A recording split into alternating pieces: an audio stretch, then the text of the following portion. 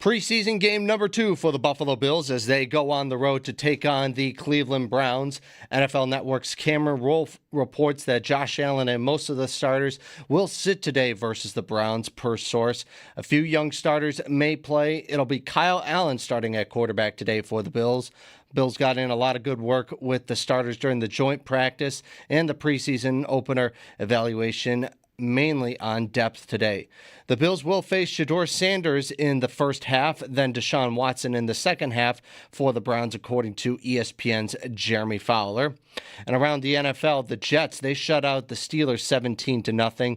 Carolina 34-17 winners over the Jacksonville Jaguars, and the Packers get a 33-13 win over the Broncos.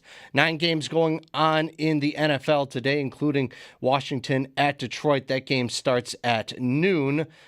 Other games going on at 1 o'clock, Atlanta and Indianapolis, Baltimore and Minnesota, and New Orleans and Los Angeles at 4 o'clock to carry you there. Former Browns running back Nick Chubb has retired from the NFL with his 4 Pro Bowl appearances, including 1 second-team All-Pro nod. This update is brought to you by Fiegel Car and Joyce, your board of attorneys. I'm Evan DePasquale for Western New York's Voice of the Fan, WGR.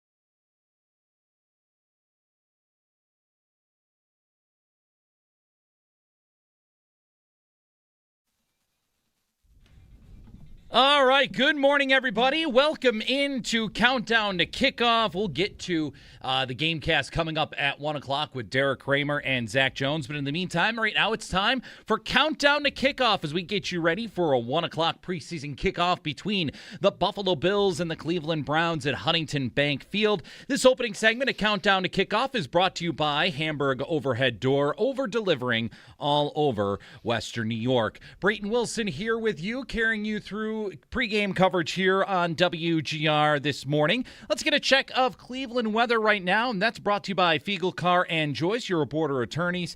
The forecast for today's game, mostly cloudy with a chance of showers and thunderstorms throughout the afternoon, which could make things very interesting on the playing field. The high temperature is set to be 79 degrees. Well, for this afternoon's pregame, we've got Paul Hamilton joining us on the broadcast, as well as our own Sal Capaccio, who is at Huntington Bank Field. Both of them join us live this morning. Good morning, gentlemen. How are we doing today? I'm well. How are you? Do you realize, I will tell you quickly, the last time I hosted this show, our studios were on Delaware Avenue. Really? I actually used to host this show a long, long time ago. Lynn Dixon was still around back then because I remember she used to do some features on the show. So that was a long time ago. Man, that's quite a while because Lynn Dixon's now with the Erie County Legislature. That's just funny. Sal, how's things over in Cleveland for you there? Pretty good, guys. Good morning from Cleveland at Huntington Bank Field. I am watching players go through warm-ups. We just saw the majority of starters, including Josh Allen, Dawson Knox, James Cook, Max Hairston, Dalton Kincaid, a whole bunch of others, offensive line, go through a pretty extensive kind of running routine, which indicates they are not going to play today. Josh is now on the field, throwing the ball to some wide receivers or just getting a little warm-up in with his arm, but we don't expect that. Otherwise, really nice day today, but that is going to change. The weather forecast calls for rain a little bit later. We don't know exactly when that's going to come, if it's going to be right here, but as the day goes on, progressively looks like it's going to get a little bit warmer. It's going to be pretty warm, but we're going to get some rain. Bills, looks like the Browns are in their all-white uniforms today, so the Bills will be in their dark blue jerseys. The preseason trend of wearing the away uniforms at home, I don't know if I really like that, but Especially last week. I was talking with a couple of people when the Bills are playing at the new Highmark Stadium for the first time in their first game at that facility, and they're wearing their road jerseys, and I'm thinking to myself, man, it looks like they're not even playing at home, and it's still not used to the new stadium. So watching it, I'm kind of thinking just like, man, that's a new stadium. It looks beautiful, but that doesn't look like Buffalo right now. And also given the fact that it's not in its full colors, and now they're wearing their home jerseys today. I don't know how I'm going to feel about that, but I think it's because it's preseason and the temps can get into the, I don't know, sometimes between 85 and 90, 95 degrees with high humidity, and you want to be in white when that is going on and you have bright sunshine like that. So I always thought that's one of the reasons they did it in preseason. I guess so. I guess that's a good way to put it. Sal, you have any input on why they go white at home in the preseason? I would say the heat more than anything. Okay. Afternoon game, it's hot. You want the lighter jerseys. You'll see this in early season as well, by the way. Mm-hmm. The Miami Dolphins typically wear their light white uniforms early in the season because of the heat. I learned this week, I didn't know this, the Browns, their first 2 games of the season, the regular season, at Jacksonville and at Tampa. Whew. I mean, Yeah. they're so one of the reasons why that they practiced that joint practice at 1:30 in the afternoon, it was hot, is apparently Todd Monken is getting them ready for the heat that they'll face the first 2 weeks. They're playing 2 games in Florida.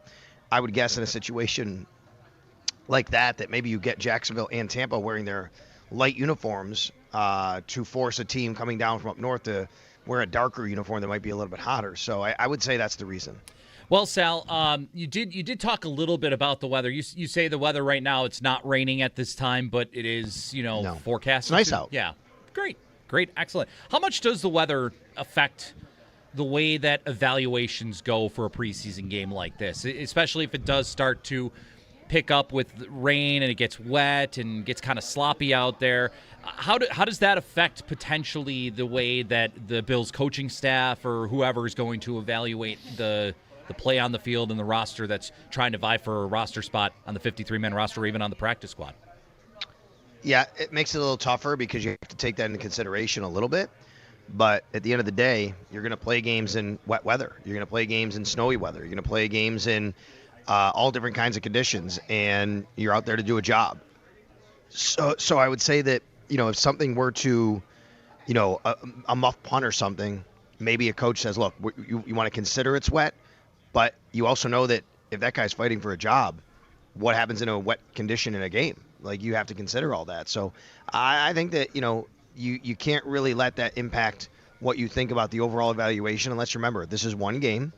You have a body of work of a lot of training camp practices. You have a game last week, a game next week. Bills, they're not trying to evaluate a quarterback, but reading from Jeremy Fowler of ESPN, today is a critical day for the Browns quarterback situation. Mm-hmm. So you think about the weather. Shadur Sanders is starting in this game, and then apparently in the second half, Deshaun Watson comes in. Well, Deshaun might have a totally different weather condition than Shadur Sanders has, right? So if this is a big day for them, obviously that's a little tougher on a guy like Deshaun Watson if he's in, tougher weather. So, yeah, I think all that has to be talked about and considered. I do want to get to the Browns discussion here in a bit, but let's start off talking about the news that Cameron Wolfe and you've alluded to, Sal. The Bills, they are likely going to sit most of the starters today, including Josh Allen. A few young starters may play, according to Cameron Wolfe. It'll be Kyle Allen starting at quarterback in preseason game number 2. For both you and Paul, Sal, any real surprise here, given the fact that the way that they performed in the joint practice on Thursday? No, I'd be surprised if they had to play today, I think there'd be a revolt. I mean, I'm kidding, but Joe Brady had said, like, you put good work in, and the ideal world is you get good work in on Thursday. You don't play on Saturday for the starters, and I thought they got great work in. As far as joint practices go, guys, I've covered, I think, 5 of them now with the Bills. This was the best. It really was. I talked to a Bills staff member who said they thought it was the best they've been involved in different ones, in different capacities with different teams. And the reason was they got a lot of work done. And it was a lot of starters work, by the way.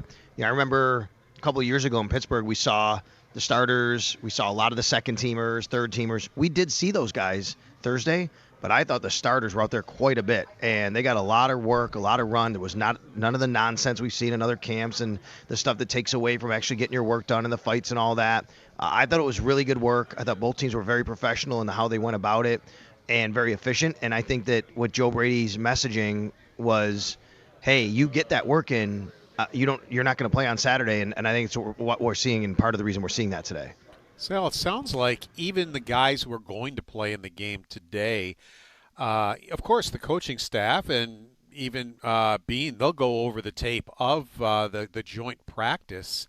And it sounds like from an evaluation standpoint, what we began talking about, that may be more important in the evaluation of players than what we see today in the preseason game. Would you agree? Yeah, I think, Paul, that those joint practices are highly, highly important in evaluation. You're going against another team in specific situations. You can put them in red zone in 2 minute. They did all that. Today matters. There's no doubt. And you're going to get an ability like the Bills do have. I said they don't have the quarterback situation like the Browns. They do have a backup quarterback competition going on. You're going to see Kyle Allen and Shane Buechele today. It's important for them. So they need that. They need these reps. And these are game situations. And I would say running an offense in a game situation on an NFL field with a running clock is very, very important. But yes, you film everything in those joint practices. They went for almost 2 hours. It was a really good day to get all that work in. They did everything, kickoffs and punts and all those kinds of things that you can get that evaluation in. And I would say it would be very, very important to how the Bills ultimately formulate their roster. Again, it's one day, though. You have a lot of different days of practice. You have that joint practice. You have 3 preseason games. It's all got to be mixed into the stew to come up with.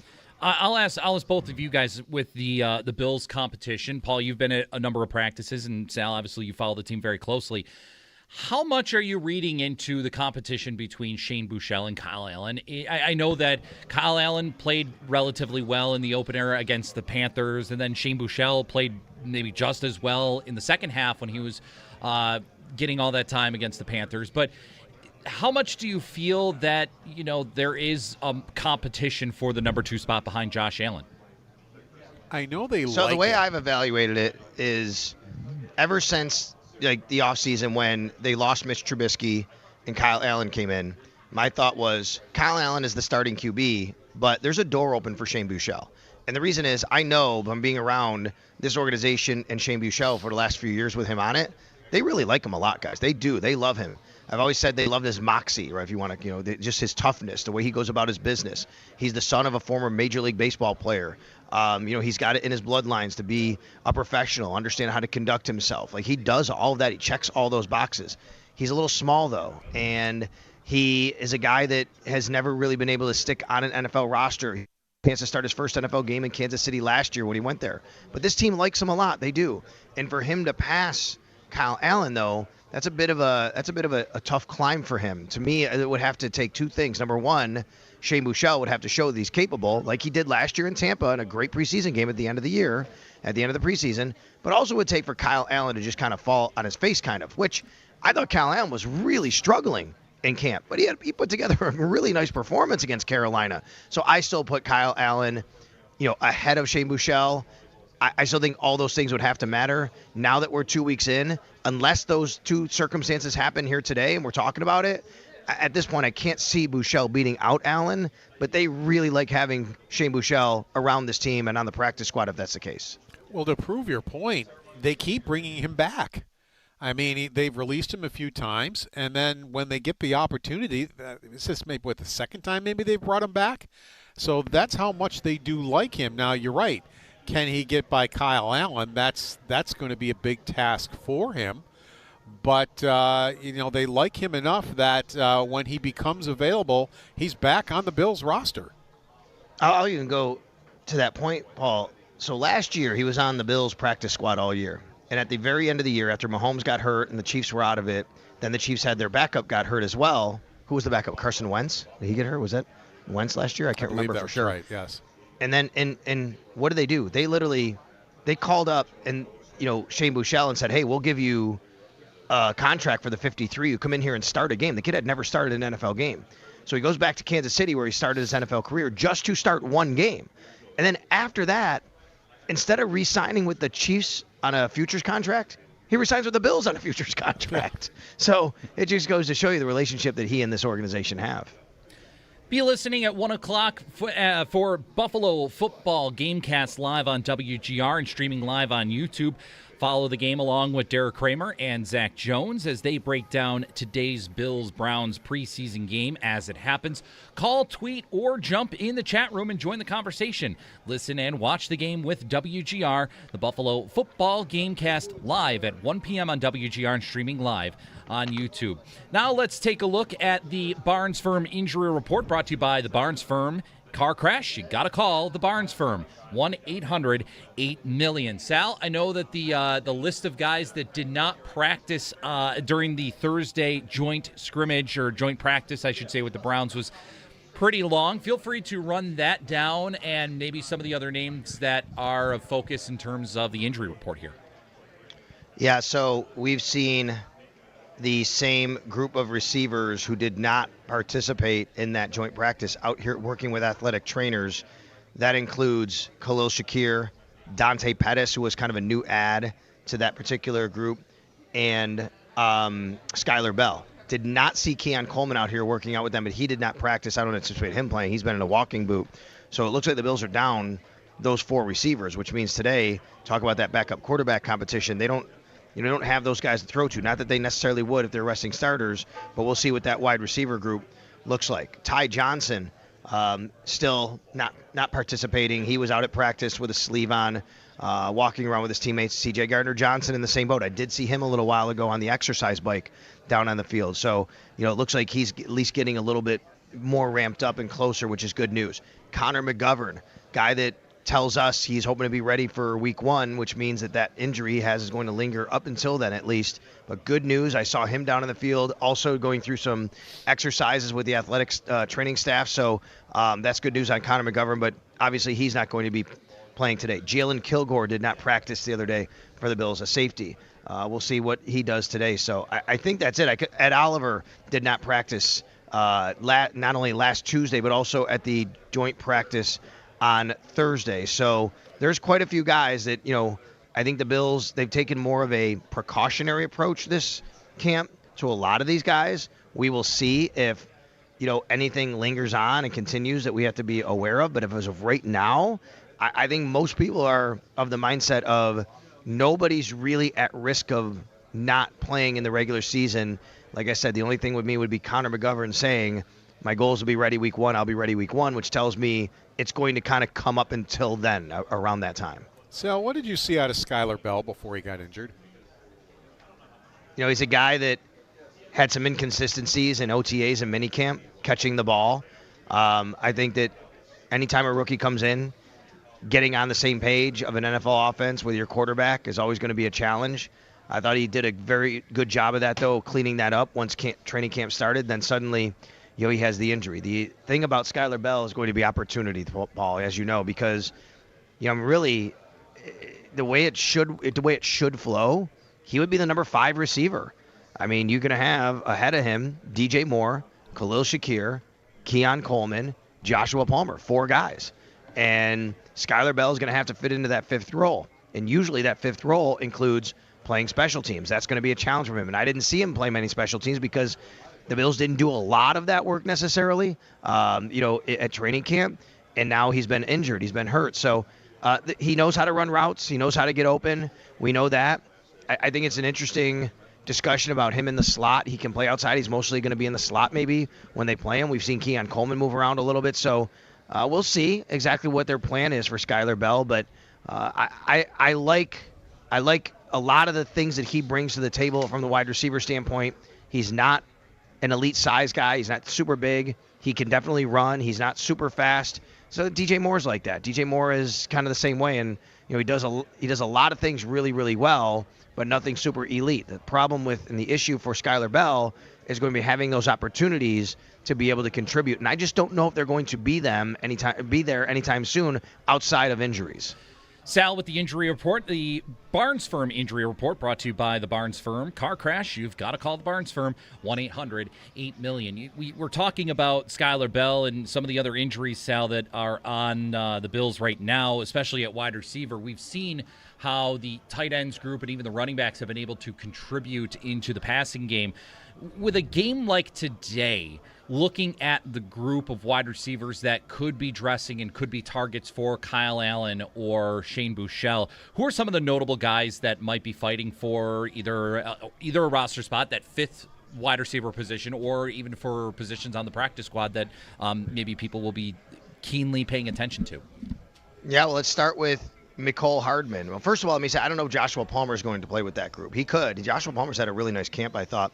But he is healthy. Mm-hmm. He did practice the other day, so we'll see if Joshua Palmer's out there with them. He would be the only one of the 5 presumed starters, guys on the active roster, that would be out there today if that's the case. But Mecole Hardman is pushing. I think Mecole Hardman is pushing for a spot right now. He is obviously in the mix at punt returner. He does have a lot of speed that they can use. So I'd like to see him out there today, see what he can do. That's a guy that they'll be throwing to. Stephen Gosnell has put together a nice camp, making some really nice plays, catching touchdown passes even from Josh Allen when there's been guys out. But, uphill battle for him to make the team. But he's a really nice practice squad guy to have. He's been on the team. He's been on the practice squad last year. You have Trent Sherfield, who to me is like a Tyrell Shavers replacement. We don't talk about Tyrell Shavers much because he's still on the PUP list and, working through that torn ACL from last year in the playoff game at Jacksonville. So we'll see, if Trent Sherfield is a guy that they want to keep on the roster for special teams, but he is going to be out there, I'm sure. Dante Pettis will not. Looks like he's not going to be able to play today. And then you have the guys at the kind of end of the roster you'll definitely see out there today. Ja'Cory Macklin, Max Tomczak, Mac Delana, Quentin Skinner. Those guys are the guys you're probably going to hear a lot from today from the wide receiver group when it comes to, at least lining up, if not having passes thrown to them, when you get into the late third and fourth quarters. When it comes to the receivers group, Sal, how much are you really hoping to see somebody stand out in this group, especially with the injuries currently right now the group is seeing? Is this arguably the position group that you want to see the most out of in this game, especially given the fact that we're going to see a lot of depth players playing today? I don't know. I'd rather. I don't know how much you're going to get from an evaluation standpoint of the depth is important. I think you have your presumed your presumed 5 guys. You might get one out of there. If I looked around the roster and thought, what am I looking at? I think offensive line is interesting. There's some spots up there. Who's going to play center today? Is that Lloyd Cushenberry? Is that Cedric Van Pran Granger? There's no Connor McGovern. And then how are they going to treat left guard today with a true starting battle going on between Alec Anderson and Austin Corbett? Are either of them going to play today? Is this part of the evaluation? You might want to get them some time with a different guy on their left and a different guy on their right for the communication purposes other than Deion Dawkins and Connor McGovern when he's healthy. So that might be something. I'm also looking at the linebackers, guys. There's a linebacker competition going on. I would expect Terrell Bernard not to play, maybe Dorian Williams, but Caleb Elam-Zor is a rookie. I would say that he's going to play. Like that, I would be surprised if a rookie isn't out there playing in a preseason game, even when the starters aren't, even though he is battling for a starting job. So I want to see him. I think Joe Andreessen and Keontae Jenkins both are guys fighting for spots, whether it be on the active roster, a main special teams guy. We've seen Joe Andreessen. Joe Andreessen was second in the whole league last year in special teams tackles. But I know they like Keontae Jenkins a lot. These are very interesting players and battles going on that I'm interested to watch today. Stay tuned following today's game for the Buffalo Football postgame show with Derek Kramer and Zach Jones live on WGR and also streaming live on YouTube.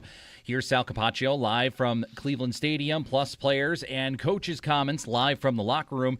And we want to hear from you as well. Call, tweet, or jump in the chat room and give the guys your feedback on the game. Buffalo Football postgame show live on WGR and streaming live on YouTube. On tap next on Countdown to Kickoff, we will continue to preview this afternoon's game between the Browns and the Bills, and we'll maybe jump a little bit more into the Browns' perspective on what they're looking at. Next on tap is brought to you by Miller Lite. It's Miller time, Bills fans. You're listening to Countdown to Kickoff on WGR.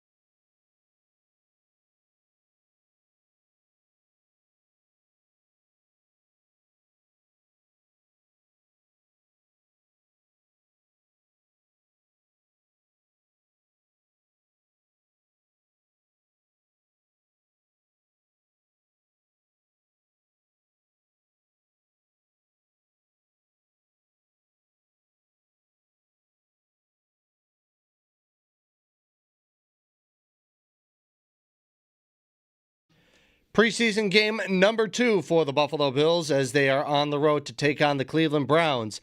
NFL Network's Cameron Wolf reports that Josh Allen and most of the Bills starters will sit out today versus the Browns. A few young starters may play, but it'll be Kyle Allen starting at quarterback today for the Bills. The Bills will face Shedeur Sanders on defense for the first half and then going to Deshaun Watson in the second half for the Browns, according to ESPN's Jeremy Fowler. Around the NFL, the Jets got a shutout win over the Steelers yesterday in their second preseason game, 17-0. Carolina, they're 34-17 winners over the Jacksonville Jaguars, and the Packers, they get a 33-13 win over the Denver Broncos. 9 games going on today in the NFL, along with the Bills and the Browns. Washington and Detroit, that game will kick off in just about a half hour. Atlanta and Indianapolis kicking off at 1 o'clock. Minnesota and Baltimore also at 1 o'clock. New Orleans and the Rams at 4 o'clock, along with the Giants and Dolphins at 4 o'clock. The later window sees Chicago taking on the Bengals at 7, Philadelphia and New England also at 7, while Kansas City and Tampa Bay face off at 7:30, and at 10 o'clock, Dallas will take on the Arizona Cardinals. Other news from around the NFL, former Browns running back Nick Chubb has announced his retirement from the NFL with 4 Pro Bowl appearances and 1 second-team All-Pro. And the NFL is reviewing Ravens wide receiver Rashad Bateman over family violence arrest after allegedly smashing a windshield of a car carrying his 3-month-old daughter and her mother, according to Georgia court records obtained on Friday. This update is brought to you by Fiegel Car and Joyce, your board of attorneys. I'm Evan DePasquale for Western New York's Voice of the Fan, WGR.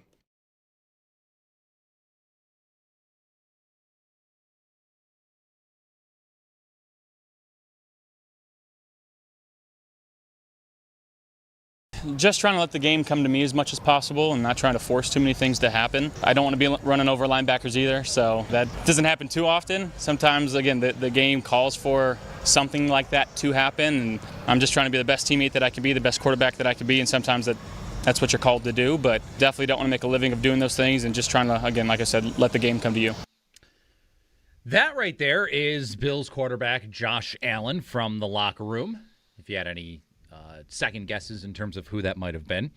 Welcome back to Countdown to Kickoff here on WGR. Brayton Wilson here with you. Paul Hamilton also joining the show today, and Sal Capaccio is checking in from Huntington Bank Field in Cleveland as we're a little about 90 minutes away from kickoff in Cleveland. Cleveland weather is brought to you by Fiegel Car and Joyce, your border attorneys, and the weather forecast for today, mostly cloudy with a chance of showers and thunderstorms throughout the afternoon.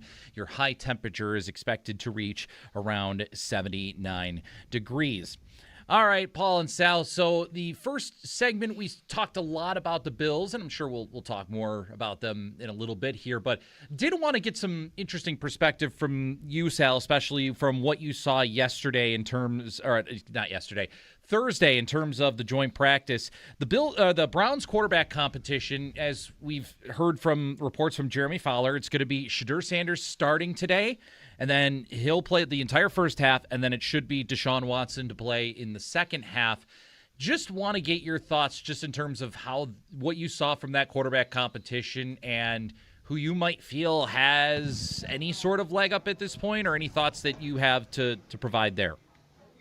No, listen, I mean, obviously when I watch the joint practice, I'm focused more on the Bills side of things, but by watching it, you could see what's happening on the other side.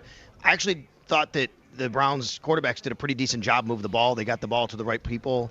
I thought Deshaun Watson might have made better decisions than Shedeur Sanders. Shedeur had his moments for sure. But in both cases, I think the issue that I had with the Browns quarterback, and this has been a recurring theme watching and listening to people here in Cleveland and reports about them and all those kinds of things, is every time there was a 2-minute drill, a red zone, something would go awry. Something that they did just got a little too chaotic. They didn't control the situation well enough, and that's been the issue with the Browns offense. So that's what I saw from them. I didn't think either had a bad day. One threw a pick. That was Deshaun Watson. That was more of I think it was a tip that Jordan Hancock got.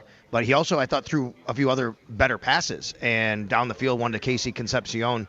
It felt like Shedeur was kind of, just pretty decent, maybe average. Didn't really do anything to wow you, but nothing that really stood out. Say, oh my God, he was terrible. Each guy had a couple of throws that they want back. Each guy had a couple of nice throws. I thought Deshaun made a couple better decisions overall, but I also think that both quarterbacks didn't do a good enough job in those kind of critical types of situations they were put in. I'm interested to see how that's going to play out today, especially with those guys going up against the second and third team for the Bills on defense. Just how much that they can really exploit some of the flaws with those players that maybe aren't the starters for the Bills, but if there's any way that they can really get that leg up and stand out from one another. I don't know. I look at that quarterback situation in Cleveland, and if I was a Browns fan, I certainly wouldn't want to be in that situation with either of those guys, but there's better options out there for, maybe in the future, but I don't know. I just look at that, and you get the lesser of one evils and then the lesser of the other evils with both of those guys, kind of different players, but I don't know. I look at that, and I think that neither of those guys are the long-term solution. I think that there is the hope is that they can land themselves a quarterback either next year or maybe the year after, but a guy that is long-term is still awaiting to be on their roster at this point. You know what they're calling it here, right? The March for Arch or something like that, right? Arch Manning. I think that's what they're calling it. It's not a surprise. But here's the thing, though. He's only in his second year, Shedeur Sanders. He has tremendous athletic ability, and there are some good traits there. But I agree. It just feels like long-term he's probably not, franchise quarterback. Then you have Deshaun Watson, who it just feels like he's kind of a shell of himself from what I've been reading and hearing about from what we saw, back in 2019 playing the Bills in the playoffs and around that period.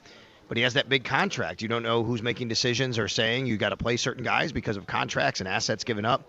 If it's even, I'm playing the young guy. I mean, you need to develop him because you don't know what you're going to get. And maybe Shedeur Sanders, you surround him a little bit with some guys, and he can be a capable quarterback enough to, take a team to the playoffs or something like that. But if it's even, I think you have to go with that guy, the younger guy, to allow him to develop. Otherwise, if you don't and you don't win, you just wasted, 6 games, 8 games a season of not doing that. Guys, you talk about maybe a little bit, if you could, some of the guys that these quarterbacks are going to be throwing against, and specifically the Bills' safeties. I mean, I'm sitting here, Gardner Johnson and Bishop. Bishop is back, but they missed quite a bit of camp, which means, Hamlin, Stone, Franklin, Kilgore, they've been getting a lot of the reps. They'll get the reps today. What do the Bills have at safety once they get back or get past Gardner Johnson and Bishop? Yeah, and I don't think we're going to see Jalen Kilgore today, Paul. He hasn't practiced in a couple of days, so that's another one that's down. And it's a shame for him because he's a rookie and he needs these reps. Right. But he hasn't practiced, and he wasn't out there at the joint practice. So then you would think, okay, well, think about who the backups are to the guys. So if Bishop is back, but I would assume he's not going to play today. C.J. Gardner-Johnson's out. There's your 2 starters. Well, your 2 backups, Hamlin and Stone, are veterans. And normally, maybe in a situation like this, they wouldn't be playing that much, but they're going to have to play today probably. They might be in a battle, by the way. They might be in a battle for a roster spot, Damar Hamlin and Geno Stone. And honestly, guys, from what I've seen, Damar Hamlin has a leg up. Damar Hamlin's been out there more often, and he looks like he's just a guy that you could put on the field to, know exactly what he's supposed to do. As I've always said about Damar Hamlin, it just feels like he's a guy that, as of right now, that would be on this team. Now, Sam Franklin Jr. is also a guy that they will have out there today, I'm sure, playing safety. But he is primarily a special teams player. But in preseason games, he does play safety. He did last week. And that's a guy that you want to get him some reps at safety because if he's on the roster as a special teams guy and all of a sudden there's a couple injuries in front, you got to play him. So this is the time to do that. So I would say at safety, that's the guys you're looking at. Corner's going to be interesting. No Max Harrison most likely today as a starter. No Christian Benford. So Davison Igbenogsen's going to get some run. So is Toriano Pride. So is Kenai Walker. I think those 3 are battling for 2 spots. And maybe you keep all 3, but you're looking at who's going to be your primary backups. Kenai Walker's had a tremendous camp. He had that interception last week, undrafted free agent. But Davison Igbenogsen is the 2nd-round pick. They're going to give him every opportunity to win that primary backup job. Toriano Pride is a draft pick. He'll get the opportunity as well. So I'm looking forward to seeing some of these guys today battle it out. Sal, I'm interested from your perspective. You've been in Cleveland for the past couple of days. What kind of read do you get on the Browns while speaking to whether it be people in the media or maybe fans in town? How are people feeling about this team just kind of overall heading into this upcoming season? Another new head coach coming in Todd Monken. Still the quarterback situation that they've got. And they also traded Myles Garrett. That's a huge piece of that team, that franchise that he's been there ever since he was drafted first overall in 2017, and now he's gone. He's traded off to Los Angeles. Jared Verse comes in. Just what's the overall feel that you get from people in Cleveland about how the Browns are looking heading into this year? Quarterback. I think people feel good about Todd Monken, the professional operation that he's brought. I think they feel good about where he is. He's later in his coaching life, taking a job for the first time. He's not looking for the next job. He's going to try and really immerse himself into turning the Cleveland Browns around. I think that good reviews so far from what I've heard from people, what they think about them, fans and media. I think they really like their defense. They do. Now, the Bills, I thought, did a great job against that defense on Thursday. The Bills, to me, the Bills offense was the best unit on the field out of the four, but they really do like their defense, and that includes Jared Verse. I mean, they gave up Myles Garrett, of course, right? He's a Hall of Famer. He's a generational talent. But Jared Verse, a really fine young player, and the energy and the juice that he brings, they're very excited about him. They're very excited about Casey Concepcion, Quinshawn Judkins. The big thing I've heard about from fans and media about this team, they have good young players. They have a good young roster. But do they have the quarterback? Where are they getting the quarterback? And if you don't find the quarterback, it all won't matter. So that's pretty much where I think a lot of these fans and media lie with this team. How much do you feel that the Browns need to show out? I know it's kind of tough for them today because Shedeur and Deshaun, they're not going to be going against the starters for the Bills, at least most of the starters. You know, as was reported earlier, that there may be some young starters going up against the Browns today. But how do you feel that they're able to go out and put up any sort of positive results when they're not facing the best players that the Bills have? Because you know, you want to get the best tape out there. You want to get the best out of your players, but you want to be doing it against the other team's best players. How difficult is that? Their first preseason game last week, they lost 34-10 to the Chicago Bears. That was in Chicago. They come back home. It's their chance for their fans to see them for the first time inside the stadium, watch a quarterback battle. Much like the Bills last week, guys. New stadium, new head coach.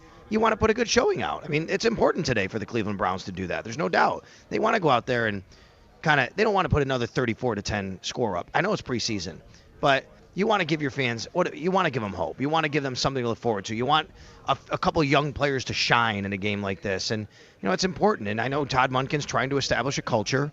There's no doubt. You know, there's been a lot of losing around here, no doubt about that. And they want to start winning. And I know preseason result doesn't matter, but they want to go out here and play well today, and they want to give their fans a reason to believe that maybe, you know, this team can be the Browns team to finally ultimately turn it around. Be listening for the halftime show during WGR's Buffalo Football Gamecast. Sal Capaccio will join Derek Kramer and Zach Jones to recap the key moments of the first half and bring you up to date on the stats of the game. Brought to you by Level Financial, helping you retire better at levelfa.com. We'll step aside, take a timeout. On tap next on Countdown to Kickoff. We'll wrap things up with Sal Capaccio looking ahead to today's game, and we'll preview things heading into the second hour of Countdown to Kickoff. Next on tap is brought to you by Miller Lite. It's Miller time, Bills fans. We'll chat with you in just a moment here on Countdown to Kickoff on WGR.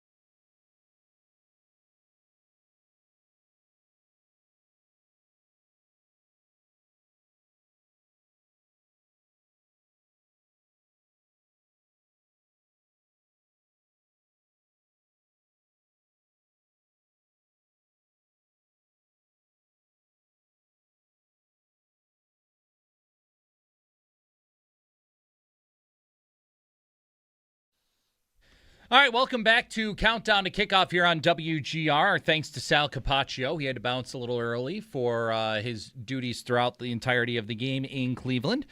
But it'll be me and Paul Hamilton carrying you through the rest of the way, all the way up until 1 o'clock when Zach Jones and Derek Kramer take off for Buffalo Football Gamecast Live here on WGR.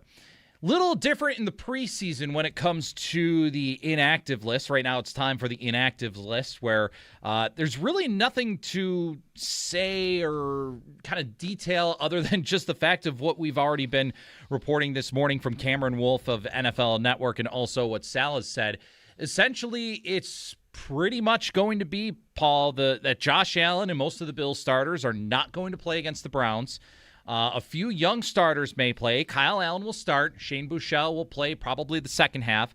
Cameron Wolfe adding that the Bills got good work out of the starters in joint practice in the preseason opener, so evaluation will mainly be on the depth today. So that's I guess, all we can say about what the inactives are at this point. Essentially, most of the starters will not play.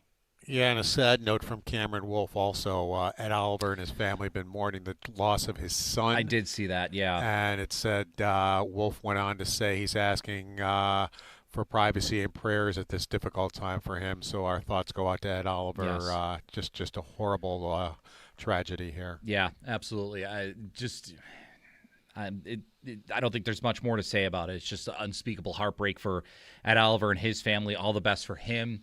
And I hope that they can recover and that Ed can find the internal peace with him and his family where he can get back on the football field and focus on what he wants to do and everything. And yeah, I hope that comes sooner rather than later for him and his family and they're able to recover from that just unspeakable tragedy. Anyway, with the Bills though against the Browns, Paul, I'm really looking forward to seeing, especially with how the Bills and some of the depth players handle how they're going to play against Deshaun Watson and Shedeur Sanders. Again, Shedeur Sanders is going to be starting today. He'll probably play the first half, and then it'll be Deshaun Watson in the second half. And as we kind of talked about a little earlier, that situation in Cleveland is, that's the central focus. But again, I don't think either of those guys are the long-term solution. And I'm interested to see how things kind of play out in the short term with both of these guys, because Shedeur Sanders showed a little bit of promise last year. And there were a couple of games where he looked like he could be the real deal. And then there were other games where he struggled mightily to adjust to the NFL, and the questions were seriously there. And we know about the whole situation with Deshaun Watson. I don't think we need to recap that at all. But he's coming off 2 torn Achilles. I mean, I think it's the same foot that he tore twice. The first was during a game, and then the second was last offseason when he was in rehab. He tore it again. So the workup is coming back for him, but I think Paul, and this is not just a football thing, it's also a hockey thing too, where those type of injuries, especially with torn Achilles, oftentimes players are not the same when they come back from those type of injuries. Yeah, they're not. And,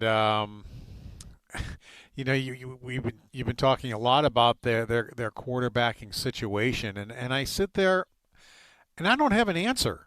Some to kick around, definitely, but I don't have an answer. In 2018, they had Baker Mayfield, first overall. Baker Mayfield's played some pretty good football the last X amount of years. That he has. Why didn't it work? I mean, he can play in the NFL. Mm-hmm. He's done well with Tampa Bay. And I don't have it up. Wherever he was before that, what was he in Carolina maybe? He went to Carolina, and then he was cut by Carolina, and then went to the Rams to finish out that season, and then he signed with Tampa Bay in free agency. So he's proven that he can be a very good NFL quarterback. So there are the Browns again. Here's the number 1 pick overall. Let's take Baker Mayfield because they need a quarterback. I mean, Sam Darnold was there. He went third to the Jets. That didn't work out, but he too has left that situation and had some good years. In the middle there, you might recall the Giants took Barkley, who now that you look back, I said, well, if Mayfield was going to play like he did with the Browns, they should have taken Barkley. Mm-hmm. But, and then, of course, Josh Allen went 7th overall after, Mayfield was taken and Darnold was taken. But my question is, Why didn't it work? Because he has proven that he is a bona fide good NFL quarterback. Again, why doesn't it ever work in Cleveland? That just goes to show that there are some deep organizational issues going on in our sister city over on the on Lake Erie. There, it is amazing just at how the whole situation with the quarterback has played out in Cleveland. Just given the fact that Baker Mayfield got them to the playoffs in the COVID 2020 season and actually got them a win. Yep, a win, something they hadn't done in years, and then after one off season in 2021, all of a sudden the narrative completely flipped on Baker, where it was just like, is this guy really it? And then they go make that trade for Deshaun Watson, and then the rest is written from there. But now maybe you just hit it there. Maybe they flipped the narrative too quickly. Yeah. And that's why they're the organization that they are, whether it's with Baker Mayfield or others. And Baker has done fairly well for himself in Tampa Bay. He's gotten it seems like he's gotten the right coaching, the right development, even further from what he was doing well with Cleveland. And I know that he's got some contract stuff that's ongoing right now, but things seem to be going all right for him there. So, yeah, the Browns put themselves in this situation, and it shows that they maybe pulled the trigger a little too early on moving on from Baker Mayfield. Primetime NFL football returns to WGR this season as Westwood One presents Sunday, Monday, and Thursday night football on Western New York's home of the fans. Brought to you by New York's Outlet Liquor. When you need to stock up, it's the place to buy a case, and by Armor Heat. Do it right the first time. On tap next on Countdown to Kickoff, we'll kick off hour 2 of pregame coverage on WGR. Next up on tap is brought to you by Miller Lite. It's Miller Times, Bills fans. It's Countdown to Kickoff. Brayton Wilson, Paul Hamilton with you here on WGR.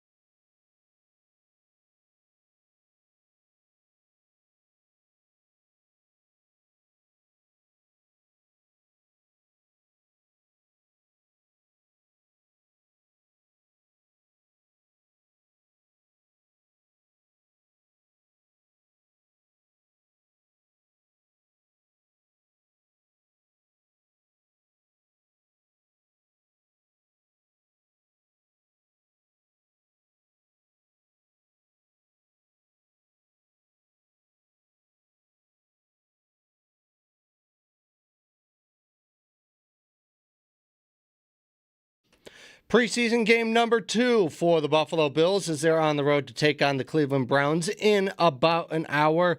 NFL Network's Cameron Wolf reports that Josh Allen and most of the Bills starters will sit today versus the Browns. A few young starters may play, but it'll be Kyle Allen starting at quarterback for the Bills.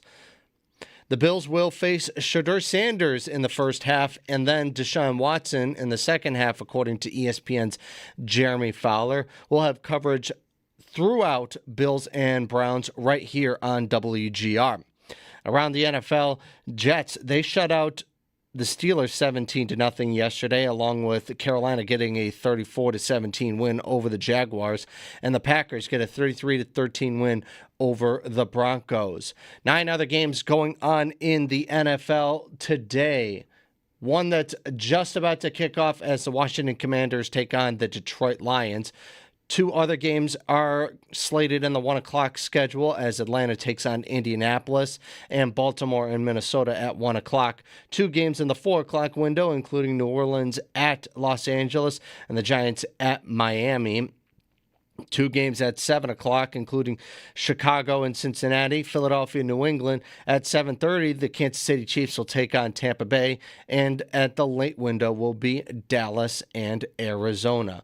Other news from around the NFL, former Browns running back Nick Chubb announced his retirement with 4 Pro Bowls under his belt, including 1 second-team All-Pro nod.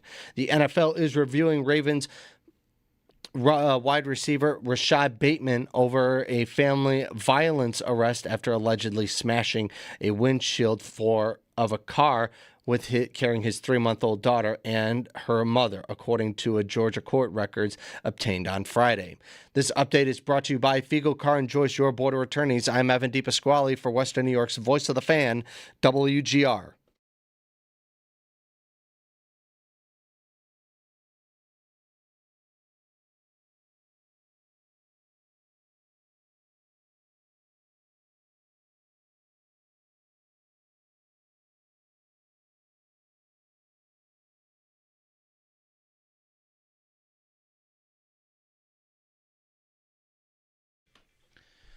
All right, back here on Countdown to Kickoff on WGR as it's you're listening to Countdown to Kickoff, by the way. It's we're getting you ready for a 1 o'clock preseason kickoff between the Buffalo Bills and the Cleveland Browns at Huntington Bank Field.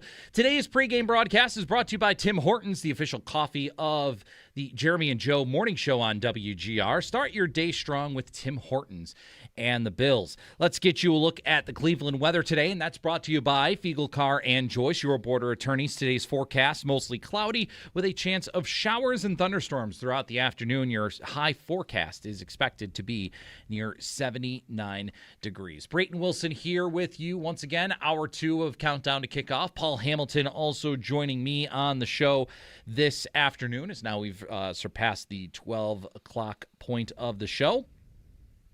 And also be sure to be listening at 1 o'clock for Football Gamecast live on WGR and streaming live on YouTube. We're streaming live now on YouTube, but be sure to stick around after this pregame portion is over.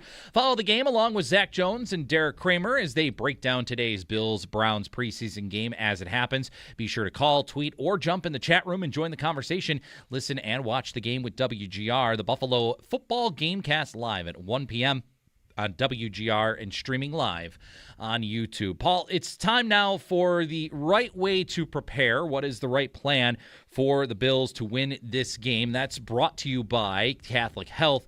Catholic Health, the right way to care. Right now for me, Paul, all I care about with this game and all I care about the rest of the preseason is get the most of what you can out of this action, stay healthy, and just get yourself keened in on week 1 of the season against Houston. So really for today, I know that it's going to be mostly the depth players, but depth is such a key part of any team going forward in the NFL, whether you got 53 guys on the roster or even it's your practice squad. So that's kind of my thing right now, especially with the weather too, likely going to change over to some showers and maybe even some thunderstorms and some wet conditions. Stay healthy and avoid injuries at all costs. The only time that I think the winning in preseason is important is if you're an organization that hasn't won in can I say 17 years? Sure. I just will use that as an example. And maybe you're coming off a 2-win season or a 3-win season, and you just need to turn the organization around and teach them what it's like to win. Then I think winning a preseason game is important. As far as the Buffalo Bills go, it's great. You always go on the field wanting to win. There's no question about that, but there's no game planning. They're not game planning against these two different types of quarterbacks or anything like that. They're doing what they do, and they're evaluating their talent. They want to see, especially on defense, how some of these guys are reacting at this point in the preseason to the new defense. That they've been through OTAs with it. They've been through a training camp with it now that, is starting to get deeper into the preseason. Only one more preseason game will be left after today, and that comes up on Thursday. And then it's off to the regular season. So and of course, keeping people healthy is the most important thing. Quite honestly, I probably would have been surprised if Josh Allen played one play of the preseason if he didn't want to get in the new stadium and the new field and just get used to the play clocks and where are they and the field and that kind of thing. And he got his 2 series and he was done. Mm-hmm. And to me, that was the only reason he was out there. And actually played pretty well. The offense looked good, other than him getting sacked a couple of times. But other than that, so he looked like he's ready to roll. Josh Allen does not need a preseason. So if they weren't doing that, I think you're saying the same thing. He doesn't need to play one play in the preseason. I'm even just intrigued with how they're going to approach the final preseason game Thursday against Pittsburgh. Not to look too far ahead here, but being the fact that they are back at home and it's another game at the new Highmark Stadium and getting used to it, I wouldn't be opposed to Allen playing a series. Maybe not 2, but a series, continuing to get a few snaps here and there. And some of the other starters that maybe want to get out there and get a little bit more of a groove. And plus, it's a 7 o'clock game on Thursday, so maybe they'll simulate a primetime game or something like that. I don't know how they're going to exactly make it work, but if they did want to play the starters one more time just for a little bit, because then after that, they've got a week and a half, 2.5 weeks off until their game against Houston to kick off the season on the 13th of September. So I wouldn't be totally opposed to that, but I mean, given the way that they played in the joint scrimmage or joint practice, I keep saying scrimmage, it's a practice, joint practice against the Browns, I was totally against the starters playing at all. They did not need to play in this game. So I'm intrigued how they're going to game plan for that going forward on Thursday against Pittsburgh. But then again, you also have the argument of, well, they've already had 2 practices in the new stadium and they've already played a game. How much more maybe do these guys need that extra adjustment time to get used to the new stadium? They might already be good. They might already have it figured out. And they might say, you know what? We're okay. We don't need to play the starters anymore. We're just now fully focused with those guys on game 1 against Houston on September 13th. And then after that, it's obviously the Thursday night opener against Detroit when the Lions come to town on the 17th. So with this game, though, it clearly was just like no, you don't need to play any of the starters. And from here, I could see it happening. I could also not see it happening. But there are other questions that need to be answered with this team that's not just with the starters on the roster. The point you made about Josh Allen in a night game, had they not had a night practice, I would have said, yeah, I agree. They probably will throw him in for a series just to be in the new stadium because the first game is a night game. Yep. And but they've already been at night. The practice was at night, so they've done that. They've done that. So therefore, I would say I would still go with the opinion of Josh Allen does not need to be in that game. Had it all been day practices and he had not been in there at night and wanted to get used to what he might see, or does the field get a little more slippery as the dew comes down? Or, of course, he wouldn't have been in the game for that. By the time he would have been out by the time that happened. But I would have said, yeah, let him have a series or 2. But since he had the night practice, I would still go with he doesn't need to be on the field. All right, Paul. Well, we're getting some of our first views from Cleveland right now. And right now it's still sunny, a lot of blue skies out there. So really interesting how the forecast is calling for rain, but it's summertime and it's humid and everything like that. They're always going to. But again, Josh Allen is in shorts. He's looking good in shorts, but he's also in a T-shirt, so very much not looking like he's going to play at all. Maybe he just dresses in a jersey just to play the part. But no, he was out there working out. You know, yeah, in the shorts and all that. Yeah, but yeah, he actually. If I'm thinking back, I believe. Correct me. Let's think back. I think he was in uniform last year when he wasn't playing. Yeah. Am I wrong? I think a lot of those guys they do that. They he don't might have not the have shoulder pads on. Right. But I believe he was in uniform. I don't quote me, but because I'm trying to think back a year, and that's dangerous with me. But you have a younger brain than I do. But I believe he was in uniform. I believe you're right. I believe that a lot of these guys, when they're not playing in the preseason, they'll still put the jersey on. They'll still put the pants on and everything like that, kind of get dressed for the part, but they won't have pads on or anything like that. So I wouldn't be surprised if that's the same with Josh today, where he just goes out there, he's got the jersey on, but there's nothing that gives any indication that even if, I mean, I'm going to knock on wood here because you never know. Even if like Kyle Allen and Shane Buechele somehow find themselves unable to play at any point during the game, that they would all of a sudden just be like, oh my God, we need a quarterback. Quick, get Josh dressed up or anything. That won't happen. That would be extremely surprising if that happened. I think they would rather put somebody like Ray Davis at quarterback and just let them run every play. Yeah, I don't see Josh Allen playing at all, obviously at all today. That the likelihood of him playing against Pittsburgh, I think even then, again, as I said, I wouldn't mind it per se, but not more than one series. And even then, at that point, maybe it's just best just shut it down the rest of the preseason and just ensure that he and some of the other main weapons are ready for game one. Yeah, I'm sorry. I apologize. You cut out there for a second. I didn't hear everything you said. Oh, that's okay. That's okay. Essentially just, if they want to play Josh Allen again, fine. If not, I'm totally fine with that. Just get ready for week one. I am interested, though, Paul, in looking at some of these positional aspects for this game, especially just given the fact that, hey, the Bills wide receivers room is kind of really banged up right now. You got Shakir, Coleman, Skylar Bell, who are banged up. Tyrell Shavers, obviously, is, I believe, on PUP to start the year. DJ Moore was kind of shaken up to start the year. Or not to start the year, but DJ Moore was shaken up. He did return for practice and did some action. But looking at the group of wide receivers, and Dante Pettis was also the late addition to the injury report on Tuesday, just before they took part in that practice. I'm looking at the rest of that group, though, and we did talk about, like, Josh Palmer. Is he going to be a guy that plays today? I don't think he necessarily has to, but I wouldn't be surprised if he did, just as, like, that wide receiver one target for Kyle Allen to start.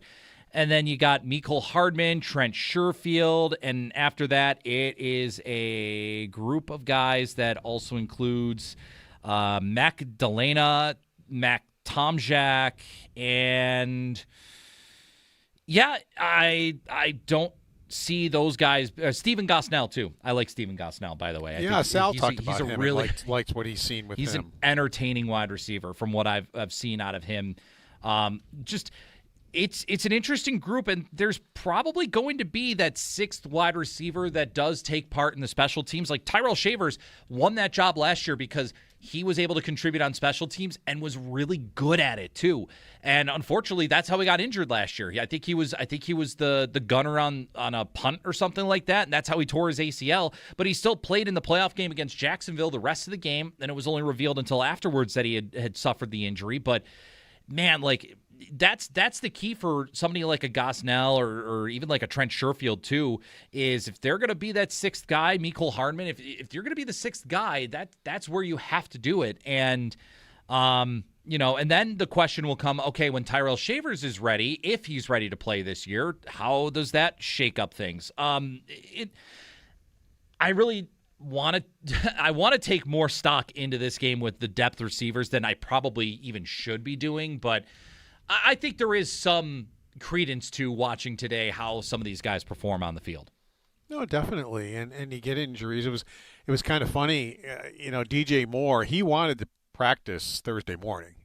I mean, he had his helmet on. He was ready to go, and they wouldn't let him practice. I was sitting there watching him on the sideline. He's like, "Really?" So it was just like we're not going to take the chance. You know, you got a little bit banged up in the preseason game.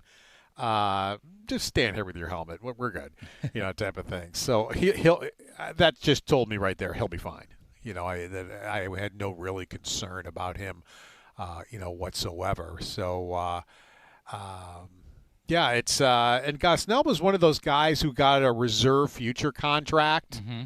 You know, I believe he played at Virginia Tech, if I'm not mistaken, as a wide receiver. Stephen Gosnell. And yeah, so you know they had their eye on him before, Mm-hmm. and Sal talked about him a little bit. And I've been at most of the practices. I haven't been to all of them, but most of them, and I've liked him too. I've liked what I've seen with him. And, you know, I think there's a candidate maybe for your practice squad. Yep, he was on the practice squad last year too. And, you know, I think the Bills like him, and I think he's done nothing in camp to hurt himself. And once you're on the practice squad, you never know what can happen. Yeah. You know, you never know when there are injuries or what things happen, or you may get activated for a game. So, you know, that might be the place. Now, Dante Pettis, I know he had a good early camp, and then he dropped a few balls, and then he did catch a touchdown in the specific practice I was thinking of. And then he fumbled a kickoff in the game, which is not going to go well for him. So I don't know if maybe his stock has fallen a little bit. Mm-hmm. I mean, this is a 30-year-old guy who's played around the NFL. He's never, you know, had a lot of catches in a season, but is a good return man. So, you know, the Bills might be, you know, all right, what are you doing with your return? Ray Davis wants to be a punt returner, according to Joe Brady the other day. He's already a kick returner, and they're giving him the opportunity back. During the game, I sit next to Sal now, and there was a punt, the first punt, and he goes, "Who was back there?" And I hesitated to say it because I saw number 7, but I go, well, wait a minute. No, Ray Davis doesn't return punts, so I'm not going to say anything. And then we look on the NFL. It was Ray Davis. I should have said something. I was right, but I thought, no, I must have screwed that up. Must have been 27 or some sort of 7 or whatever, or it must have been 87. Must have been, you know. No, it was Ray Davis. So, you know, he at least has gotten some opportunity to return punts. But again, Hardman, well, you know, he's had a good camp. Can he also become one of your lower-end receivers as well as a guy who returns kicks? You know, he certainly can fly, that's for sure. You get him in the open field, and you can wave goodbye. I mean, he's a guy that has played with Mahomes and the Chiefs also, so he has that type of experience. So where might he fit in? And if one of these guys in these 2 games really comes forward, does Keon Coleman wind up on another team before the cutdown day? Yeah. You know, do they just cut bait? Yeah, and that's wind up trading him? That's an interesting development too, just given the fact that he's also in a boot now, and he already had a microscope on him to start the year. This probably goes all the way back to just after the season ended, and the comments that were made from ownership and from the general manager about Keon Coleman. And then Joe Brady comes in, and Joe Brady's just like, I'm the guy that's going to help him right the ship and get him back on track. There's so much attention being paid on Keon Coleman this training camp and this preseason, and him catching that touchdown was promising, and him, you know, being able to contribute the way he did against Carolina. But now he's hurt. He's got the boot on his foot. There's no answer in terms of a timeline on how long he's out, because Joe Brady doesn't have to disclose that information, and he won't until closer to week 1 of the season. And I'm interested to see how that might affect his status on this roster going forward, given the injury. And I know it's an injury. It sucks, but it happens in the NFL, and some guys lose out on an opportunity because of injuries like this. And so if somebody else jumps up, and if Skylar Bell is healthy enough to play, and he shows that, like, oh, hey, I'm good in catching footballs, because that was the one thing he did a lot in college was catch footballs. If he comes in and he really plays well, and then somebody else does, I think you're absolutely right by saying that Keon Coleman might find himself elsewhere to start the season. Because you start in what in your statement, you started off exactly right. He's been inconsistent. He's looked good in camp at times. Boy, he made a play in the end zone. It was just like Allen was scrambling around and buying time, and he went to the open space, kind of like he did for the touchdown against Carolina. That's the first touchdown right. in the stadium. That's the Keon Coleman they talked highly of when Right. he was coming out of college. That's what I saw in a practice. Same thing, and made the catch for the touchdown in both, and then you say to yourself, okay, good. He's getting that. That's a good play. He was there for his quarterback. His quarterback had to move. His quarterback had to buy time. He found an open spot, sat down, and scored a touchdown in both cases. And then I watch the play that he did the next day, where he ran at half speed basically, or 3/4 speed. He didn't have his heart into the route. It got picked for 6, and it's like, oh, jeez, what are you doing? Mm-hmm. You know, and if I were Josh Allen, I would have been livid there. Yeah, it's only practice, but you know, it was just like it didn't have to happen. D. Alford jumped it. Now, D. Alford's been in the NFL for 4 years. This is his 5th season, so he recognized what he saw. But to me, it was because of the way he ran the pattern. And it made it easy to jump the route and get the interception. So, I don't know. How much rope do you give this guy? It seems like it's getting shorter and shorter by the day. The more that he's missing time and the more that these other guys have the opportunity to go take it from him, it seems like that it's getting shorter. The leash is getting shorter, and how quickly before it runs out and the team is making the move to move on from him. I don't know. Yeah, I don't know. That's going to be a focus here going into. But another receiver would have to step up, I think, for that trade to be made. Sure. But that could absolutely happen because they certainly are going to be given opportunities. Yeah, and I mean, obviously DJ Moore is going to be your number 1. Shakir is going to be your number 2. And then from there, the battle continues on. You've got the players like Coleman, Josh Palmer, Skylar Bell. Sherfield. Yep, Trent Sherfield. Tyrell Shavers, once he's healthy, where does he fit into it? Mm-hmm. Nicole Hardman, obviously, is a guy that could be a special teamer with kick returns and punt returns. And as you made mention, Dante Pettis and Steven Gosnell. By the way, Joe Beamer, shout out to Joe Beamer. He did text me, Hokie Nation. You were correct, a Virginia Tech guy. As Beamer's a very, very big Hokies fan. I appreciate that. Yeah, I mean, there are names on here that have looked good and then have had their moments, but I mean, that's preseason football, baby. That's preseason football when you look at it, and you could draw out a number of different scenarios and figure out, okay, if this guy's injured, then how does this guy fit in? Or, hey, with Shavers, how long is he actually out? Can he be back at any point this season? Which I think that's still a question in terms of when Tyrell Shavers could be back. Coming back from an ACL injury is not easy. So the wide receiver position, obviously, for me, is the most captivating just because, who's going to be a target for Josh Allen? It's been a huge question, and I'm glad that the Bills got DJ Moore to help address that. The hope is that DJ Moore can stay healthy, so then he creates opportunities for others on the field, and I think that's the intention of why they brought him in.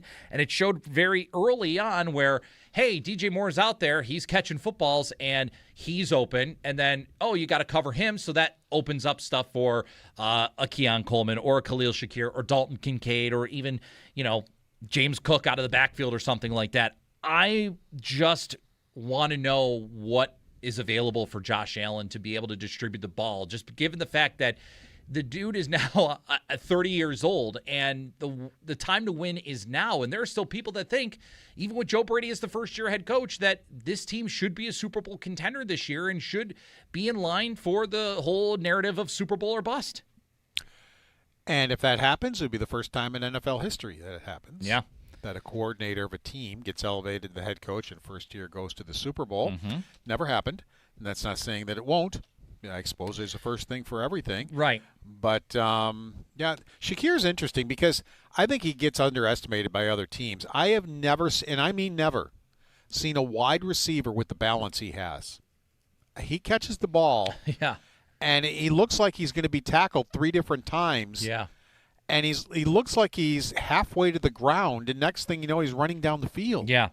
Well, Really, it is phenomenal balance Yeah. that he has. That he has turned 10-yard gains into touchdowns because of that balance. I have never seen anything like it, and I do think he gets underestimated as a guy that is a very good weapon for Josh Allen, and that's part of the reason. And you made mention of Khalil Shakir. I think of immediately the one game against the Jets. I believe he had a touchdown against the Steelers the same way. One of the Chiefs games in the last couple of years where it's just like the dude looks like he's about to be brought down and then all of a sudden contorts his body one certain way and then he's getting an extra, 15, 20 yards or he's finding the end zone. It is insane how Khalil Shakir has been able to further develop the way that he runs routes and is, so strong with the football in his hands and bringing in catches.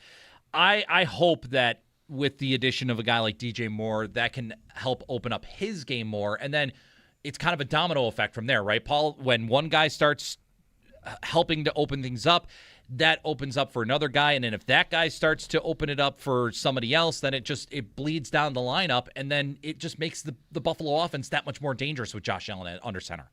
If Josh Palmer, and we always talk about how, you have to understand it's preseason. We all do. But if he can take what we've seen in preseason and training camp and bring it into the regular season, that helps DJ Moore. That helps Coleman if he's around. That helps Shakir because he's been phenomenal. He really has been good. And it's just another good weapon, and that just makes it makes DJ Moore specifically better if they're both on the field together. And then you've got Shakir in the slot. And you got maybe Coleman running around, or if you're in 4 wide receiver set or something like that, and you got just different weapons. Kincaid has been very, very good in camp. And, is this the season where he – and I've always liked Kincaid. I don't think he's been awful by any means, but he's had to fight through injuries and everything, and I think there's more there. I think there's a lot more there. And if he can realize his potential, then now you're in good shape when we're talking about guys catching the football. Stay tuned following today's game for the Buffalo Football Postgame Show with Derek Kramer and Zach Jones live on WGR and streaming live on YouTube. Here's Sal Capaccio live from Huntington Bank Field, plus players and coaches' comments from the locker room. And we want to hear from you as well. Call, tweet, or jump in the chat room on YouTube and give the guys your feedback on the game. Buffalo Football Postgame Show live on WGR and also streaming live on YouTube. On tap next on Countdown to Kickoff, we'll look at some of the other positions and kind of go through the depth on who may be on the cutting block or who may be in line to make the 53-man roster. Next on tap is brought to you by Miller Lite. It's Miller Time, Bills fans. This is Countdown to Kickoff with Brayton Wilson and Paul Hamilton here on WGR.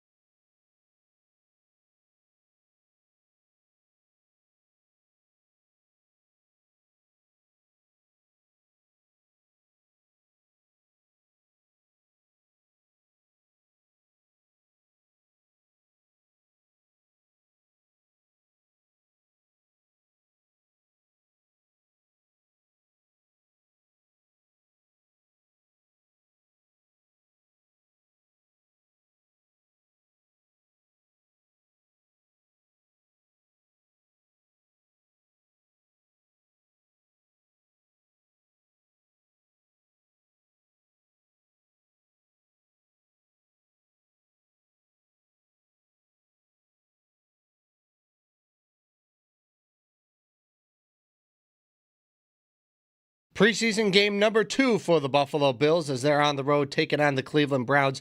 Kickoff set in less than a half hour. NFL Network's Cameron Rolfe reports that Josh Allen and most of the Bills starters will sit today. A few young starters may play, but it'll be Kyle Allen starting for the Bills today. The Bills will face Shedeur Sanders in the first half and Deshaun Watson in the second, and that is according to ESPN's Jeremy Fowler. We'll have coverage all game right here on WGR with Bills and Browns. Around the NFL, there is one game going on in the NFL as the Commanders and Lions are in their second preseason game. Currently, it is a 7-7 tie in the first quarter. Other games that are going to be going on today, besides the Bills and Browns, couple games at 1 o'clock, including the Falcons and Colts, the Ravens and Vikings both at 1 o'clock, Saints and Rams, and the Giants and Dolphins are at 4 o'clock. The 7 o'clock window includes the Bears and Bengals, and the Eagles taking on the Patriots at 7:30. The Chiefs taking on the Buccaneers, and the Cowboys taking on the Cardinals at 10 o'clock. Other news from around the NFL, former Browns running back Nick Chubb announced his retirement. He finishes his career with 4 Pro Bowl appearances and 1 second-team All-Pro. And the NFL is reviewing Ravens wide receiver Rashad Bateman over family violence arrest after allegedly smashing a windshield of a car that was carrying his 3-month-old daughter and her mother, according to a Georgia court records obtained on Friday. This update is brought to you by Fico Car and Joyce Shore Board of Attorneys. I'm Evan DePasquale for Western New York's Voice of the Fan, WGR.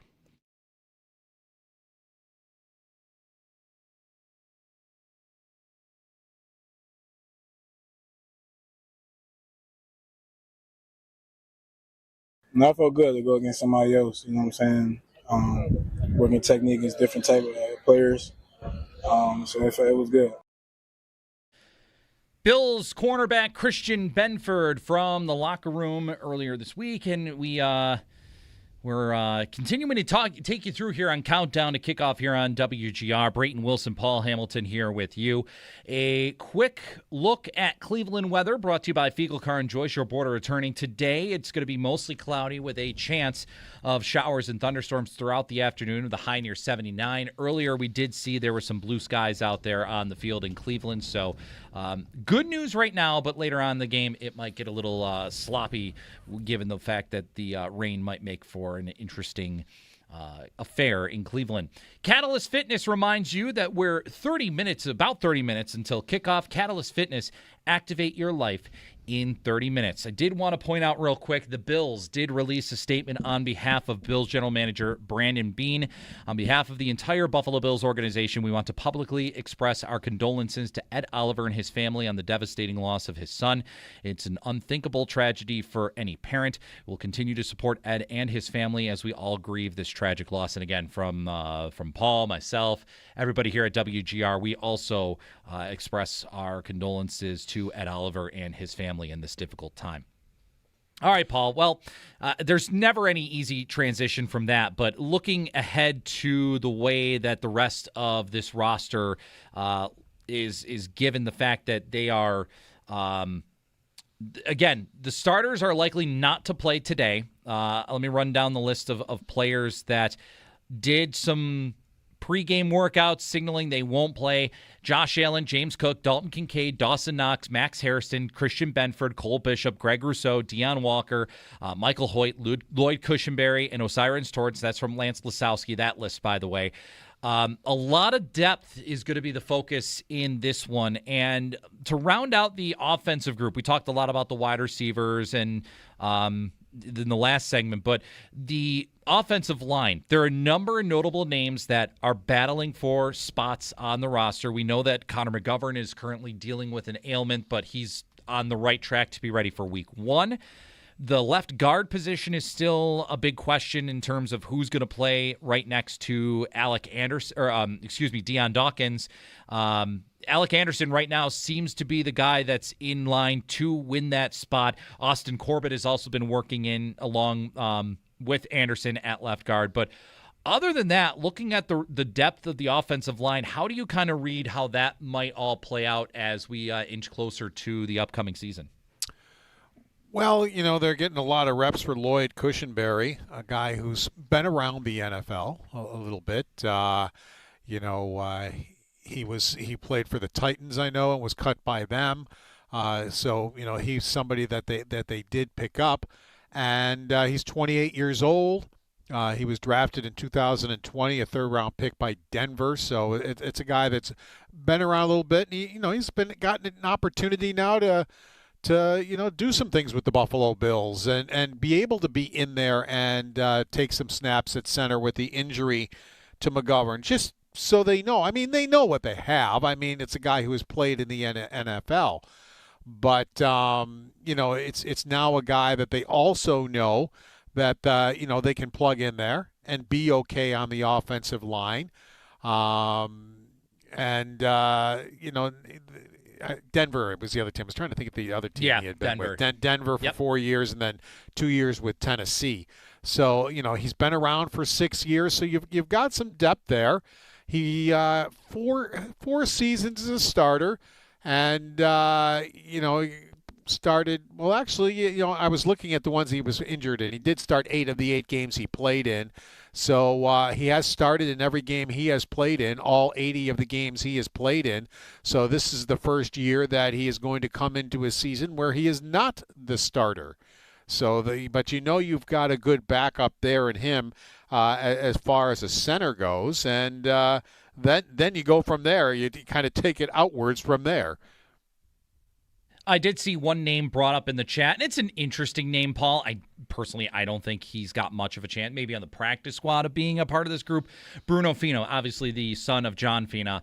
Somebody was asking about his chances. Yeah, I think practice squad is that would be the best he could hope for.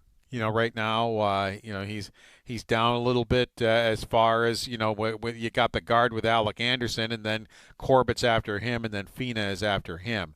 So I wouldn't expect, that to be, somebody that is anything more than a practice squad, even if he gets that. So it'll be close for him, but I guess I would say I'd be surprised if he wound up on the practice squad. Okay. Well, I think this is a great time to be able to shift over to the defensive side of the football here. Looking at the depth sort of the Bills, as a lot of these guys are going to get the opportunity to play. Deion Walker was one of those guys that was listed as likely not to play today. I know Ed Oliver, of course, with everything that's going on with him right now, he's away from the team. So we're gonna see guys like T.J. Sanders, Dwayne Carter, Greg Gaines, who they just signed earlier this week, is likely going to play in the lineup today.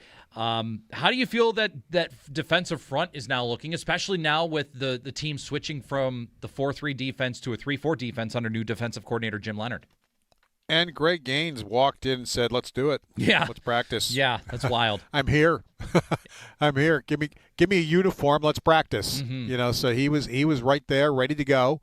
As soon as he went in there, and because he's anxious, he wants an opportunity to to be able to play. So I'll be looking forward to seeing him too, to see how he fits in and where he might fit in as far as that goes. So, good for him, and we'll see what happens with that. I mean, again, this is a guy who's 30 years old. This isn't this isn't somebody that just showed up out of nowhere. He too has played on 2 different teams in the National Football League, Tampa Bay and the Rams. So spent 4 seasons with the Rams and 3 seasons with Tampa. So, he's played 7 years. Now, he has only started 34 games out of the 180 played. So, he had 2 seasons where, 25 of those 34 games as he started, they were both with the Rams in 2021 and 2022. He started 13 out of 17 games and 12 out of 16. So, they wanted to add some depth there, and they did. And, we'll see where that goes. Yeah, I'm interested to see, because I think Gaines kind of fits more so that that nose tackle sort of position. I know on the ESPN depth chart he's listed as like the right defensive end, but from what I've seen, he fits more so the nose tackle sort of spot when he was playing with Tampa Bay especially. But And, of course, Landon Jackson. Yep, right, Landon Jackson too. Yeah, I mean, he's learning a new position. He's got a different body physique now, and we'll see where he winds up when it's all said and done. He's got 2 more games here to see what he's up to. And there's Dwayne Carter too. And Dwayne Carter last year, coming off of a pretty devastating injury in training camp that ended his season prematurely, he's looking to bounce back after he was drafted in the 3rd round a couple of years ago. Was widely regarded for his leadership skills and just a guy that entering his 3rd year now. I'm wondering where he's going to fit into the picture. Yeah, it's time. As you said, entering his 3rd year, it's time. He's got to stay healthy. He's got to show the Bills what he can do and show them that he deserves to be here. That he can be a guy that can be useful on that defensive line and be a run stuffer, and and he certainly is going to get his opportunity. Well, be listening for the halftime show during WGR's Buffalo Football Gamecast here on WGR. Sal Capaccio will join Zach Jones and Derek Kramer to recap the key moments of the first half and bring you up to date on the stats of the game. Brought to you by Level Financial, helping you retire better at levelfa.com. On tap next on Countdown to Kickoff, we'll wrap up looking at some of the depth of some of the other positions on the Buffalo defense, and then we'll pass things along over to Derek Kramer and Zach Jones for Buffalo Football Gamecast. Next on tap is brought to you by Miller Lite. It's Miller time, Bills fans. Brayton Wilson, Paul Hamilton here with you on WGR.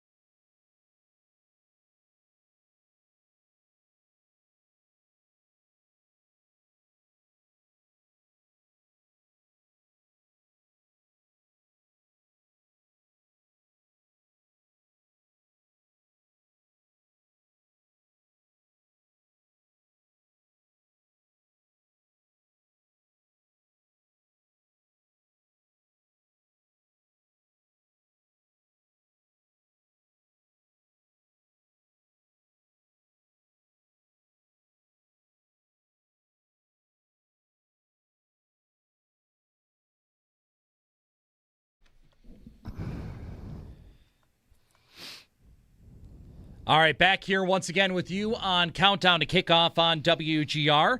This closing segment of Countdown to Kickoff is brought to you by Hamburg Overhead Door, over-delivering all over Western New York. Brayton Wilson, Paul Hamilton here with you for one final segment of pregame coverage before we hand things over to Zach Jones and Derek Kramer for the live game coverage here on WGR, Buffalo Football Gamecast Live.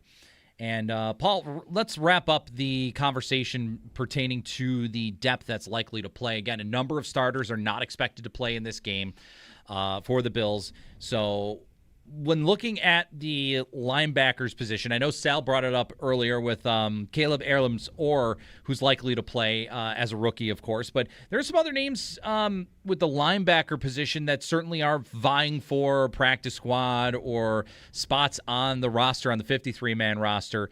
I know people love like Jimmy Charlo. Keontae Jenkins is a name that is out there. They brought back Otis Reese IV again.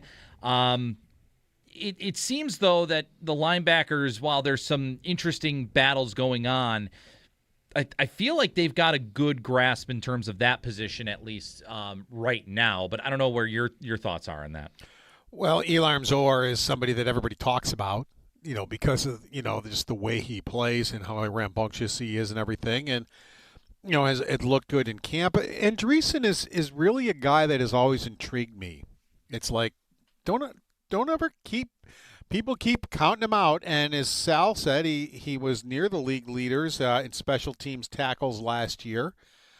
But more than that, when he got in to play linebacker, I didn't hate it. Yeah, there were a couple times, that he got himself beaten, as everybody will. Bernard does too. But he would make some plays, and that's the thing. He never gives up on a play.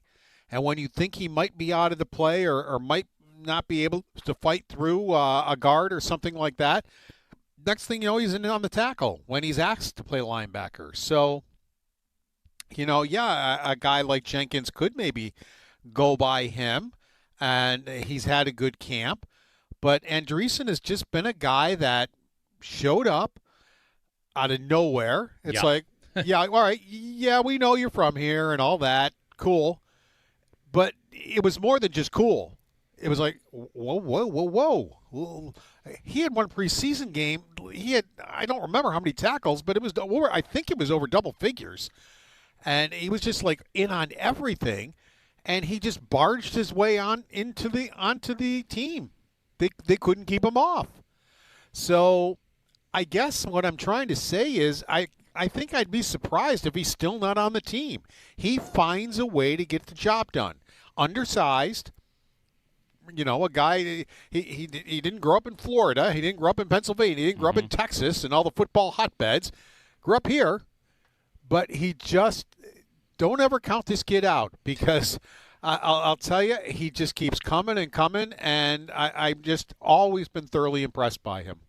Another position, at least on the outside linebackers, and I'm still getting used to the transition from 4-3 to 3-4. Me too. I think there's a battle between Javon Solomon and Mike Dana for who's going to be kind of that last man in that kind of mix there, because I know Javon Solomon has been here for 3 or 4 years, mostly as a special teams guy, but was seen as being a smaller but intriguing prospect for a guy that can maybe get sacks. And then Mike Dana has been a guy who's been around the NFL, won a Super Bowl with the Chiefs, and has, made a name for himself. I'm interested to see how that position battle will kind of go. And also Landon Jackson's in there as well. And we talked a little bit about him kind of moving to the inside and being a guy that's kind of changing positions too. Can I also bring the name in Michael Hoyt in? Yeah. Because it was only one game, but he almost blew up the other team's offense. Yeah. He was all over the field. And then he got hurt. and that was the end of that.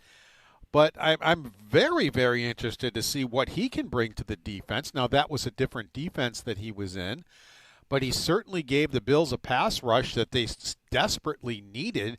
And as I mentioned, he was just all over the field. So I'm very interested to see what he brings to the table. I mean, sure, I'd be shocked if he didn't make the team. I think he's going to make the team, but what kind of contribution can he bring, especially in the brief little bit that we saw him last year. You know, I don't know. I just think that he could be a part of the team. I said one game. I'm sorry, he played two.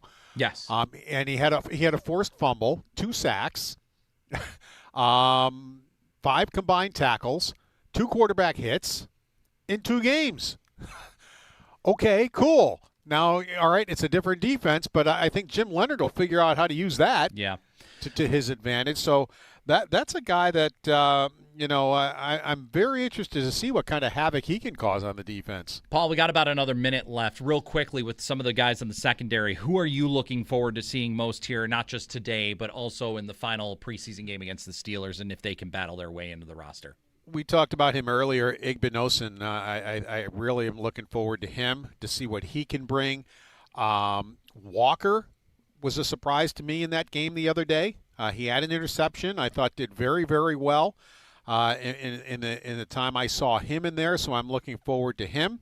As far as that, because again, you've got the 2 starters in Benford and Hairston, and then what would you have? I mean, are they going to be calling Trey White in the middle of the season like they like to do? They did their 2 starting safeties for years and years. They brought both of them back, Perhaps. so they like to do that, but I think they prefer not to. So definitely looking forward to seeing some of those guys and see how they fit in, if they do fit in. Stay tuned. Coming up next is the Buffalo Football Gamecast here live on WGR and streaming live on YouTube as well. Follow the game along with Zach Jones and Derek Kramer as they break down today's Bills-Browns preseason game as it happens. Call, tweet, or jump in the chat room on YouTube and join the conversation. Listen live and watch the game with WGR. The Buffalo Football Gamecast live next on WGR and streaming live on YouTube as well. Thanks, Paul, for your contributions today, and we'll talk again soon. Sounds great. Take care. All right, Paul Hamilton joining me, Brayton Wilson, today. Thanks, everybody, for tuning in today on the Countdown to Kickoff broadcast here on WGR and also on YouTube. Thanks, chat, for those watching in. Coming up next again, Buffalo Football Gamecast Live with Derek Kramer and Zach Jones on WGR.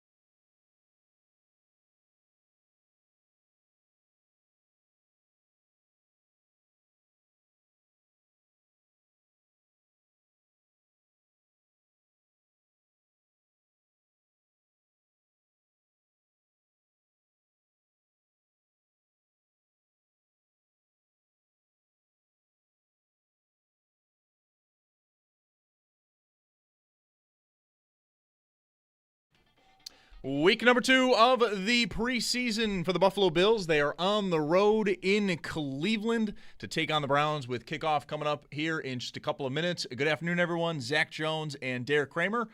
Welcome into Buffalo Football Gamecast right here on WGR. And today's Gamecast is brought to you in part by Tim Hortons, the official coffee of the Jeremy and Joe Morning Show on WGR. Start your day strong with Tim Hortons and the Bills. We'll have kickoff here in just a moment, and we'll be hanging with you both on the air on WGR and our YouTube channel, WGR Sports Radio 550. Good afternoon. Hope you're having a wonderful Saturday. Derek, welcome to week 2. How we doing? Hey. First of all, it'd be great if I turned my mic on. Not that important. You're all good. No, not that important. You know, we only talk on air when we have audio equipment. But it's week 2 of the preseason, week 2 of the Gamecast. We're back at it. Zach, I think I speak for the chat when I say, how dare you not bring in the Hawaiian shirt? All right, here's my thing. I'm trying to see how we're gonna do this. When you go super hard right away, you have to balance it now. So I went with the Josh Allen jersey. It is not even my own. I have to return this after we're done. We're gonna get through it. We're gonna have fun with this. We're gonna see what happens. But no, you can't go. I did. I screwed it up. I went too hard, too fast, and now we got to pull back a little bit. Someone said 8 out of 10 for your fit today. It's a Josh Allen jersey. Hey, I felt like that was an easy crowd pleaser. That's a solid though. That's all you can do. I mean, an 8 out of 10 for preseason game number 2 is pretty good. It was that or the bucket hat. And I tried to do it where I kind of finagle, having the headphones on with the bucket hat, and it just looked ridiculous. I'm glad I didn't establish that for myself, so I don't have any expectations here for how I look today. I'm just here. That's where I screwed up. I screwed it up. You definitely set the bar high, and now people want the fit. Well, we roll forward here. The expectation is no real starters are going to play for the Bills outside of a couple of younger guys that's coming from Cameron Wolfe over at ESPN. We'll see what that means for the Cleveland Browns. The expectation is that Shedeur Sanders will start the first half and Deshaun Watson will get the second half. Ultimately, if we're looking at both teams, that might be the story of the day, is the quarterback competition that is going on in Cleveland. We got a little bit of a taste of it on Thursday with the joint practice. It seemed like both teams had some pretty high highs. Cleveland also had some low lows. There was a pretty bad interception for Deshaun Watson. Shedeur Sanders, I think he was the one that threw the ball that had Max Hairston. His big play of the practice wasn't a pick, just a nice pass breakup. So we will see what goes on there, but we are not expecting many, if any, Bill starters to be playing this afternoon. That does, of course, include Josh Allen. There's a number of receivers that are not playing either, including the likes of DJ Moore, Josh Palmer, Khalil Shakir, Keon Coleman, who's dealing with an injury as well. It's going to be maybe a big day for somebody like a Mecole Hardman to at least do something. He's been very, very quiet to this point in camp. He's battling for a roster spot. Today might be one of those days where he may not make the roster, but he maybe has a good afternoon. And I would look at someone like Dante Pettis if he is going to be active today because he was dealing with injury earlier this week.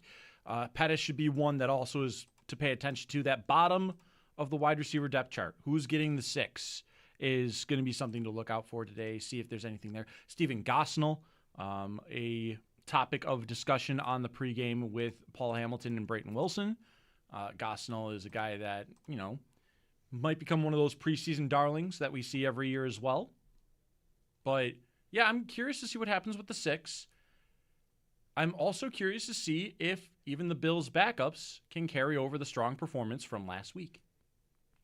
Right, it was a strong performance against Carolina, even to the point that many of the Panthers starters had to play last night because it was so poor from them in their limited action against the Bills. I mean, for their offense in particular, it was 3 straight 3-and-outs. They got basically nothing done. Even the Bills, their coaching staff was lamenting the fact that they got no work done. They got 9 plays on defense with their starters, so some of the guys had to stay a little bit longer. The likes of Deion Walker were not among them. He had 9 snaps. He was done. We will see if it's better for Cleveland. They're such a kind of stuck-in-the-mud team. I think talent-wise, they're not a bad organization. I think there's a lot of good young talent that you can get excited about. But like I mentioned before, the thing to keep an eye on for them and the only thing that matters for them really is the quarterback competition. Is it Shedeur Sanders? Is it Deshaun Watson? I know hearing from some Browns reporters as well, it appears that Watson has the advantage here. He's maybe in pole position. He is with the backups, though, today. He's going to be the second half. Shedeur's going to be early on. We'll see. I mean, for some fans, it also only takes a throw or two to end the competition, at least in fans' minds. Go to Pittsburgh last night. Will Howard has 2 picks. Drew Aller has 1 bomb of a throw up the sideline. And to many, it's like, cool, get rid of Will Howard. We don't need him. Drew Aller's the guy going forward. And the rest of the game for him wasn't even that strong. It wasn't that strong, but everything I had seen was like the supporting cast was kind of not looking too great either. Hey, look, the Nickel City jerseys are in the sky in Cleveland. Oh, wait. I'm sorry. Oh, that is cloudy over there. Huntington Bank Stadium. We are taking forever for kickoff. It is 1:05. I was told it was 1 o'clock. Let's roll. Come on, let's go. Are we getting your typical 1:07 start like with the Sabres? It might be. Like 7 minutes Might after be. the hour is the face-off? That's always the tough thing, too, because like I'll pull up my app, and they'll have the 1 o'clock, 7 o'clock, whatever. Baseball's pretty good about it. Like baseball, if it's first pitch at 7:05, you're told 7:05. If it's 7:07, you're told 7:07. Football, in particular, the pros, and then high-end college football, boy, it is a crapshoot if you're told the right time or not. It could be 15 minutes afterwards. We could be taking multiple breaks beforehand. But we will see as we're getting looks at Joe Brady. Josh Allen's in his jersey. No pads on him. He's got a headset on. I can't wait for us to eventually hear after this game or the third game that he called an offensive drive or not. That would be cool. I think he's done that a few times. That would be cool. Like, there it is, the play sheet. They there it is. They handed it over to him. There's not a lot of, it's raining. Oh, it's pouring there. A lot. Okay, well, when you said the Nickel City jerseys, it looked like it was more out in the distance. There's nobody in that stadium. It's pouring, and it's preseason game number 2. I'll watch it on my TV. Oh, no. Yeah, there's nobody there. Oof. Oh, no. So, do we know who's starting for the Bills at quarterback, Kyle Allen or Shane Buechele? I mean, we know those two are going to go be back and forth here. Do we know who's actually getting the starts yet or Allen's not? going to start. Kyle Allen is going to start out with the offense, All and right. then we're going to go from there. It looks like. I would imagine with how the two of them performed last week that Kyle Allen should get first dibs. Mm-hmm. The Bills will be receiving the opening kickoff here momentarily, so we'll get our first action with Kyle Allen, who, by the way, was pretty good against Carolina. Not a bad outing by him or Shane Buechele. Ultimately. 16 of 18, I do believe, or something like that. Both were very, very good. Didn't push the ball down the field ultimately all that much. They may not even be able to today either, just with all the injuries and just guys not playing at the wide receiver position. Well, how but we Gore will and see. Wheeler were running last week. Why would you? Ian Wheeler's going to be somebody to watch for, too. Oh, and speaking of Gore, he's the one that takes the opening kickoff. Something to look out for. Hardman also was out there as well. Yeah, all right, Kyle Allen, here we go. The white face mask also, 14 by of the way. 16, by the way. Not 16 of 18, like I said. My apologies. The white face mask, just so good. I'll never let that go. When they moved on from the gray face mask to the white face mask, the aura around that uniform jumped up 10, 15 I feel points. like you can't do wrong with the colored face mask, though. If you suddenly went with a red face mask on that helmet, I think it would also look clean. It probably could, yeah. If you go blue face mask on that helmet, it probably looks clean. Bills are on the 25-yard line to start this game off. Again, Kyle Allen is going to get the start here, and then we'll expect Shane Buechele a little bit later on today. We do have the first snap of the game. All right. Oh, my. Is that Ray Davis in the That game? is Ray Davis. Yeah. And he just went barreling for, I think, 9 yards there. He was stopped after 3, and then he continued on for 6 more. I will say, real quick, it being a preseason game and it being raining, probably is going to mean a lot of running the ball. Could be good for our afternoons, everybody. Could be very, very good for our clock afternoons. moving right here. Could be very, very good. But yeah, Ray Davis with the first carry there. It is about 9 yards. It's going to be second. Oh, no, 8 yards. It's going to be 2nd and 2 here with just about 45 seconds gone here as we get this one underway in Cleveland. And my. Wow. Okay. Oh, that's why the pass missed so I bad. was to say, this is Mac Jones in the win game here. No, Jackson Hawes was grabbed so hilariously that there's a flag. It didn't look.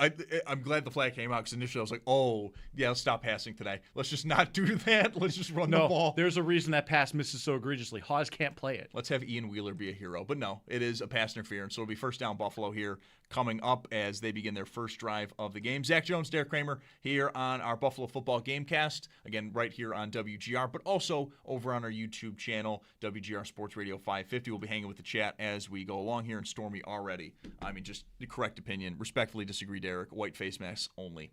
Again, Correct opinion. I'm not saying it's not the best. It is the best when it is as its current look. I'm just saying you could mess around with it and it would still look clean. Isn't that what Kelly was in his first, like his first start? They had the red face masks. I don't think I've ever seen them with red face masks. I'm looking this up. We've seen them with blue face masks. I do believe in the 80s, correct me if I'm wrong, chat. with the red helmet, they had blue face masks as well. But yeah, we've seen this team with blue face masks. I don't think I've ever seen them with red. It was a blue face mask. Yeah, it's the red helmet, blue face mask. Okay. AC green. All right, now we're getting silly already. They are playing on Christmas this year. It's 13:47 left in the first quarter, and we're already getting green face masks. Come on, AC. What are we Red doing? jerseys, green face masks on Christmas. Done. Thank you, AC. 2nd and 6 here for the Bills as they get their first drive underway. Kyle Allen is the starting quarterback. And all right. Who was that? Sherfield. Trent Sherfield with a nice catch there for the first down as the Bills continue to drive here. Sherfield in 81's throwing me. I'm not going to lie. It's throwing me, but also, I mean, you're fighting for that 6th spot. He'll fix his jersey number if he wants to. If he makes the team. It's just I'm used to when he was first here, right? Because he wore 16 when he first got here. That is correct. That was the year it was exciting when he first got here, when he came over from Miami. Because I just remember it was early in Jalen Waddle's career and Tyreek Hill were both frustrated by the fact that the Dolphins had not brought back. Oh, they have a rain delay. Thunder. Yeah, and we have got thunder in Cleveland, so we're going to be in a game delay here.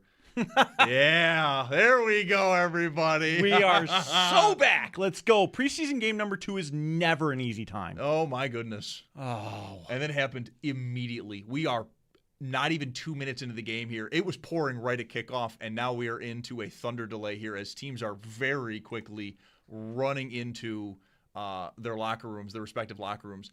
I honestly, and I do mean this seriously, not as like I'd love to get out of here. It is preseason. These games do not go to overtime. Oh, right. We could see if this if this becomes a real problem. If the clock resets, for example, because with a lightning delay, anytime you have to wait for the storm to pass. But if it's within, anytime there's another bolt of lightning near the area of the stadium, and I forget the range, I can't remember. It is 30 minutes added to the delay. So if the clock resets a couple times, we might not have a game. That's my thing is these games don't go to overtime. Like, they don't force them really to happen. So if this gets to that point, they're not going to sit here and go, no, guys, I know it started at 1, but we can only start playing in at 3. We're gonna make sure this goes down. They may not. We will see. 1 minute and 49 seconds. I'm getting this from Sal. That's how long we've played football before we go to now a lightning delay. Let's just go through the stats that we have so far. Yeah, let's do the stats of the game. 49 into this game. Brought to you by Level Financial, helping you retire better at levelfa.com. And hey, Kyle Allen, really good for that one pass that he throws. Well, he throws 2 of them. One doesn't count because of a pass interference. But Kyle Allen, 1 of 1, 18 yards on the strike to Trent Sherfield, who has 1 catch for 18 yards. Ray Davis, those 2 carries for 13 yards, including the 8-yard run on the first carry. That is your stats of the game. All right, well, let's take a quick time out here. We'll also see if we can talk with Sal Capaccio coming up here as he is in Cleveland at the game. We'll see if we can get an update from him. Zach Jones, Derek Kramer here for preseason game number 2, which is now in a lightning delay. Of course, it is still 0-0. We haven't even played 2 minutes yet. But you are listening to Buffalo Football Gamecast right here on WGR.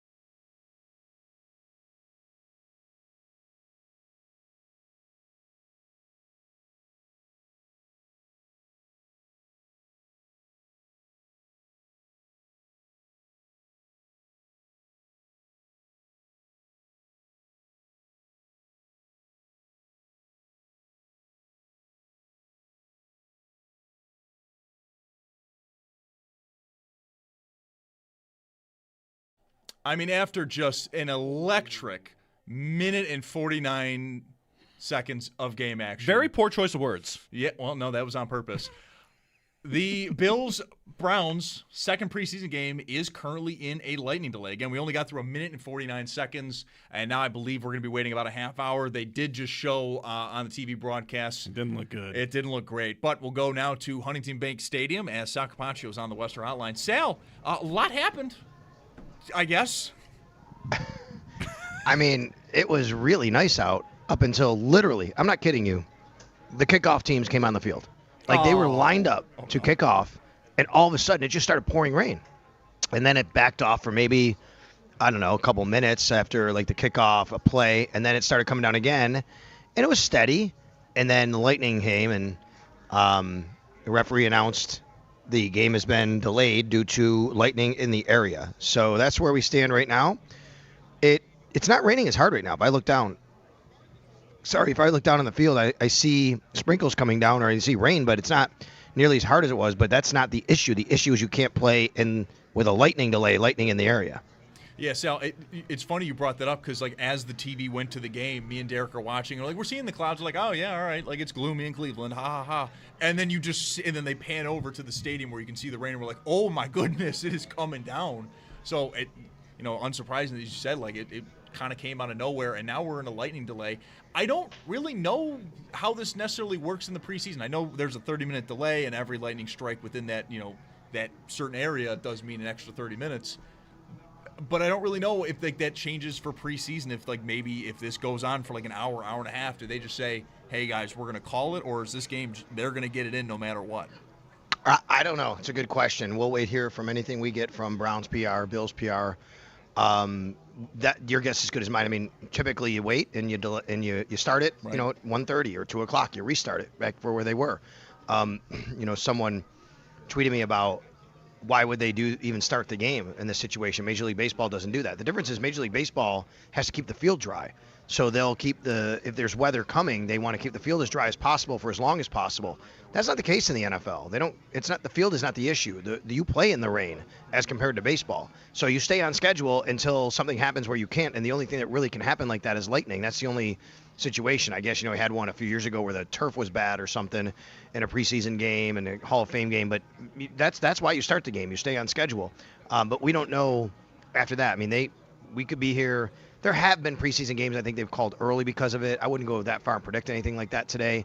Let's see where the weather goes. I don't know how long this is supposed to last, but it is starting to come back down heavy again now, guys, now that I look out too. Sal, they might have an idea because this is from the National Weather Service in Cleveland. Severe thunderstorm warning until about 1:45 p.m. There you go. So we might have our timeline for timeline for the thunderstorm warning, but again, if there's no lightning after a half hour, I think they can come back out in the field and play. They can play in a thunderstorm as long as there's no lightning in the area. Well, 30 minutes from now would end up being that 1:45 timeline. So there you go. I guess we might have our gauge. Just hold out. Hold out for 30 minutes, and then maybe the game gets played from there. But like you said, Sal, if, for example, though, the other side of it, say at the tail end of this thunderstorm warning, we get thunder and lightning nearby the stadium right at the tail end of it, that is another 30 minutes on the clock, unfortunately. Yeah, we'll see. So, I mean, again, all this we'll have to wait and see. We're kind of at the whim of what the weather is and what the referee says and how this kind of plays out. In the meantime, I guess, you guys, you're back there and kind of watching the game a little bit. There's nothing to watch. You can, what are you going to do? Take some phone calls? Read some chats in the bullpen, right? What are you going to do? Chats, hanging out. I mean, Sal, I'm in the middle of a fantasy draft. I can't attend it. Right now, wow. Yeah, it's me and my dad. We're in the league, and he's attending it. He's texting me what we're doing. So, I mean, he's also I in the can chat. do that. He's also in the chat, letting everyone know. So, I mean, I can take part in that. I guess we can do that. I don't know. I mean, I think they're doing like a piece on Dalton Kincaid on the TV. All right, there you go. We didn't even have many plays, Sal. I was joking. We got through a minute and 49 seconds. We got a Kyle Allen throw to Trent Sherfield, which good 18-yard gain. Ray Davis had a nice run on first down. That's really about it. There was an incompletion with a penalty right before that, right? That's right. They reminded me eerily of Mac Jones in the win game where I was like, oh, no, is this what the I can tell you that starting offensive line was at left tackle was number 68. Tylon Grable. He started at left tackle, and at left guard was Alec Anderson. And who was starting center here? I think I have to go and look at that. I think it was. I have to look at Ryan Talbot sitting next to me. Did you get that, Ryan, right there? Jude Bowery was at right tackle. Okay. Van Pran Granger, thank you. Shout out to Ryan Talbot sitting next to me. We're trying to get all the numbers before they came off the field on who the starters were on the field. So, the Bills aren't starting any of their normal starters. Kaliki Latu started at tight end. No Kincaid or Knox really available for this game. We know Kyle Allen started at quarterback.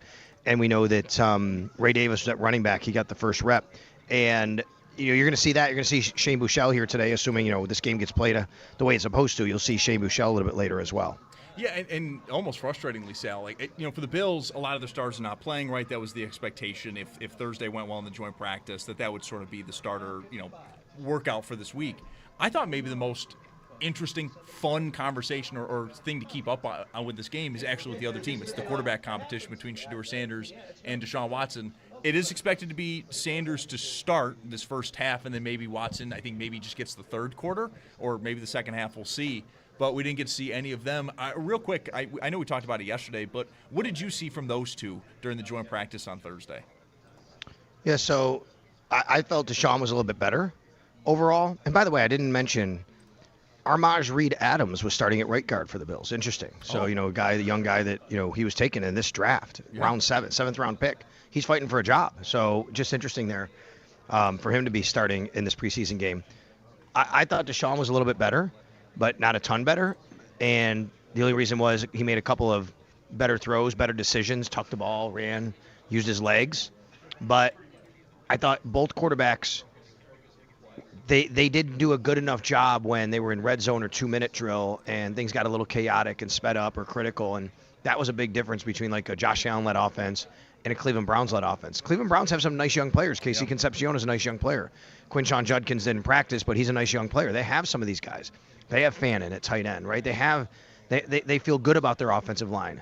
But the quarterback piece, you can get a base level of play, but in those critical moments, putting the ball where it needs to be, getting the ball down the field, punching the ball in the end zone, that could be the difference. And I didn't think they were good enough in that area, either quarterback. It is going to be interesting, Sal. I mean, I was mentioning that with Derek right as we were getting going. Is like I like a lot of their young pieces. I even think you go onto the defensive side of the ball, right? I mean, they bring in Verse, of course. They lose Garrett, but Verse is a good young player. Carson Schweschinger was a great linebacker in his rookie year last year for them. Denzel Boston is who I heard a lot more than Casey Concepcion going into the joint practice. I don't know how much he did necessarily on Thursday, but Boston's name I heard a lot. It matters about quarterback for them, and until they have a quarterback, it will feel like this kind of death march. I think the Jets might even be in the same boat, too, where they have some good young talent. But is Geno Smith the guy? I mean, they're running with Cade Klubnik a little bit here in these preseason games as well. Yeah, for sure. We haven't talked a lot about, like, the AFC East and breakdown in a while. And, it's kind of presumed, okay, you're going to have Bills and Patriots and then obviously Dolphins and Jets on the back end. And that's probably right. I actually think the Jets, if they can get capable quarterback play, they could be in a little bit of a mix for a wild card. Now, it might be a bit of a stretch, but I don't think they're as bad as a lot of people portray them. They have some good young talent. They have good young players, and I thought they did a nice job to replenish the defense a little bit during the offseason. That's going to come down to their quarterback play, though. And then, obviously, Aaron Glenn as head coach feels like he's trying to establish a culture that kept him there. So, we'll see where that goes. But I think the Jets have a little bit more of a sneakier bit of talent and ability to win some games this year than maybe a lot of people do. Well, Sal, I mean, it's already off to a good start for them. They had 2 picks yesterday against Will Howard after having none the year prior. Oh, my God, that's right. There you go. Already off to a great start for the Jets. Well, we'll see if they get one in the regular season. I mean, you almost have to intentionally not have one through a whole season. They didn't have one last year, which is incredible. All right, Sal, we'll let you get out of here and go see if you can find anything else about this weather delay. I think we've got maybe about 15 or so minutes left, unless there's another lightning strike. So we'll let you go here, and we'll see if we can talk again once the game gets started.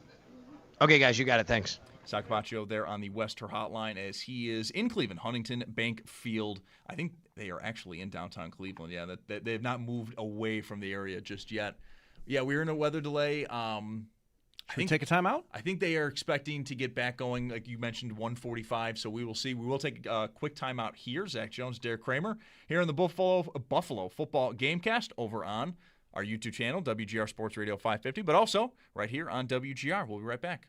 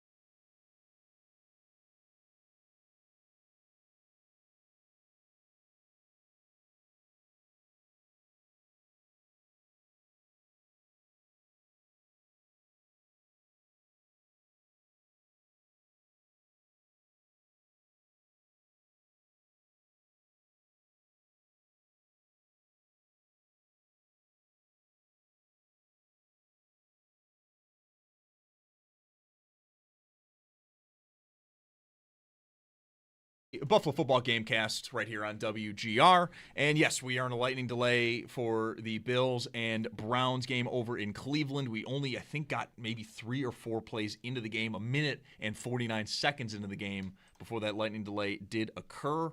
I think the expectation is we'll get an update at 1:45 or they'll go back on the field at 1:45. We will see. Many Bill starters are not playing. We do know that for a fact following the practice on Thursday, joint practice on Thursday with the Browns. The Browns do have their quarterback competition going, so of course Shedeur Sanders and Deshaun Watson will get work today. Sanders is expected to start the first half, while Watson, I believe, actually is just getting the third quarter, and then maybe they'll have Dylan Gabriel or Tylen Green get the fourth to kind of wrap it up. But we are in a lightning delay in a preseason game, which feels absolutely incredible. We are. And meanwhile, though, there are 3 other games that are not in a lightning delay. That's right. So, build a dome. Kidding. Funny enough, Cleveland's going to, I think. Yes, they are. So this is ammunition for, anyone that is a dome supporter. Actually, this is the only game that's not open air. Yes, because the rest of these are in domes. I just in made that Indy, joke. Minnesota, All right, cool. and Detroit. Yeah. So I think it's an easy time, though, to get our scores from around the league delivered by Mike Barney Nissan. Awesome cars, great dealership, lousy jingle. It's halftime between the Commanders and the Lions. They did 7-7. start an hour before. Yes. They started at noon. But, man, look at that, though.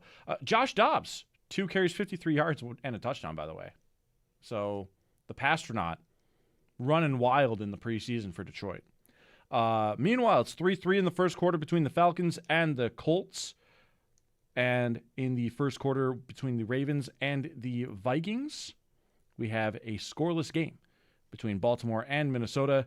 J.J. McCarthy playing in this one extensively already for Minnesota, 5 of 8, 81 yards. Let's see if there's any turnovers there from McCarthy. Nothing yet. Nothing yet? Nothing yet. Interesting. 5 for 8, 81 yards. Hey, you know what? Good for you. No You need sacks, it. no picks. There we go. No sacks, no picks, no fumbles. Clean game for McCarthy so far, but 0 points. Give him time. I'm kidding. I'm not even going to try to rally my troops with J.J. McCarthy. That has gone so poorly. That is fair. It's been a rout. Meanwhile, we've got plenty of other action going on today. 4 o'clock, the Saints and the Rams. Same time for the Giants and the Dolphins. 7 o'clock kickoff for the Bears and Bengals, as well as the Eagles and Patriots. The Chiefs and Buccaneers have a game going at 7:30. Meanwhile, at 10 o'clock tonight, it is the Cowboys and the Cardinals. Again, that's your scores around the league, delivered by Mike Barney Nissan. Awesome cars, great dealership, lousy jingle. Before we get back going with this game, I don't know if we necessarily got to talk about it too much because we got in here and 5 minutes later it was kickoff. Is there anything really, because the starters are not in. There's a couple of rookies that are also not playing. Even young players like Deion Walker were not suited up. But is there anything you were specifically or in particular looking for with this one? I was looking forward to, quite frankly, Ian Wheeler and Frank Gore Jr. Who's going to end up on the practice squad running back, trying to fight for, an opportunity to get into the depth chart if there's injuries at the top at running back. Gore has been on the practice squad now for a couple of years. It's always fun watching him in the preseason, but Wheeler has been running with conviction and purpose, and I think that he deserves more than just a fair shake at this. I was actually very excited to watch him, especially when he put up a loud thud on a Cleveland defender and joined practice on Thursday. The stock keeps going up for Wheeler, and you'll love to see that. Other things, when is TJ Sanders playing? When is Landon Jackson playing, if he's playing in this game at all either?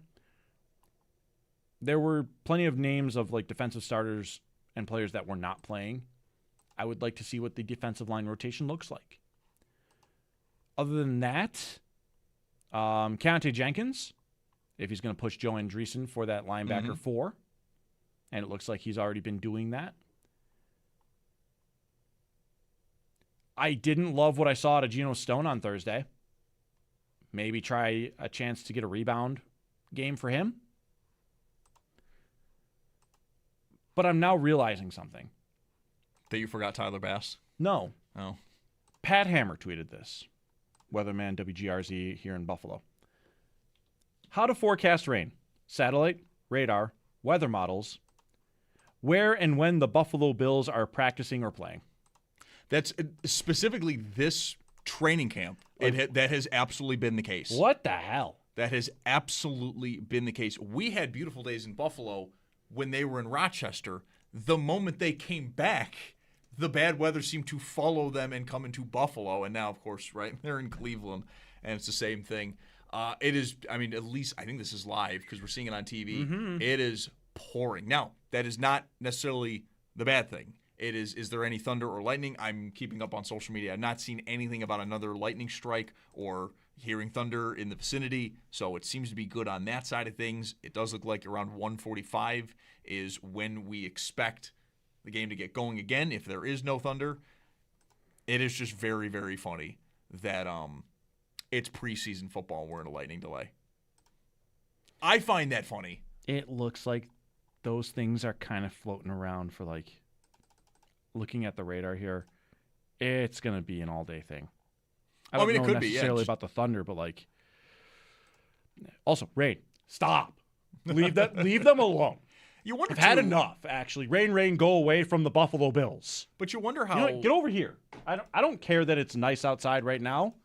I have a job to do. Can we get back to covering the Bills here today? Well, speaking of the job though, you wonder how much the teams even want to now play in this game. It is preseason, but even Josh Allen in his media appearance with media on Thursday following practice, mentioned the weather specifically about if you have good weather, great, you can get good work done. We talked about that all the way back at the start of training camp because of how many rain days they had. And they're able to get practice done. How much good work are they able to get done? And the big conversation, of course, going into this afternoon is starters won't play. They got good work done on Thursday. We move on. If it's going to be pouring and raining, I could see these teams just, let's run the ball, let's get out of here. We're not going to get anything done here. Zach, the thunderstorms also are an aspect that's going to come back at 4 o'clock, apparently, according to weather reports, weather.com, with the Cleveland area. Yeah, so it's going to be back close to 4 anyway. So if this delay gets into, we're playing at 4 o'clock and the rain delay or the lightning delay happens again, pack it up. They better call only running plays. Well, that's what I'm saying. Is I think there's just a running clock it.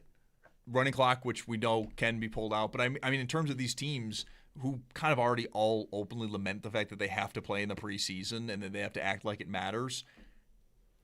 If it's going to be pouring rain, it will just be we're running the ball. This is not going to be any good work for anybody. The Bills don't have a number of receivers out there as well. Like I could very much see everyone kind of being like, all right, let's start to wrap this up. Let's get out of here. And we talked with Sal, and there really is not any necessarily, template for this. There is not a plan for this, or at least known if the NFL will just kind of call it. Do you talk to these two teams who had a joint practice on Thursday?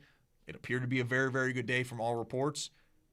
If there's another lightning delay, if we're adding a half hour on, do they just go, you know what? Let's just toss this. Let's just get out of here. No one's going to win from this. Like, I'm even now thinking from the Cleveland side of things. You're in a quarterback competition with Shedeur and Watson. But if it's pouring rain the entire day, you're not going to get anything out of that. Because if you're playing that game in a regular season matchup, you're running the ball the entire time. So why force guys to throw it and then judge them off it? They won't. So I could see where both of these teams just go, we're not going to get any work done here. We're not going to get at least any good work done here. Let's just call it. But I think that would take maybe 2 or 3 additional lightning delays before that even happens. Because, the teams will play in rain. Like, they will. We know that for a fact. They will do that. And there is something probably, too, to the fact of, well, you both play in open-air stadiums, right? At least for right now, Cleveland does that. Buffalo, you do that. You're going to probably have weather games. Let's get some work in while we can for these weather games. We'll see. Probably still about around 8 or so minutes before we get any kind of update at this point. God, we're never going to know who the punter is, are we? Oh, yeah. I mean, that's the thing, too. Is it going to be Doman or not?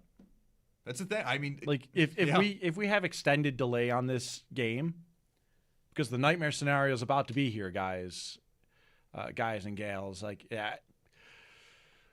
we're getting close to the end of it, and all it takes is one more lightning strike to make it reset the clock. And we just start this baby all over again. Mm-hmm. So that is something that we could be looking at here. Update at 1:45 p.m., by the way, is the latest from the stadium, which is around the timeline that we were suspecting in the first place. Oh, why is it always the second game? Yeah, the second game is why is it always the second game? Right, this was true even back when it was 4 preseason games. Yeah. That it would more often not, like the second one was just a painful experience. Oh no. There was also always that feeling too of we're only halfway there. Like by the halfway, by halftime of this game, we'll be halfway done with the preseason, right? Then you have the second half and the third game. But yeah, the second game was always pretty bad. A lot of it too, the third game you knew was the dress rehearsal. So you at least had that to look forward to. With this one, it's going to be a short week for both these teams. They both play on Thursday. So there's a positive there, but then there's 17 days off. That Thursday game, I do wonder how teams are maybe going to operate with that. I mean, especially with both these two teams having new head coaches, they may look at it differently. Where today it was, we got our stuff done on Thursday for the joint practice, but because we're going to have 17 days, quote unquote, off. It's not really off. They're still going to practice all that stuff.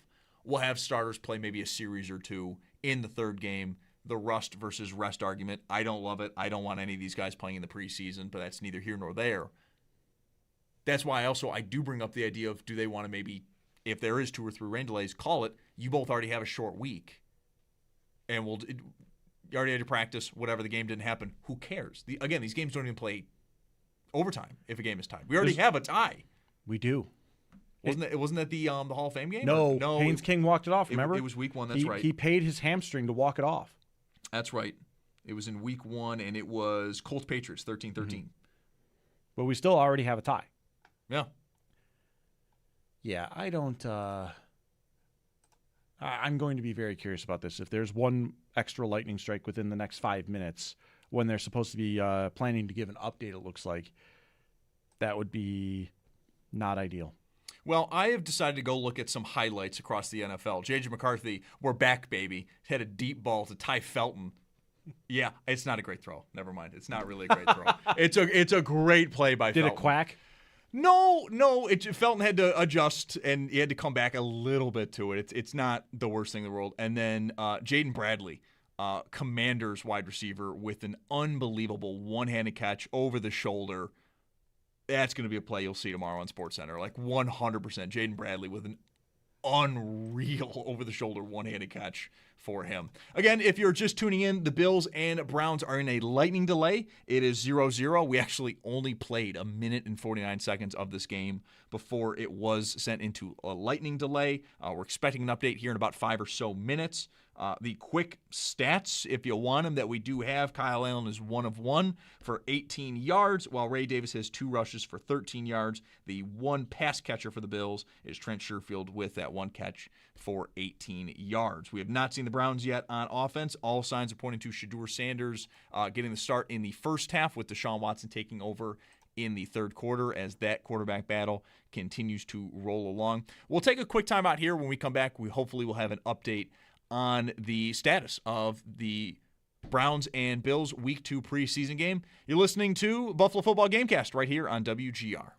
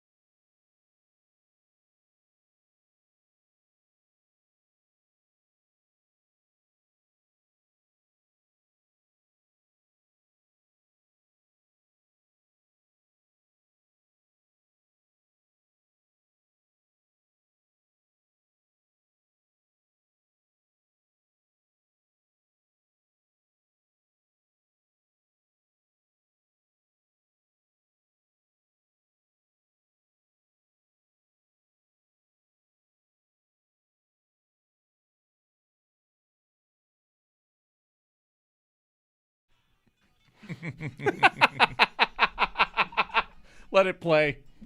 Whatever. I'm just waiting for it.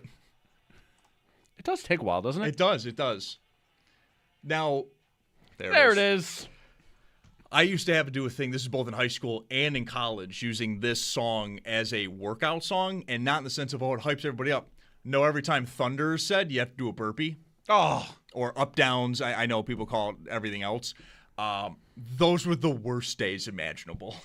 And having to do it sometimes with a weighted vest. Awful. Very quickly, you will learn to hate this song with all of your being. Oh, yeah. And I could think of other things that are, you know what? I won't say them, but people know the games that you can play with this song. The adult beverage games. Yes. Welcome back, everyone. We are still in a lightning delay for Bills and Browns here in preseason game number 2. You are listening to the Buffalo Football Gamecast, both on WGR and also on our YouTube channel, WGR Sports Radio 550. Zach Jones, Derek Kramer along with you here, really until we kind of figure out what's going on here. I mean, we'll be here when the game's going on, but also if we potentially if we get to a point where the game is maybe not going on, we will kind of adjust and go as well, the day kind of points us to. We only got less than 2 minutes into the game, 1:49 in, and I mean it was pouring right before the game started. We talked with Sal real quick once the lightning delay had begun, and it was just dumping. And he had told us that only really occurred minutes before the game. It was not like something that had been building throughout the afternoon or just been going on. And so it all kind of happened pretty quick here. And it based, at least from what I'm seeing, and Derek, correct me if I'm wrong, it does appear that this is at least the rain portions will be with us for the game. It's going to be with us for a while here. It's going to be with us for a while here. The hourly forecast for Cleveland also is showing that thunderstorms will be back around the 4 o'clock hour as well, which is not ideal. They might even threaten within the 2 o'clock hour. Awesome. Quite honestly, if you get one more of these, it's a preseason game. Call it. I'm curious to see where the NFL will go with this, honestly. Is that it is a preseason game. These teams did have a joint practice on Thursday. By all reports, it went very well. They got a lot done. And I think a lot of these teams, too, would sit there and go, yeah, cool, we'd love to not play it. You mean none of our guys are going to get hurt? And for the Bills, it at least points to not a ton of starters, but key depth maybe is not going to be risked to injury. The Bills are dealing with quite a lengthy unofficial injury report. Most of their wide receivers aren't playing. You know, the starting centers is out for a while. They had a decent amount of wide receivers in particular, but a decent amount of players not taking part in the joint practices, as a matter of fact. So there is something to it where the Bills were kind of like, would I even say overusing Kincaid in a joint practice? Maybe. It's all they really had. It's all they really had for pass catchers. It was a good day for Kincaid, though. It's a very good day. He had a great day. Knox had one. Hawes was in the highlight package as well, catching a touchdown. Like, yeah, it looked like one of those things where maybe you go ahead and you call it because you did get a lot of work done in the joint practice. Zach, this is going to everything that we'd been talking about for the past 2 weeks.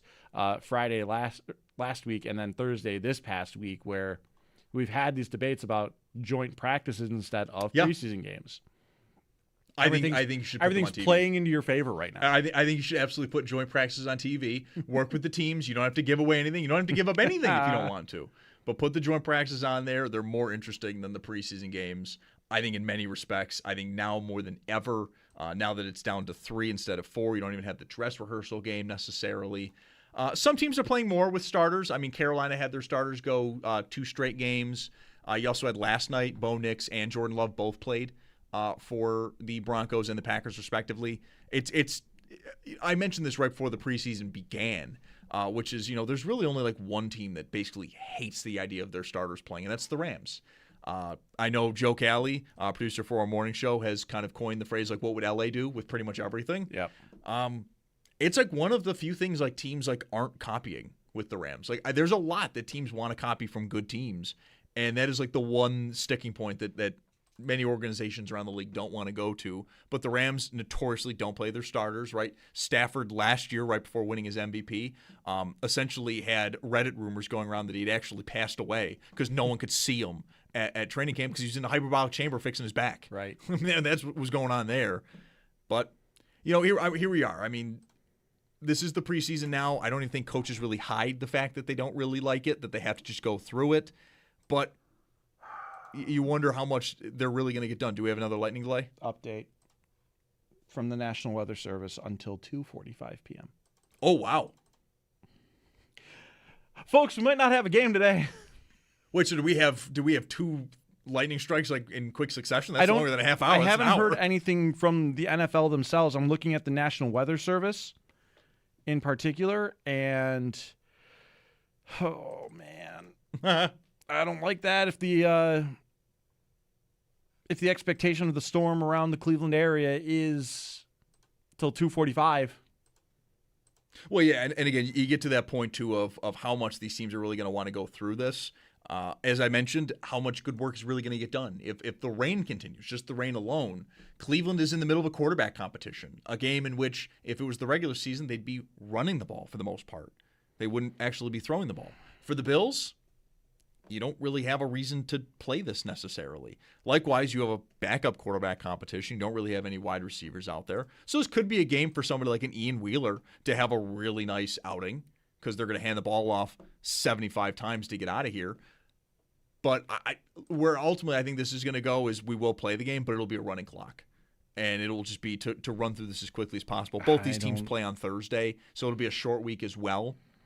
Considering the fact that the thunderstorms are supposed to be back around 4 o'clock, if this game starts again in the 2 o'clock hour, that means You got 2 hours to get it done. You've got 2 hours to get it done in what usually takes 3 hours at its fastest. Yeah. So the fact that we haven't gotten anything yet tells me that the clock did end up resetting. Mm-hmm. We don't know when because nobody's made an announcement yet. There was supposed to be an update at 1:45. We didn't hear anything. Well, no, it hit 1:47 and it disappeared. Yep, which means the clock absolutely reset. Which is absolutely what that means. God. Gotta love preseason football, everybody. Zach Jones, Derek Kramer here. You are listening to WGR. It is our Buffalo football game cast as we roll along here. We did this last week. We're doing this week, and we're going to be doing it next week and into the regular season as well. Hopefully without rain. Well, we do play in Buffalo, so maybe not rain, but snow is expected. We also expect, at least for the game cast, maybe to have a rotating cast. I know Nate Geary's going to be along, Joe Cali as well. I think Owen Parker and Brad Ryder was here last week. It might be a bunch of us kind of having fun with this as we test this out, going into our first season with this. The chat has been wonderful. The bullpen, I mean, we're in the middle of a lightning delay, and we still have pretty much the same people have all stuck around. So, bless you guys. This is awesome. We're having a lot of fun. We're trying to have fun here. I mean, speaking of a rotating cast, we could turn over and go, what's up, TJ Luckman? TJ Luckman on the wheels of steel. Oh, hey, guys. How you living? How you doing? We're here. Way to go. Your first time with the game cast, and it's a lightning delay. So That's what I do. You carry a name like Luckman, you tend to get good luck, you tend to get bad luck, and this is the bad luck. That is, and I think that's the way you got to handle it too. Is like, look, guys, this is my name. It is what it is. Not everything's going to be perfect. It is a frequent question of like, are you lucky? And it's like I always say, it always goes, it can always go both ways. Well, real quick, bad luck is still luck. You are right. I do want to ask you because you haven't really been able to give your thoughts on this Bills season that's coming, the off season, anything like that. We're 2 minutes into the second preseason game, but after the first preseason game, training camp, are you more optimistic than you were a couple of months ago, pessimistic, or are you still in neutral? I'm trending in the positive, and it's mostly because I'm excited for Jim Leonard's defense after what I saw last week, and especially from Deion Walker. He's been a guy that I've loved. I mean, even in the draft process last year, I thought he would have been a first-round pick, ends up in the fourth, and you might have a diamond in the rough there, and I'm really excited for what he brings. But the Leonard system in general, there's been a lot of big names that have talked about him. Mike Pettin was one of them, former Bills defensive coordinator, who thinks the world of Jim Leonard and had him as a player too, so he would know. I don't know. I've been pretty focused more on the defense, whereas on the offense, DJ Moore I think will be great for Josh, and that'll help the offense reach more levels that we need them to reach this year, further from a screen game. We might have some news here. Fans are slowly trickling in back into the lower bowl. What does that family got? What food did they have? I saw dogs. It looked like they had like kind of a big plate. So did you have multiple dogs? It looked like a little bit of like a platter, which is good. Maybe it could be just like a large plate for like the foot long or like the super foot long or something. The ponchos coming out. We see people flocking back in slowly to the lower bowl, which is encouraging. We don't have teams on the field. The Browns players are trying to get themselves on the sideline, it looks like. They're investigating the field. They're talking with an official. Everything on the radar here looks like, okay, it looks like the worst of it's going to pass for now, but there's another storm that looks like it's going to show up later on here that we're looking at here. I know we can't provide the visuals. It's kind of terrible with the stream and the radio portion of this. So, right, we're just pointing. We're pointing at like radar. Like I might be pulling a Rob Ray right now. Take a look at the radar here, and we're getting there. It does. I mean, fans are starting to pile back into the stadium, so maybe that's encouraging. Maybe the update was at 1:45. We're going to start having people come back out. Perhaps it is. I mean, I just saw Sal's tweet as well over at Sal Sports on Twitter that security's around. It's no longer raining, but they're starting to check the field and stuff like that, which is what we were seeing. So maybe they will be able to get this going. This is going to be me pushing this. Hey, more everyone's and more, cheering. Everyone's cheering and clapping. We did it. We all did it. We don't know what we did, but we did something. We waited. Fans at a game could be cheering about anything. Well, they're not having to be told to get up and go home. I mean, that's right. That's right. So we are probably going to get some semblance of a preseason game here. All right, I'm I interested think I to read see the that. message. It sounds like the Lightning, or whatever they're calling it, that is passed, and now they're telling everyone to deal with caution. That storm did look like it passed. It is the question of there is another one that looks like it's on the rear, and it's going to be here in a couple hours based on the weather reports and everything like that. And we'll see if the Bills and Browns can get through this before that shows up. But this is where I will push for one of my I'll meet you in the middle, the good old no one's happy, but we're actually both happy kind of negotiations. Running clock. Running clock in preseason, always. Stormy in the Always. chat. They saw Brian Hoyer on this big screen. That's why they're cheering. That's what I said. Is that they're at a game. They could be cheering about anything. That is true. Likewise, like Stormy. It could be Brian Hoyer giving you a PSA. We're going to cheer. Brian Hoyer. He's one of the better Cleveland Browns quarterbacks since the year 2000. The Browns are standing in the tunnel. It does look like they're trying to get themselves back out there. The cheering of fans should tell me the message that there will be a game to be played. How much of it gets played again is going to be the true mystery of this all. Right, we could start playing this baby in 2 minutes in. We could be right back to where we are. Don't say that. All right, we'll take a quick time out. I'll kick my own butt if that happens. We'll take a quick time out here as we hopefully will get more information here in the break. We'll see when this game maybe gets back underway or if we're going to be in another weather delay coming up here pretty soon. Zach Jones, Derek Kramer here on the Buffalo Football Gamecast. You're listening to WGR.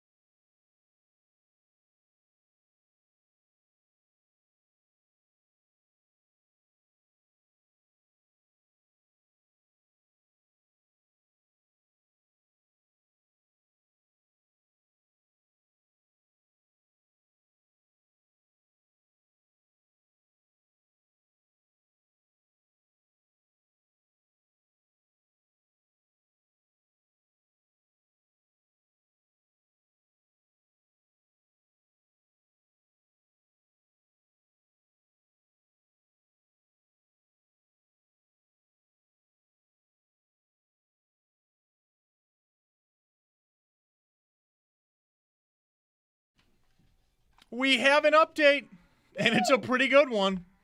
Sal Capaccio tweeting, and this is coming from the Cleveland Browns. 2:15 is the restart time, so just about 15 minutes away from getting back underway. over at Huntington Bank Field in Cleveland. We've been in a lightning delay for quite a while here. We only got to play about 2 minutes of this game, a little bit under, about a minute and 49 seconds before the lightning delay did hit. The Bills had the ball. They were driving a little bit here. Ray Davis with 2 carries for 13 yards, a 18-yard catch from Kyle Allen to Sherfield. Yes, it was Trent Sherfield who had that catch there. And now we've just been waiting at this point. Zach Jones, Derek Kramer here on the WGR Buffalo Football Gamecast. And the Gamecast today is brought to you in part by Tim Hortons, the official coffee of the Jeremy and Joe Morning Show on WGR. Start your day strong with Tim Hortons and the Bills. We are, of course, over on our YouTube channel as well, WGR Sports Radio 550. We've been kind of going through the chat here a little bit as well, as we're all trying to get some updates as we go here. It has been at least somewhat slow going, but the update now is that the weather has passed and the game is going to resume at 2:15.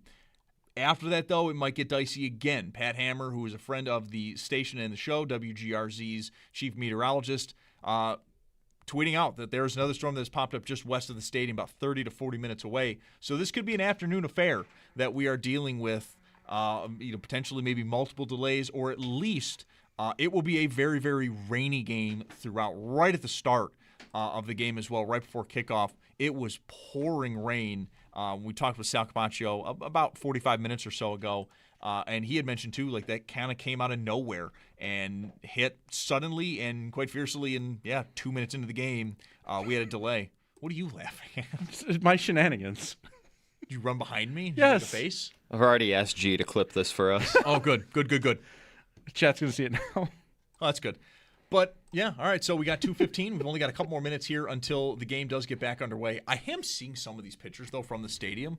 For a minute there, it was dark and it was pouring.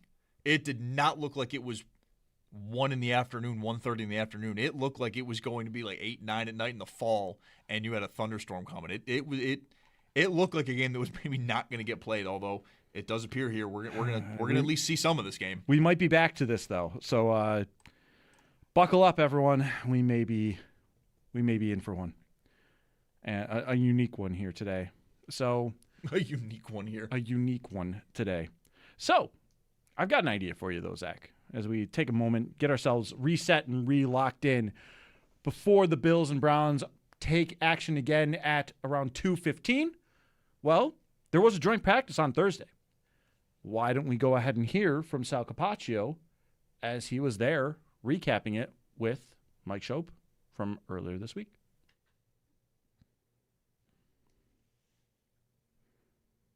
Capaccio is, in a manner of speaking. Sal joins me on the West Her hotline from Cleveland. Sal, today read like a great day, was it? Yeah, I mean, it was a great day for work for these two teams. I thought it was a great day for the Bills offense.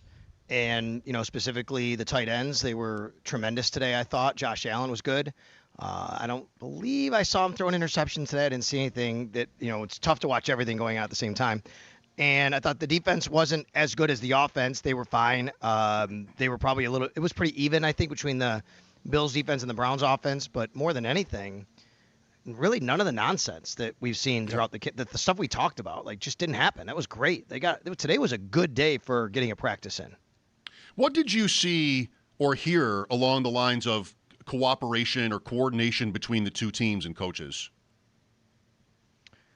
I think that they just basically decided how they want to, structure everything with, So in advance. 7-on-7. Yeah, in advance. 7-on-7, 11-11. They don't just show up and start practicing, right? You have to have a script. You have to have it's the same thing as when you're at your own facility and you talk with your assistant coaches and you give them a script for the day. And this is what we're doing for the first 15 minutes. This is what we're doing for the next 5 minutes. It's the same thing. So however they did it, I don't know if they got together at a, local restaurant recently or they did a Zoom call. Yep. But that obviously was coordinated, that everybody knew exactly when the air horn went.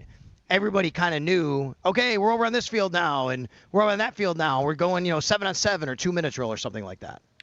One thing that hit me was watching a couple of highlights from you is that there was a pretty good loud reaction to things. And I think my understanding was that fans were not there. So this would have all been from the players.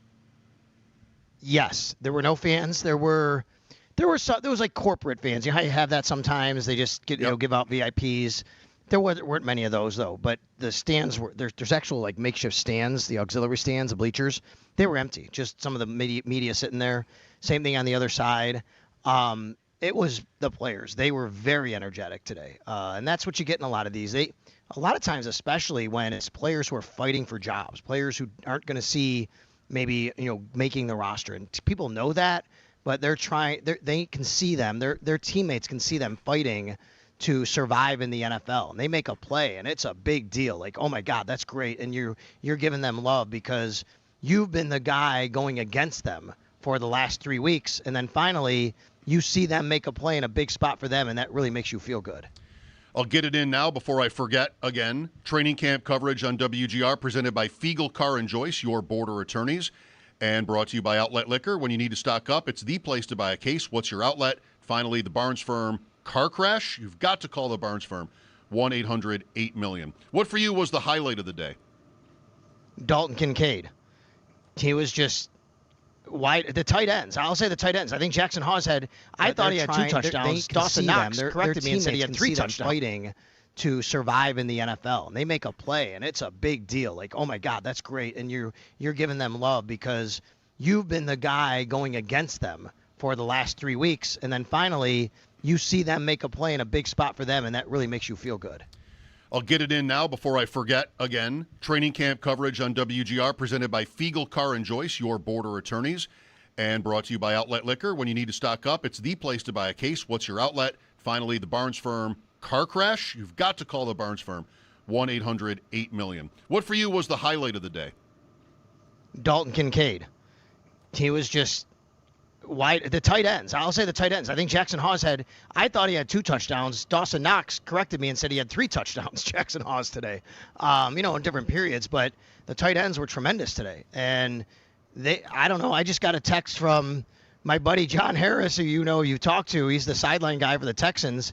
And he just said, oh, my God, I'm watching what's going on in Cleveland today. The Browns just forget that Dalton Kincaid was on the field the whole day. They never covered him. I mean, he was wide open the whole time, it seemed like. So I just thought that was the best I saw today, was how the Bills were able to incorporate their tight ends for big plays, down the field, touchdowns. And to be honest with you, you kind of had to, because you were down 4 receivers again today. Yeah. No Keon Coleman, no Khalil Shakir, no Skylar Bell. DJ Moore did play. He did take reps, but nothing down the field. It was to me, it was very intentional that they kept him underneath. They kept him on shorter routes. They didn't want him overexerting himself or anything like that. Dante Pettis was out today. Add another one to the list. So the tight ends had to be big. What's going on with Shakir? We don't know. We don't get updates from Joe Brady other than they're progressing, or they're dealing with a lower body injury or something like that. We don't know anything on him. Brady does not have to give any injury updates until 2 weeks from now. When Wednesday comes around, in the week before the opener, there has to be an injury status report. There has to be an injury update, injury report each day, as you know, starting Wednesday. Right now, there's several guys injured. The guys I just mentioned at wide receiver. You still have Ty Johnson out. You still have C.J. Gardner-Johnson out. Nobody knows exactly what's wrong. You could speculate, or maybe we found out through other sources or channels. But the Bills don't have to tell you anything right now. Understood. Shakir has been missing for how long? Or at least approximately. Can you say? Do you know? 2 days. 2 days. He played Saturday in the preseason game. Yep. And then something happened. He wasn't out there on Tuesday. That's okay. Right. Yesterday I talked to Daryl Ryder in Cleveland. 92.3 The Fan. He's here with me. We're going to do something together here in a little while after I'm done with you. So. Well, one thing I was going to mention from that conversation was sort of like a sense of the Browns' defense. It was maybe the last question I asked him. And he basically said, we'll find out tomorrow. The Bills come in or went into Cleveland as, what they've been in the league in the last several years, and the Browns are just trying to find their way. And I think maybe he was trying to get across that today was important to measuring. This is reasonable, of course, in measuring what the Browns look like on defense, if not on offense too. I heard that conversation, and I expected the Bills' defense to dominate the Browns' offense, and I expected the Bills' offense to have a bit of a struggle. It was actually the reverse. Yeah. The Bills' offense, to me, dominated the Browns' defense today, and the Bills' defense was very even with the Browns' offense. I thought that the Browns' offense made some plays, and they also gave away some plays to the Bills. It felt to me like when things got a little bit more chaotic, like in the red zone in 2 minutes, that's when the Browns broke down. And that's what Daryl was saying. Like the operation of the offense just can get discombobulated, and that's what we saw today. When it was just, hey, they're out there, they're going to the 20-yard line, the normal play, first down. The Browns made some plays, and I thought the Bills had a few times where they could have been better. But once things started to get a little bit more crunch time, clock management, things like that, it felt like the Browns' offense came apart a little bit. Would you say that specifically of Watson? Would you include him in that? I mean, he's the quarterback, not on every play, but right? I thought it was more Sanders from that, but Watson as well. To me, Watson was actually better than Sanders today from what I saw, but it wasn't. I mean, there was no real difference when that happened either way. It felt like when either of them were on the field, they didn't finish the job. You know what I mean? Like there were a couple times where it felt like they should have scored, and the Bills kind of stopped them, whether it was 2 minute or red zone, because they just kind of quite couldn't finish the job. I mentioned this recently. I watched a minute of the Browns-Bears game when maybe the Bills were in a commercial or something on Saturday. And there was this one situation where there was a long delay at Soldier Field. The Browns had the ball. There was this long delay about a ball spot. And they eventually did bring out the chains. And the announcers were like, wow, I didn't know they would even still do this. But it was minutes. And then I think what happened was they marked the Browns barely short. Watson ran a sneak. And then the next play, they got a delay of game or had to call a timeout. Like, these are just the kinds of things that used to drive us insane about the Bills. Like, okay, you don't have the cannon for an arm. You're not a 4.4 40 runner, but you got to know the other stuff. You got to know the logistics, the mechanics at the position. And when a veteran messes that up, not that that happened today, but I'm thinking about the preseason game, that's, I think, really glaring. You know, you don't want to see veteran quarterbacks in these situations really struggle with, like, getting plays off, for example. No, I agree with that. They have to make decisions, and they're going to have to make a decision on who's going to start. And I agree with what Daryl said yesterday, because I listened to that conversation on my drive up over here. And his premise was, look, if they're both even, you go with the young guy, because what are you doing? Why would you go with Watson? If they're even, you go with Sanders. You got to let him develop. Otherwise, you get halfway through the year, all the way through the year, and you wasted development on him when he could have been playing, and for what was it worth if you're not winning, actually, and who knows if they're going to do that. But that said, he obviously, with Deshaun's contract, I just wonder if other factors are at play there, and that's, he winds up, even if they're even, getting the nod there. So there's a lot. The joint practice that was on Thursday between the Buffalo Bills and the Cleveland Browns. We are still waiting for the start time or the restart time of Bills and Browns following a lightning delay. The game is expected to resume at 2:15, so we've got about 2 or so minutes here. The Bills did have the ball. Kyle Allen was at quarterback. They were driving quite a bit. It is still 0-0, though. We only played about 2 minutes. And meanwhile, the chat, we're just talking about pizza. Yeah, you guys are killing me. I have not had lunch. I was waiting to end today to go get food. That is right. Becoming a battle. Zach, we might just need to order some food now, because we're going to be. I was not thinking pizza though tonight. That's the problem. Hi, I'm Derek. I often lead to bad ideas. I'm a terrible influence. TJ knows all about this. I do. Derek has influenced me to do the dumb things that he doesn't want to do himself. Oh, that's good. Essentially. That's good. Want to live I'm just kidding. He'll through always you. do it himself. I mean, but if I don't, or if I do, whether or not, sometimes I need to have people to do it with me, the dumb ideas. So, of course. Yeah, like that's kind of how it goes for me there. But yeah, we're talking some, we're slinging some za takes right now, not that za, in the chat right now, and having a good time there though. All right, here we go. 13:11 on the clock. Kyle Allen was talking with officials, and it does look like we are going to get underway here, basically right at 2:15 to get this bad boy back underway. I do wonder if maybe a running clock is going to be pulled out here. It does not look like it. I think they're just going to go. It's currently not running as normal. But we're going to get back underway here. It is 1st and 10 for the Bills with 13:11 remaining in the first quarter. Kyle Allen is in at quarterback for the Bills. He got the start today as well. This is not a change. If they throw a single pass. There's no rain. The rain is completely gone. That's not what I mean, and you know it. Oh, well. Yeah. Let's just run the ball. Let's get out of here today. Yeah, get out. Let's get out of here. Get out. Are we waiting for exactly at 2:15? Because it is at 2:15, guys. We can start. All right, here we go. We got the huddle going. Why huddle? You should have explained the play 20 minutes ago. Guys, we're going to go out there. This is what we're running immediately. Everyone Have they it, not go, been go. huddling for the last hour and a half? practice- Or hour? That's what I'm saying. It's game rep Zach Take advantage of the getting time that you were given. call from the headset to the quarterback. All right, here we go. There's the snap. We are back underway in Cleveland as the Bills are on offense here. And all right. Is that Sherfield again? Sherfield again. Yeah, all right, here we go. They threw a pass. They threw a pass, and it was completed. And it was completed. Another first down for the Bills as they keep rolling on here. By the way, it is also 0-0. Again, they only played 2 minutes of actual game time before the lightning delay. We really got no game action going. This is effectively the start of the game. Sherfield also with 2 catches in this one already for 35 yards. Good for him.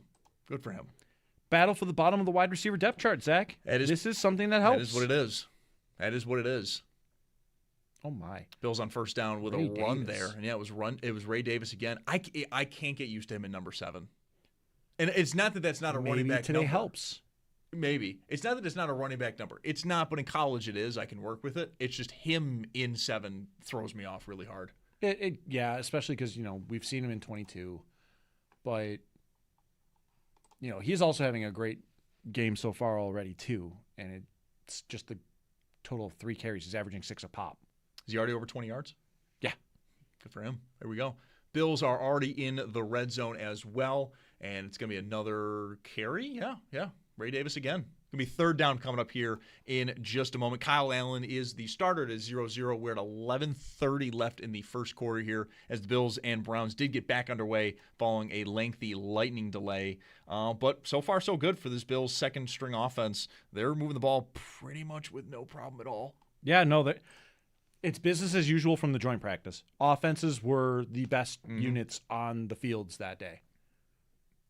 I mean, and it's even true for Cleveland. I mean, they had some big moments for themselves as well. There was one to Casey Concepcion from Watson that was about as perfectly placed ball as you could hope for, both in a practice or in a game. Oh, we got another pass interference. I was literally about to say Kyle Allen trying to do the Josh Allen there, where he had like an easy dump off, or he could just run it. He's like, no, I'm gonna send it to the end zone, but it looks like it's gonna be pass interference. Jackson Hawes Cannot be was the contained intended legally, target there. apparently. No. But They have to interfere with Jackson Hawes. Cleveland's defense, with their backups, is clearly struggling with Jackson Hawes. Just the tight ends in general. It's not a bad throw. No, it's pretty good, actually. And again, it requires interference for this to be an incompletion. Yeah, all right, that is interference. I was looking at it initially, and I'm like, it's a little soft. No, all right, that's interference. Yeah. So the Bills are going to be lined up here right at the goal line as they'll try to punch it in on what is still technically their first drive of the game. Not even technically. It is actually their first drive of the game. It is actually their first drive. And I'm wondering about this sort of thing where I was hoping we could get this, but we're not. They don't score a touchdown. I was messing around with a concept in my head. By the way, shout out G, video producer G, for singing up the audio that we played back with Sal Capaccio and Mike Shope. G went ahead and put for the video side of things. He synced it up with it. There are most days working with G. He will throw things out there that absolutely boggled my mind. So, and he'll just do it with a straight face, no problem. Yeah, shout out to G. Like it's no big deal. Yeah, pretty much. Yeah, no, big time shout out for G. Good job on that one. All right, second and goal here, 10:15 remaining in the first quarter. Bills are on their first drive of the game following the restart. And maybe, no? Did he get denied again? Good goal line defense from Cleveland right there. I don't know. That initial surge, did he get there? It looked like he did, but I don't think anyone's complaining about it anyways. You know who might do something about this? We might get a challenge just to try the challenge process. Let's not do that. Let's not. This is how Brady gets on my bad side early. This is how Brady would get on my bad side early. He gets denied. I don't think he crosses that thing. You can't confirm it. Third and goal here. It's been 2 straight Ray Davis runs. Both got stuffed right at the line. I think they've gained maybe an inch or two. Oh, and third time's the a third charm. one does get it done. The Ray Davis drive. Ray Davis and Trent Sherfield drive. Yes. Bill score there up now 6-0. And Jackson Hawes unofficially. Unofficially, Jackson Hawes draws as well. 2 pass interference penalties. That's right. He is our initial first 3-4 plays. He's interfered twice on this drive. Wow, yeah, good for him. Bills are up 6-0. Tyler Bass will come out here in just a moment to kick the extra point, I assume. And the Bills' offense continues to look pretty darn good. Both units, the starting and the backups, have looked very good so far through the preseason. Very easy to move the ball down the field. They get stuffed on 2 of those plays here, but they punch it in on 3rd down with Ray Davis having himself a pretty darn good drive to start things off here.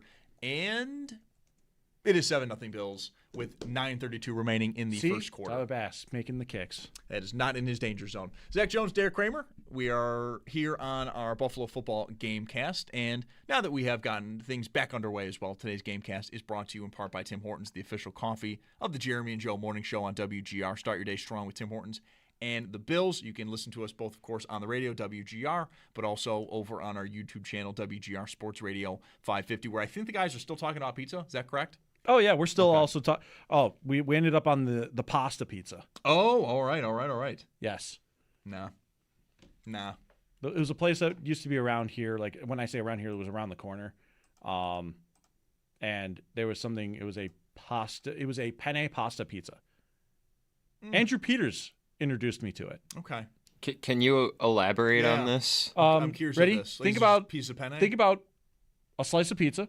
Sure. And you throw penne pasta on it. And a little sauce on top of that. Okay. Give me some vodka sauce. Yeah, I'd eat that. Yeah, seriously. You could probably make variations on that. But, yeah, no, the last thing that I saw was the penne pasta pizza. And I'll remember that one because I think I was working like a 16-hour day. Peters found out about it. He said, "Here's my card. We're ordering. Get this pizza." I'm like, "I'm sorry, a what?" He's like, "Oh, you've never had this?" Well, there you go. And there it was. So, yeah, that's a fun little Andrew Peters lore for you. All right. We are going to get now our first look at the Cleveland Browns offense. I do believe it is going to be Shedeur Sanders who gets the start for the first half, and then Deshaun Watson in the third quarter. I think then it is going to go over to maybe someone like Dylan Gabriel for the fourth quarter. I was saying it kind of in the pregame ultimately because of the rain delay. We did a little bit of pregame here. I am curious to see how this quarterback battle goes. I don't think either are any good, but I liked Shedeur a lot in college. I thought he was a very limited pro prospect, but I do find him fun. And I kind of want to see how this goes for Shedeur Sanders. His first pass is a completion, and it's going to set up second and short for Cleveland. So here we go. Starting corner, Kenai Walker, after the fantastic play he makes last week against Carolina. Well-deserved for him to be part of the beginning there with the second unit. Jordan Hancock out there. Caleb Elarms Orr is out there right now as well. Trying to track as many players as the camera on the broadcast will allow me to. Kenai Walker, by the way, pulling out a little Christian Benford in him. Corners in the 40s. Hang on. That's their late and undrafted free secondary agents. Players in the 40s bring some good aura to them, actually. Here and there. Keonta Jenkins, by the way, at corner. Igbinosin. Javon Geno Solomon's in there Stone. as well. Yeah. DeMar Hamlin. Trying to see if there's anyone that maybe Fedarian shouldn't be out there. Mathis. That makes a lot of sense with his impending 3-game TJ suspension. Sanders and TJ Parker are out there as well. Parker makes a lot of sense to me. Mm-hmm. And he's somebody I want to see more of. He's kind of got in a bit of a logjam with the defensive line rotation. Is he going to be able to pop here as we go? He had a sack last week, so does it kind of continue into this week, himself having a pretty strong preseason to start? And, all right. Parker bit really hard on a play action there. And TJ Sanders pretty much caught up to Shedeur Sanders, a gain of, looks like 2. 2, 3, minimal gain ultimately. Yeah. Bit hard on the play action, but Sanders. TJ Parker got on the play action, but TJ Sanders catches up to Shedeur Sanders, who is not the most fleet of foot. No, do not mess. His dad may be one of the fastest athletes of all time. Shedeur is not. Just play. They're not the same kind of player at all by any means. But Sanders immediately recognizing there wasn't really anything downfield, and he just decided to take what he could. Mm-hmm. Sanders really good job peeling off of that block, though, and creating it only as a minimal gain. Who is number 35 for the Cleveland Browns? Well, you give me a second. Raheem Sanders. 6 foot, 230 pounds. He is a big guy. Avery Sanders playing right now. Also kind of fast. Landon Jackson rotating in now, by the way, it looks like as well. 4.46 40 time for him as well. Coming out of South Carolina, undrafted free agent for Cleveland. He looks huge. Like when he is running the ball, he looks massive. I mean, that makes sense. Setting up a third and 3 here. About 7:07 left in the first quarter here. Bills up 7-0 following their first drive of the game was punched in by Ray Davis. And they're not going to. Kenai Walker, great job on the edge. Another very nice play from him. Doesn't come up with the tackle, but he slows Sanders down. Sanders, the running back, Raheem Sanders. There's a lot of Sanders playing today. Slows down the running back, Raheem Sanders, for backup to arrive. Yeah, he's just had such a good camp. It was DeMar Hamlin frees up Kenai Walker. He takes the blocker that has Walker. He hits him. Walker is now free to then make the play. They're going to go for it on 4th down and 2, by the way. They should. No punts ever with the Buffalo Bills. Even punt defense, nothing. Punt return, nothing. You're not going to have it. Yeah, this is obviously, it's preseason. You can get any kind of situations created. Oh, that was a heck of a block. I don't know who from the Bills basically got thrown around there, but yeah, it wasn't good. It looked like Sanders was going to get popped, and then no, that didn't happen by any means. So first down, Browns here following a 15-yard completion. It looks like that was I think that was Alarms or may have been. Yeah, he got thrown. No, that's longer than 15. Let me check. But Cleveland is now driving. Again, 16-yard gain. Checks out, though, because of how camp was, or the practice was on Thursday. Mm-hmm. Cleveland now on the Bills' 25-yard line as they're putting together a drive for themselves. And, man, this Raheem Sanders, running back, number 35 for Cleveland, he is a big boy. Every single Bill that gets there first is just having to slow him down. Nice pursuit by T.J. Parker, though, on that play. But every single time is, I just got to slow this guy down. I got to just get back up here as soon as humanly possible. That was Kenai Walker's play to set up a 4th down, which ultimately Cleveland did convert. But here again, it's the defensive line. Parker really he gets him down, but it's mainly because he's going down already. Listed 6 foot 230. That's a lot of weight to throw around at running back. 2nd and 7 here. 5 minutes to go here in the first quarter, as we've gotten the game back underway. The rain is gone. The lightning is gone as well. And we're back. Screen game, and they got. First down for Cleveland here. And Cleveland is now going to be in the Bills' red zone as this is their first drive of the game. And Buffalo, they score on their first drive with pretty much Ray Davis and Trent Sherfield getting the work done, with also help by some pass interference calls on Cleveland. And now the Browns putting together their own drive here on offense as we are moving, by the way. This game is also flying by. There hasn't been many incompletions. There's been 2 penalties, and they were early on in the game, and so now we're flying here. We are under 5 minutes left in the first quarter. Browns with another run there. It's Raheem Sanders again, and it's going to set up a 2nd and short here with the Browns well within the Bills' red zone here. Yeah, he's huge. Like old school running back big kind of deal. How are you feeling about this? That it looks pretty clear at this point, the linebacker competition between Williams and Neil Armzor. Mm-hmm. I mean, Neil Armzor is the one getting extensive look right now. I don't know if Dorian Williams is going to check into this game at all, but it does look like the veteran has definitely gotten a step up on the rookie. I'm fine with that. Ooh, wow. Landon Jackson with a nice tackle for loss there to set up 3rd down. Good for him. Seriously good for him. He was invisible last year in camp and in preseason. And this year he has looked markedly better, more comfortable playing a 5 technique, by the way. Nice inside move on the tackle. Is that T.J. Sanders that also got it? T.J. Sanders follows up on it as well. If Landon Jackson didn't get him, T.J. Sanders was going to, but he disrupts that play immediately. But also, yeah, it's good for Landon Jackson. He looks like he's more comfortable in that 5 tech. And well, that's also the conversations now around T.J. Sanders. Does someone like Landon Jackson, who ultimately had effectively a redshirt year, fit better with? Oh no! Yikes! All right, cool. No one around this Cleveland Browns receiver, number 81, easy touchdown, and the camera's pointing to Alarmzor.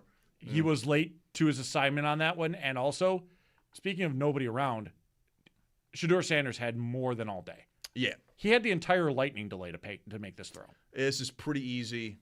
No real issues at all there. And so it's going to be likely after a made PAT, 7-7 with both the Bills and the Browns scoring on their opening drives here. We are under 3 minutes left in the first quarter. We are flying now as well.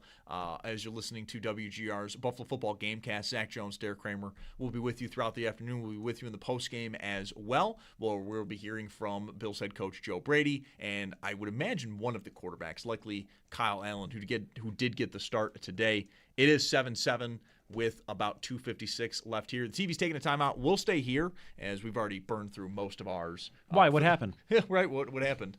Let's go around the rest of the league and scores around the league. They're delivered by Mike Barney Nissan. Awesome cars, great dealership, lousy jingle. And the reason why a lot of these games are in domes, and so we are flying through those games. Currently in the fourth quarter, the Lions are up on the Commanders 14-13. About 30 seconds away from halftime, the Falcons are up 24-6 on the Colts. And then at halftime, Ravens and Vikings are tied 3-3.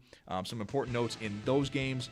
J.J. McCarthy is already done for the day, went 5 of 10 for 81 yards. Carson Wentz is now in at quarterback for them. He's 9 of 11 for 92 yards.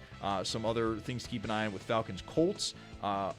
Tua and Michael Penix don't get the start there, as, of course, both are sort of kind of coming back from injuries there. They also did have a joint practice, maybe the same for them.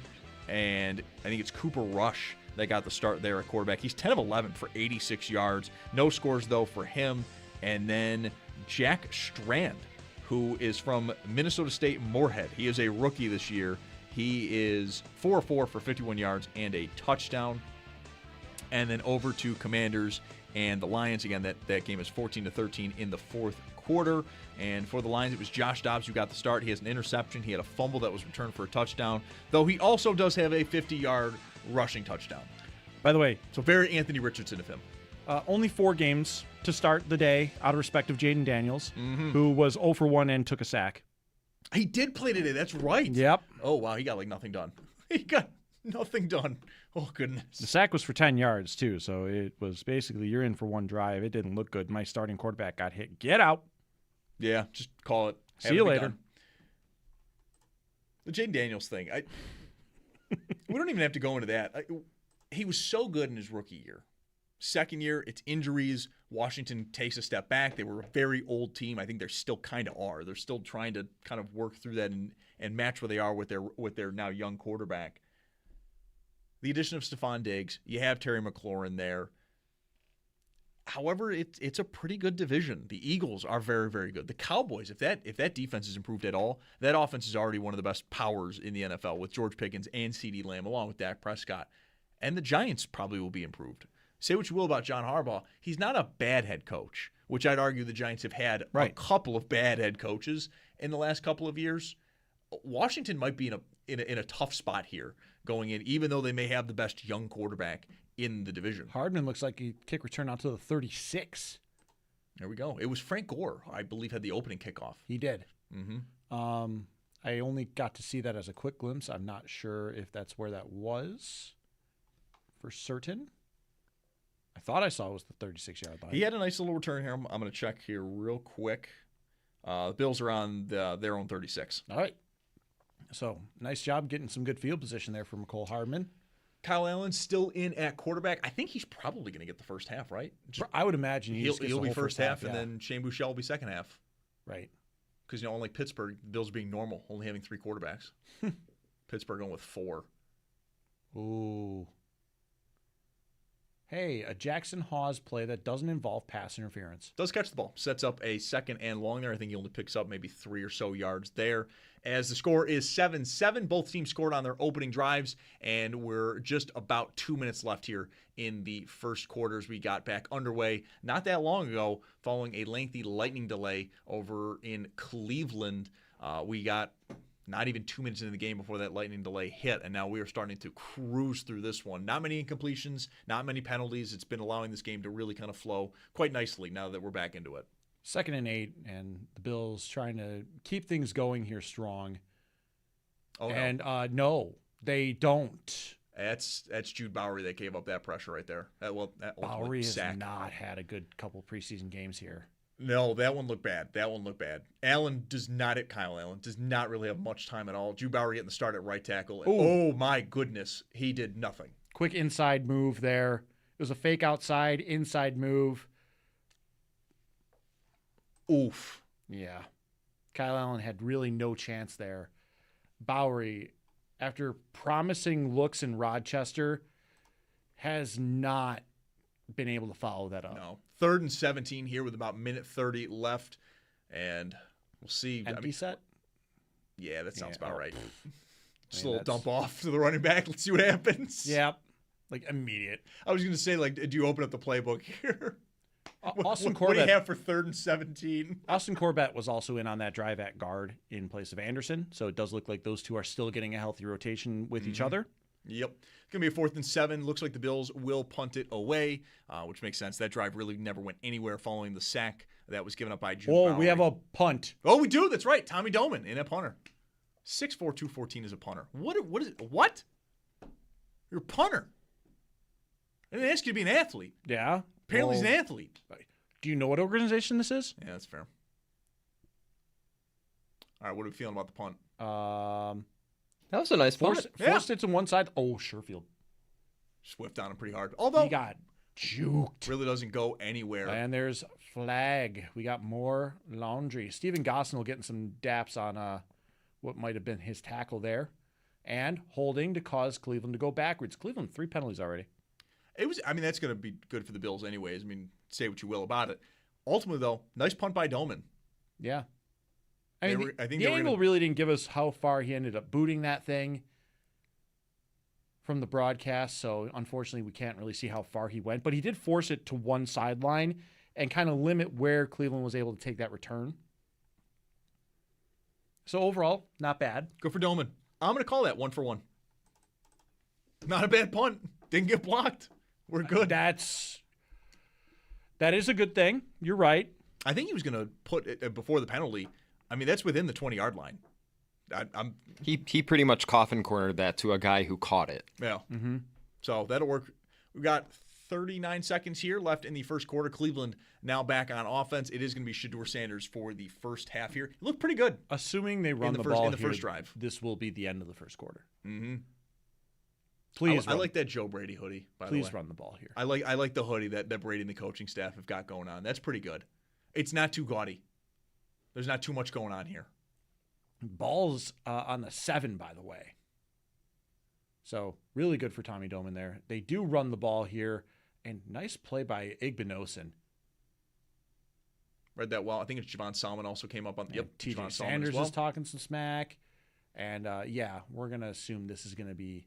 Maybe. No, Cleveland's hurrying up to the They're line. hurrying up. Let's go. That's Why what not? I'm talking about. Hey, Absolutely. 19 Time still seconds runs. left in the first quarter. Why not do the Hey. hurry up? Oh. Not good. Yeah. Javon Solomon. That also stops the clock. How dare you? Right, we were there. We were done. We were done with the first quarter. Now we're not. Javon Salmon jumping offside there pretty egregiously. He slapped himself on the helmet as well. He knew what he did. I mean, it worked. It worked for Cleveland then, the hurry up there. I It did guess work for so. him. But like also why? Yeah, I got nothing on that one. All right, the clock's going to tick down. This will be the end of the first quarter, and it is tied at 7 apiece between the Bills and the Browns. Again, this is the Buffalo Football Gamecast, and of course, today's Gamecast is brought to you in part by Tim Hortons, the official coffee of the Jeremy and Joe Show on WGR. Start your day strong with Tim Hortons and the Bills. Do we want to take a quick time out here? I think we should. as It's we the end head of the into- quarter. Yeah, as we head into the second quarter. So we'll be right back. Zach Jones, Derek Kramer. This is the Buffalo Football Gamecast. You're listening to WGR.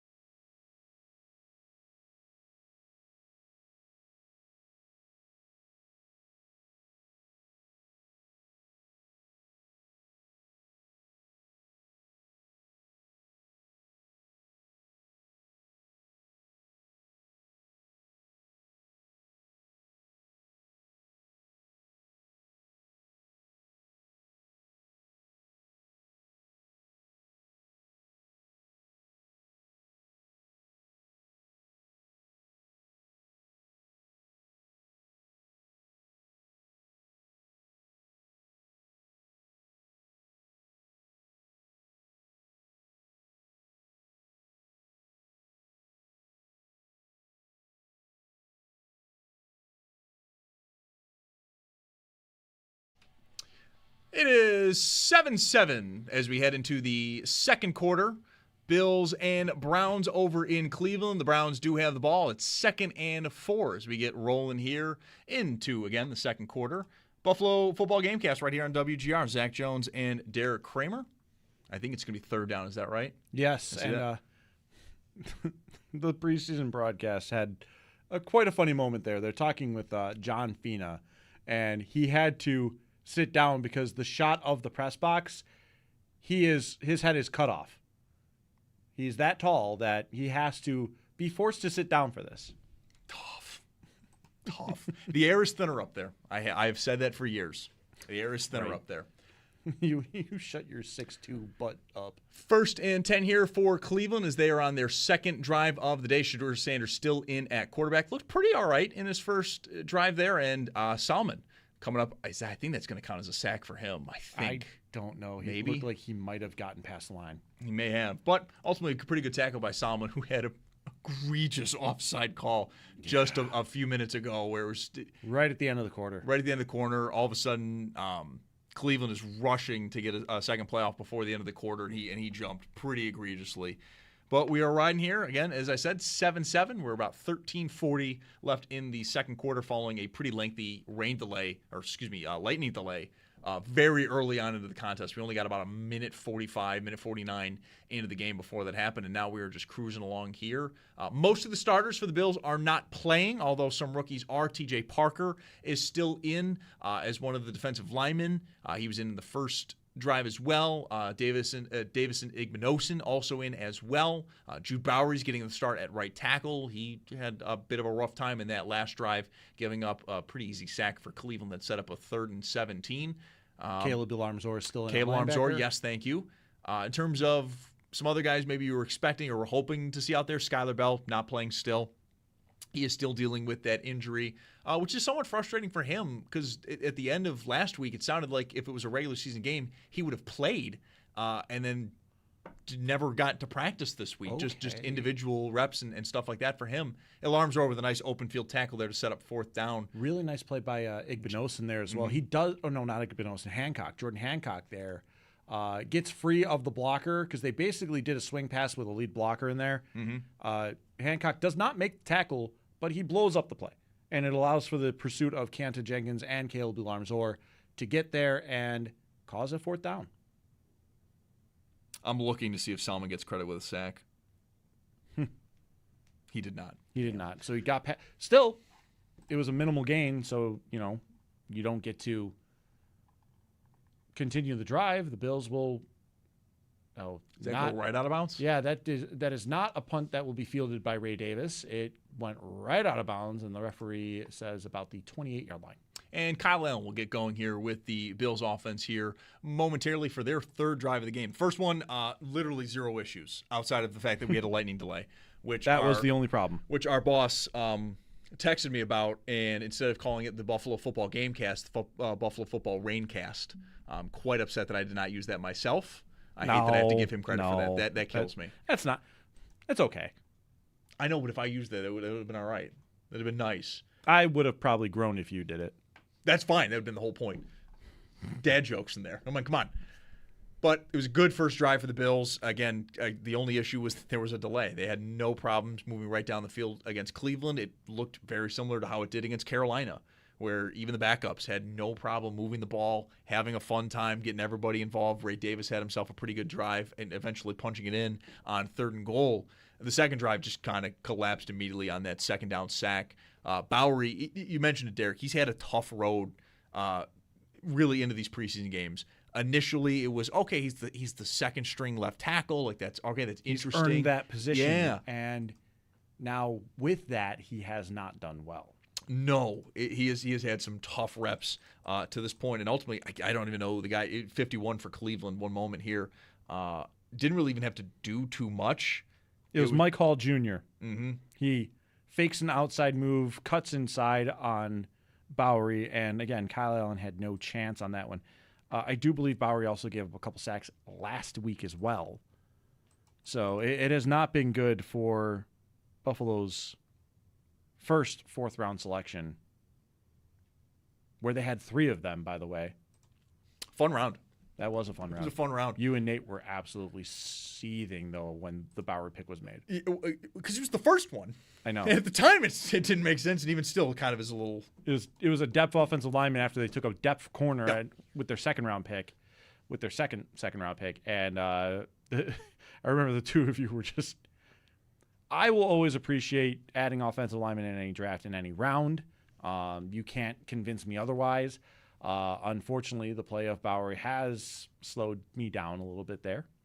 Unfortunately so. But then all of a sudden, that fourth round is also where Brandon Bean gets his swagger back in that draft. Because in back-to-back picks, it's Skylar Bell and Caleb Alarms-Orr. I do believe that I had the order reversed on that. But the Bills, with those two selections, take those two players back-to-back, and all of a sudden vibes were back for us. And Alarms-Orr, I mean, to this point, has been a very, very exciting rookie for the Bills. He's constantly in that linebacker conversation. And is he going to even be a starter come week 1 against Houston? Not great on the touchdown given up on the first defensive drive.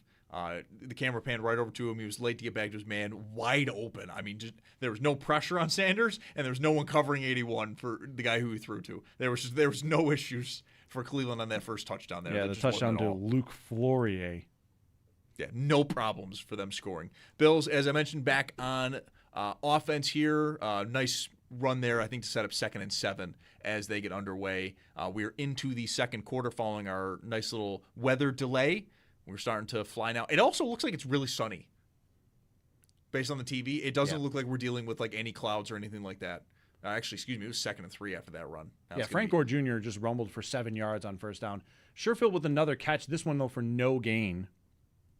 But Sherfield collecting the targets right now. Man, they just do not have any receivers out there right now. I mean, it's Sherfield, it's Gosnell.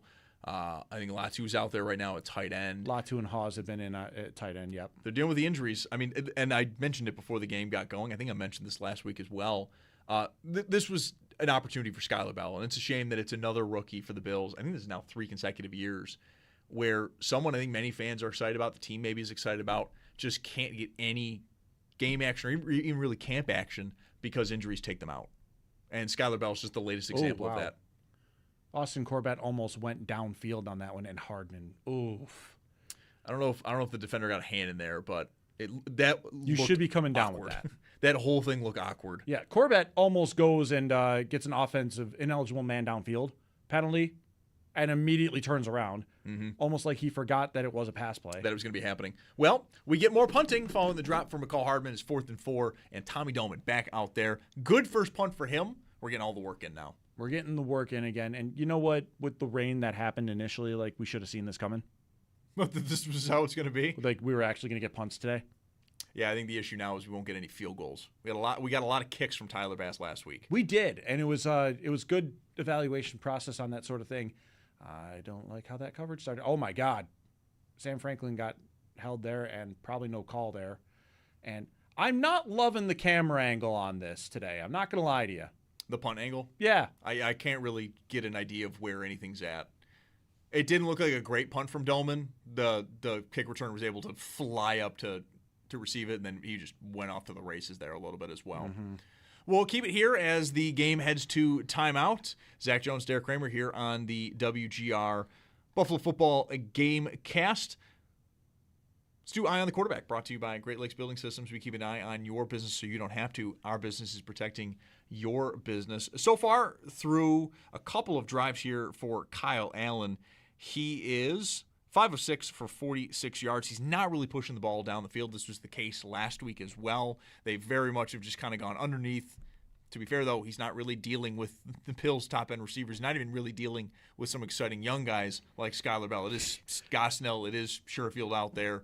You had Hawes, but how much of a receiver is he really? I think they're trying to build that in for him, but he hasn't really done too much to this point. Yeah, you haven't even really been able to get like wide receiver 5 into this action on the supposed depth chart. Again, Skylar Bell has not been able to take any preseason action. Speaking of eye on the quarterback, though, on the other side, this is where the eye on the quarterback was for this game. Yep. Shedeur Sanders starting the first half of it, he has yet to miss. 5 for 5, 45 yards.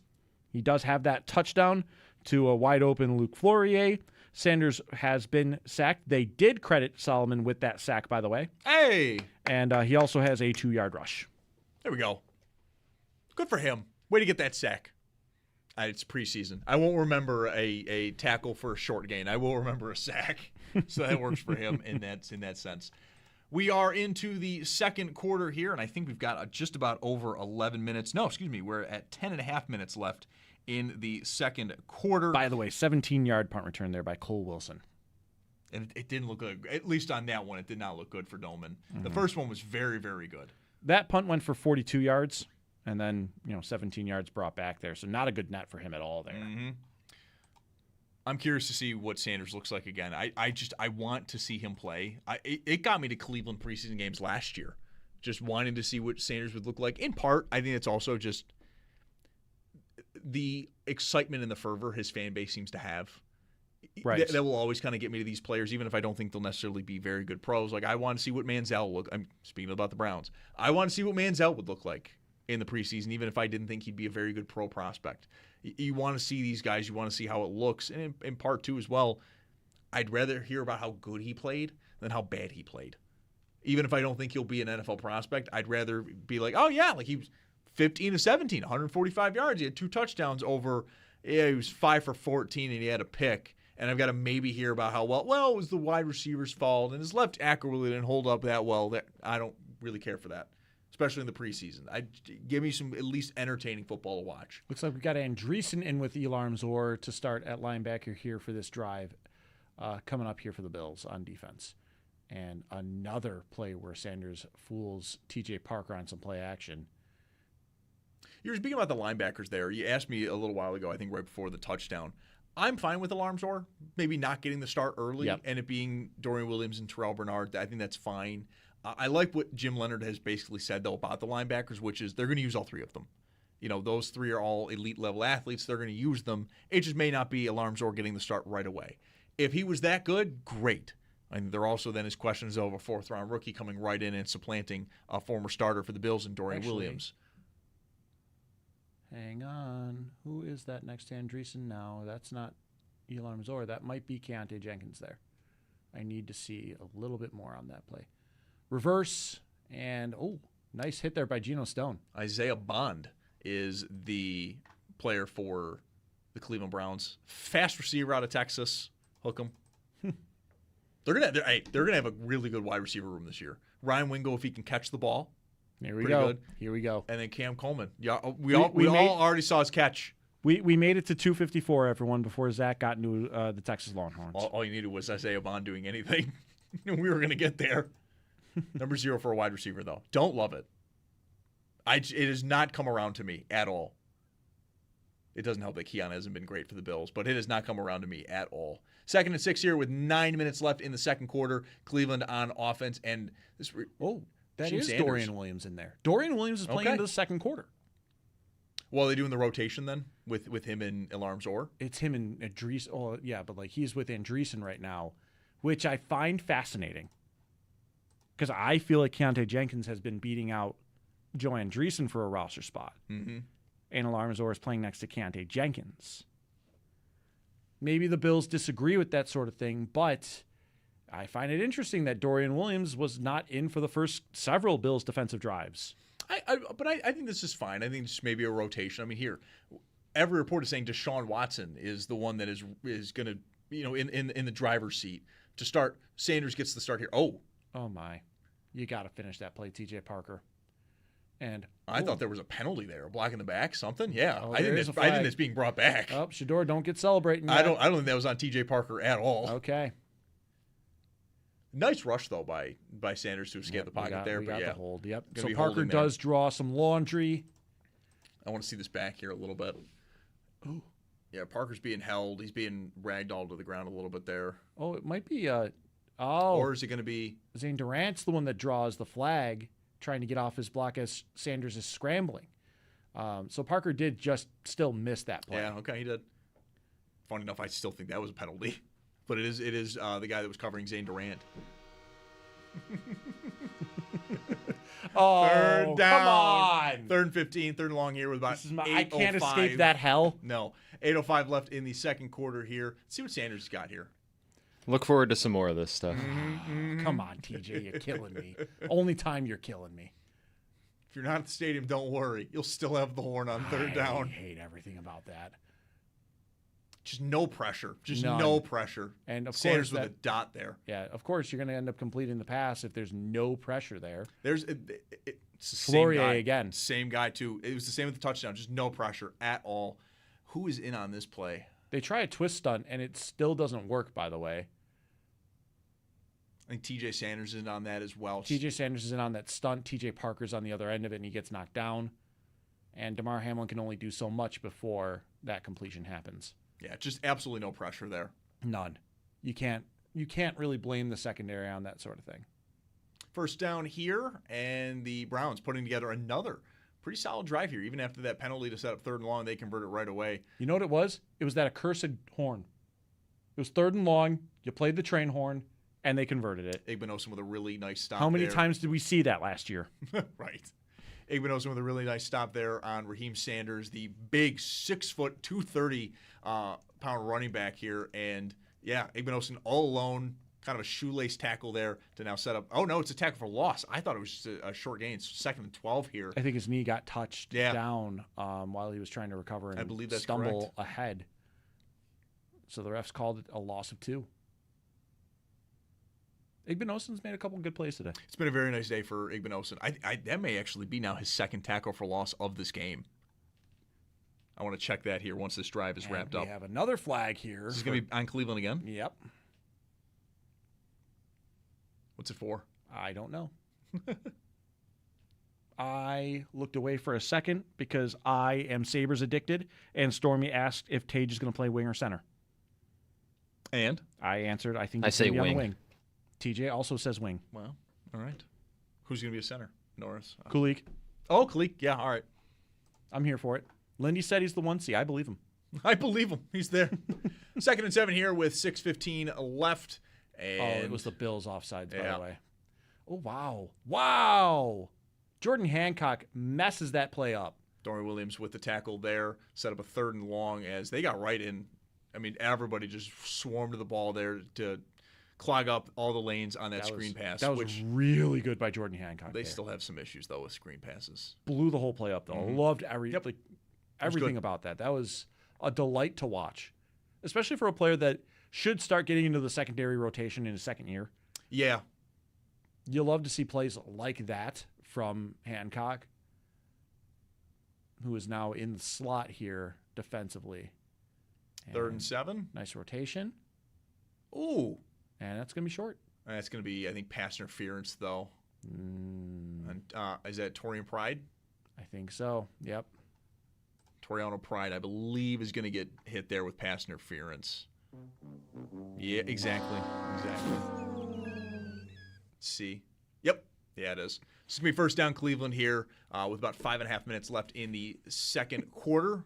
We're getting close to halftime here. TJ, I love it. Oh, wow. Yeah, that's a lot of jersey grabbed by Pride there. It's also, by the way, a wonderful catch by Bond. It is.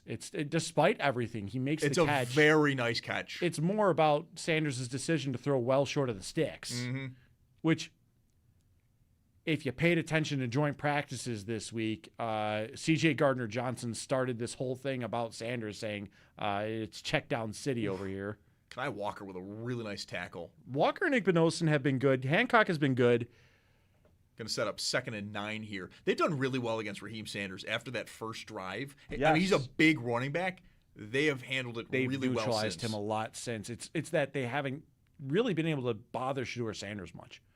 No, there's no. One of the most sacked quarterbacks in college football, and then took a healthy amount of sacks in his short time starting last year. Mm-hmm. As a matter of fact, Greg Rousseau has a 3-sack game against Sanders. Yeah. Again, not much pressure there at all, but it won't matter. Tip drill and DeMar Hamlin. Oh, wow. Nice little spin move. DeMar Hamlin with the interception there. Not really much pressure again, but they get the tip drill, and the Bills come away with another interception. That's now 2 weeks in a row. They have an interception on defense.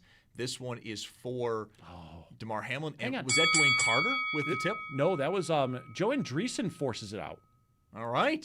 So good play. That's pretty good. All right, we are going to take a quick time out here. The Bills have the ball. We've got 4:33 left in the second quarter. It is 7-7. Zach Jones, Derek Kramer. You're listening to the Buffalo Football Gamecast on WGR.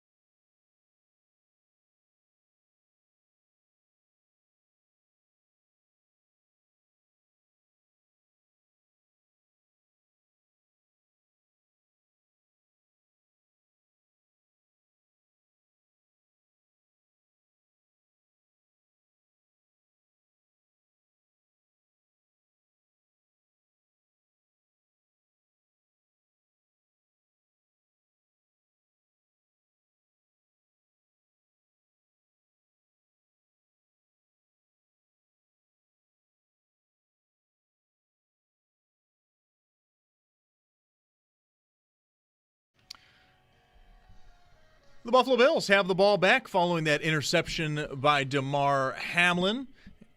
We've got just under 3 minutes left here in the first half, and Kyle Allen still in at quarterback.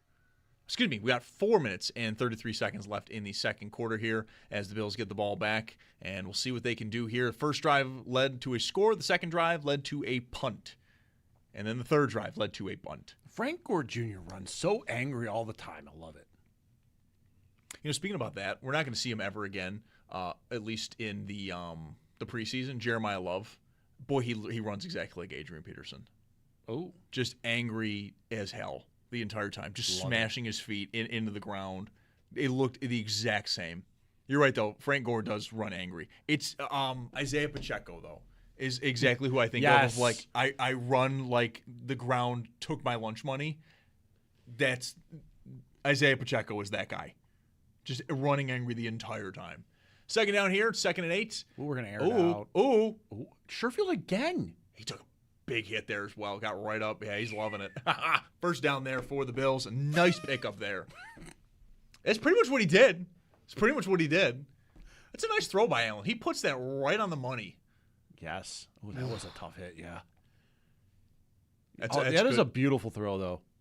It's a really nice ball by Kyle Allen. He has done very well in the preseason. I think the reports out of camp were that him and Bouchel were not playing great. The games he has looked very good. It's kind of the opposite of Jude Bowery. Yeah. Bowery, all the reports were he's been fantastic, and then now the games have been here, and he's already given up 3 sacks.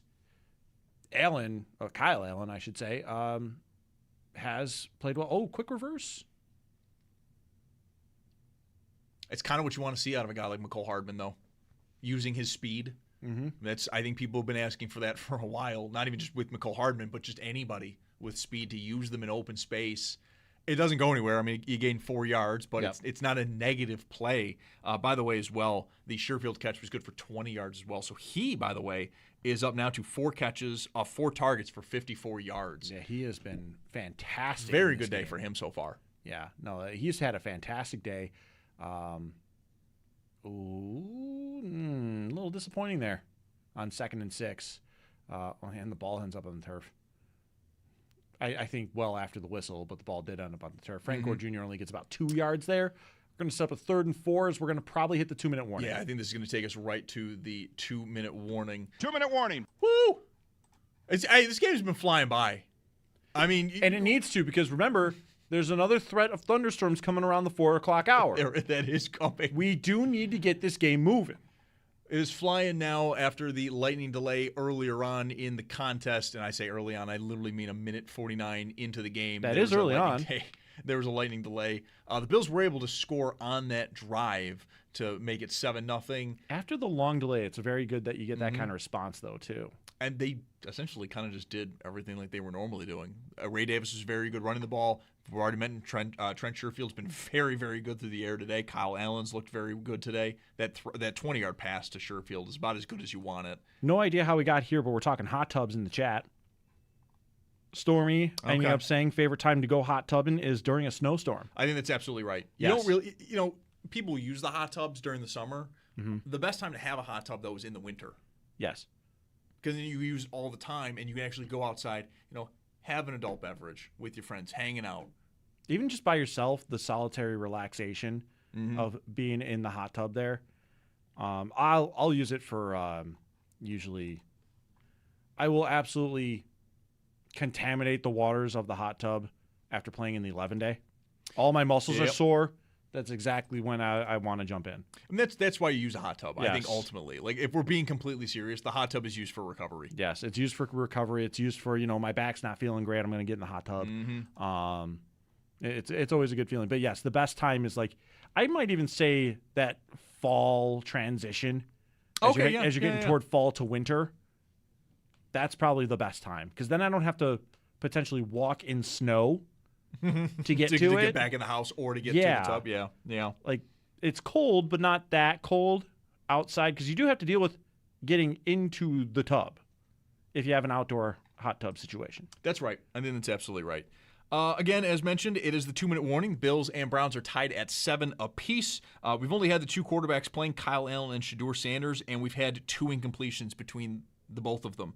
Shedeur Sanders is 8 of 9 for 81 yards, a touchdown, and a pick. That is his 1 incompletion. And then for Kyle Allen, he is 6 of 7 for 66 yards. He does have 1 sack, no touchdowns, no interceptions. The leading rusher of this game is Raheem Sanders, 12 rushes for 29 yards. Started the game out like he was going to maybe be a problem. The Bills' defense has done a very good job at neutralizing him. And then for the Bills, their leading rusher is Ray Davis, 7 for 21. Very good to start the game for him, and then kind of from the goal line in, they have really done. I think the Browns have done a very good job at neutralizing Davis. Frank Gore also got a part of the running game, 3 attempts for 10 yards. Meanwhile, the Bills do get themselves a play on defense there. Andreessen with the nice deflection, Hamlin coming down with the interception, who, by the way, already also has a pass deflection of his own, DeMar Hamlin does. So really nice game from Hamlin here. That part is kind of helpful. The unfortunate thing about Hamlin's pass deflection is Sanders has missed 1 pass. Yeah, that's his only one. So how is he credited with a pass deflection? I think because of the deflection into the interception. Is it? I think so. Okay. 3rd and 4 I here. didn't think those things counted. 3rd and 4 here for the Bills as they are trying to, I think, it'd be nice to put together a 2-minute drive here for them. Kyle Allen, of course, still the quarterback. And we'll see what he's got here. Oh, and it's another drop by McCole Hardman. That's not good. That's not good. And it's another drop on 3rd down in particular. Yep. Yeah, that's. If you're fighting for the bottom of the roster, you got to catch that. It's not a good. I don't even want to complain about the throw. No, it's a tight window throw. It's exactly the decision Josh Allen makes too. Kyle Allen really kind of pulled a Josh on this one. It's a collapsing window with 3 Browns around, but the pass hits Hardman, and he doesn't reel it in. And for a team that struggled with some of those drops last year, the Bills' offensive season ends with a crucial drop for the 2nd straight postseason. You need to make those plays if you're going to make it to the bottom of the roster there. And with the day Sherfield's having, in particular, stock down heavily on McCole Hardman. That's not good. And that's the thing too, is there's another guy right next to him that is doing the exact opposite. right? 4 targets, 4 catches, over 50 yards. Love it. And McCole Hardman is the exact opposite. He has Kind of startled me. a carry for 4 yards. I didn't mean that. I was testing something. He has a carry for 4 yards, and he has 2 drops on third down. Yeah, 2 targets, 2 drops. It tells you he's being trusted with the football because the ball's being thrown at him. But yeah, on third down, 0 for 2 with the 2 drops. You can't be doing that and expect to make the roster. Not great. Shedeur Sanders. All right, we're going to get a 2-minute drill now for the Browns with Sanders in here, and this will likely be his last drive. And oh, wow. Andreessen. Oh, the ref. Do we have a flag there? We probably should. Oh, man. No? All right. My guy got decked. Yeah, who was that from the Bills? So Andreessen, great to read the screen. It's immediately going to be a loss. Oh, he just tripped. Oh, okay. All right. Never mind. Okay. But like, there's a flock of Bills showing up there, and the guy falls backwards as it looks like Dwayne Carter was looking to make the tackle there. The ref stumbles backwards. I understand. Dwayne Carter, large human being. I would fall over too. 2nd and 16 here with a minute 40 is going to be now maybe a 2-minute drill for Cleveland. Yeah, they're just going to run the ball here, so they might just be done. Let's get Andreessen and Dwayne Carter on back-to-back plays. Great job in tandem for the both of them there. Andreessen really flew to the ball after the draw, and he flew in there for the screen as well. Like, really good. And now Brady's going to take a timeout. Oh, yeah, absolutely. Try to give the Bills the opportunity. 3rd and 13, you got a minute 28 left here. Get a quick stop. You're going to have a full minute. You got 2 timeouts. Absolutely. Although now you wonder, too, Cleveland ran that on 2nd down. Are they just going to run here, force you to take another timeout? We'll punt it. They might. But also, I mean, you converted 3rd and 15 before. Yeah. And say you run the ball, right? That'll take what, about 4 seconds? You might take more time off trying to look for a deep pass down the field. Just throw it away, yeah.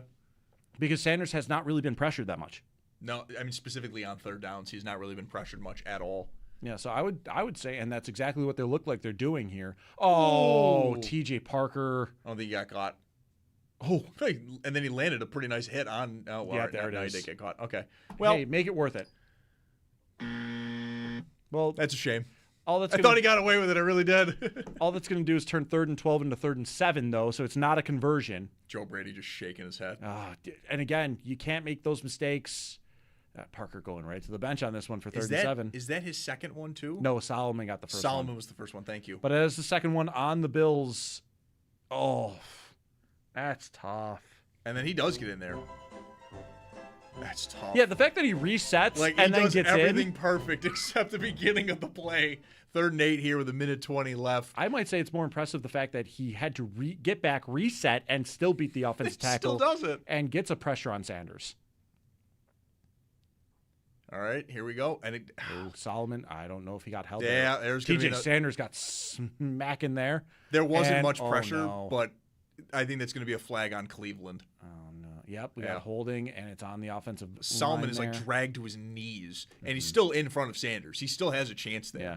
TJ Sanders, by the way, nice hit on Shedeur Sanders there as well. All right.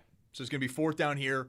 Cleveland's going to be punting it almost definitely with minute 14 left here. The Bills do have 2 timeouts. So they'll have probably at least enough time to have, to some variation, a 2-minute drill here as we hurdle towards halftime. The worst part about T.J. Parker jumping off sides there was the fact that the Browns could, just for trying to get a first down in their own right, one, you make it easier to try to do that, but 2, it took more time off the clock. Ray Davis is going to be your punt returner here. We'll see if he can take this one back to some extent. Let's see if they can facilitate a return. The first punt went right out of bounds. But, yeah, he's got a lot of space here, it looks like, to try to do something.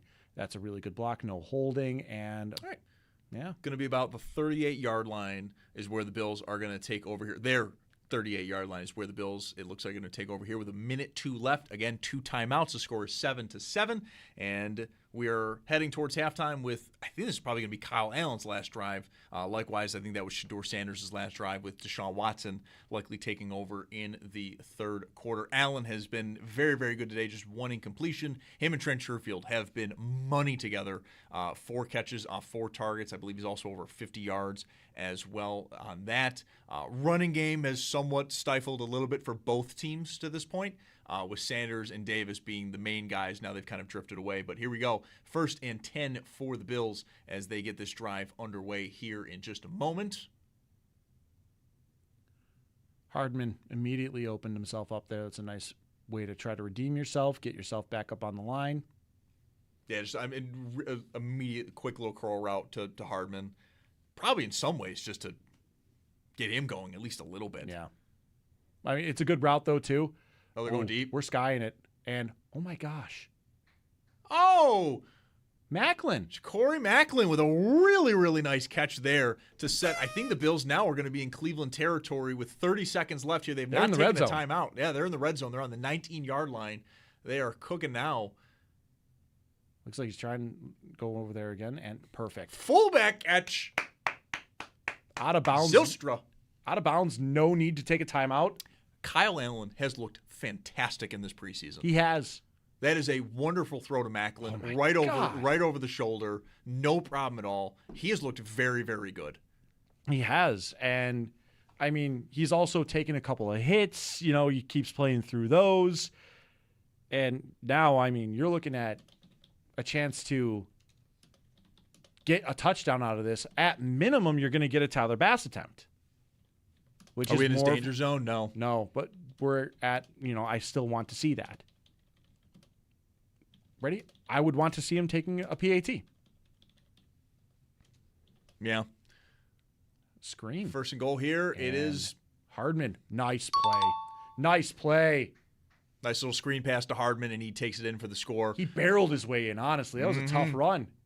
Good for him. Had 2 catches on that drive following the 2 drops, in the Bills about as perfect as you could do a 2-minute drill. And, also great blocking on this thing. Lunt out there really establishing his presence. That was Macklin making a great block on the boundary as well. And great run in by Hardman, taking the thing to the house. And the Bills, with 15 seconds left in the second quarter, taking the halftime lead. Look at that. That was a really, really nice drive. It's a gorgeous deep ball from Allen to Macklin to really set that up. Just perfect. 37 yards on that one, and Tyler Bass does nail it. So it's going to be 14-7 here. 15 seconds left in the first half as the Bills do take the lead here going into halftime. We'll likely see some rotation as we go into the second half. Interesting tidbit I saw there. Wisnowski holding those. Not Doman. Might also be one of those where we're going to go back and forth between games. Who works best. This is also where we maybe want to see some field goals the second half. It's not going to be Doman. It's going to be Wisnowski. You don't want that, though. Because Doman's the one that's been punting so far today. If Wisnowski's holding and Bass is better overall, the story continues. Well, I think that's where, for a team like the Bills, where punting effectively is a turnover for them. How much are they going to care? They'll care more probably about the field goal and the holder. And, okay, you're saying just hold it together. But there will be games where we don't punt. Yeah. or punt much. So that's the thing. The main job may actually be you're here to hold and to get that done. You're here to help Tyler Bass get his groove back. Mm-hmm. That might be the primary objective here for them, but yeah, we'll see what happens here. Obviously, 15 seconds left, kick return pending, but not a bad way to end the first half for the Bills right now. I'll hit that with the drive of the game that is driven by your Upstate Honda dealers. For the best deals this season, visit your Upstate Honda dealer today. The Bills go right down the field in that 2-minute drill, and it's capped off with a 9-yard touchdown pass to McCole Hardman, who really nice for him to kind of bring it back after 2 drops on 3rd down. He has 2 catches on that drive. Corey Macklin with a 37-yard catch, and they do that all, Derek, by the way, in 4 plays. Yes, that was fantastic. By the way, Bills kickoff coverage draws a penalty. 3 different refs threw a flag. Settle down. How illegal of a block is it that everyone threw their flag? Yeah. I mean, it's kickoff. It's where you get all your flags. Just everything's a penalty on kickoffs and punts these days. I feel like I'm taking crazy pills. Oh man, Honestly, TJ is yes, I do. TJ is on one right now. He found a soundboard and he is rolling. Here's my thing. This is all stuff we already had in the This is system. I know. in the system. Like you just have Not it all even grabbing together in anything front of new. you. That's all it is. Zach Jones, Derek Kramer, as you know, TJ Luckman on the wheels of steel. We've got 9 seconds left in the first half. I would imagine they're gonna just run this one out. Almost definitely. Monken's Todd taking Monken's his taking things headset off. We're good. This is just probably gonna be a run play here for. Raheem, Raheem Sanders is not in the game right now. I don't know who that I think this is going to be Amani Marshall. Yep, and Andreessen again. Yep. Great end to the half for Joe Andreessen. That will end the first half. The Bills are up 14-7 here. Deflects the he has the pass deflection that sets up the Hamlin interception. Yeah. He makes plays on back-to-back plays on the next drive, blowing up a screen and then eliminating the draw play to allow the Bills to ultimately take the lead. All right, let's take a quick time out here as we head into halftime now. Again, the Bills do lead this one 14-7 following a lengthy weather delay. We got rolling, and the game's been moving along here. We'll talk with Sal Capaccio when we come back. Zach Jones, Derek Kramer, you're listening to the Buffalo Football Gamecast on WGR.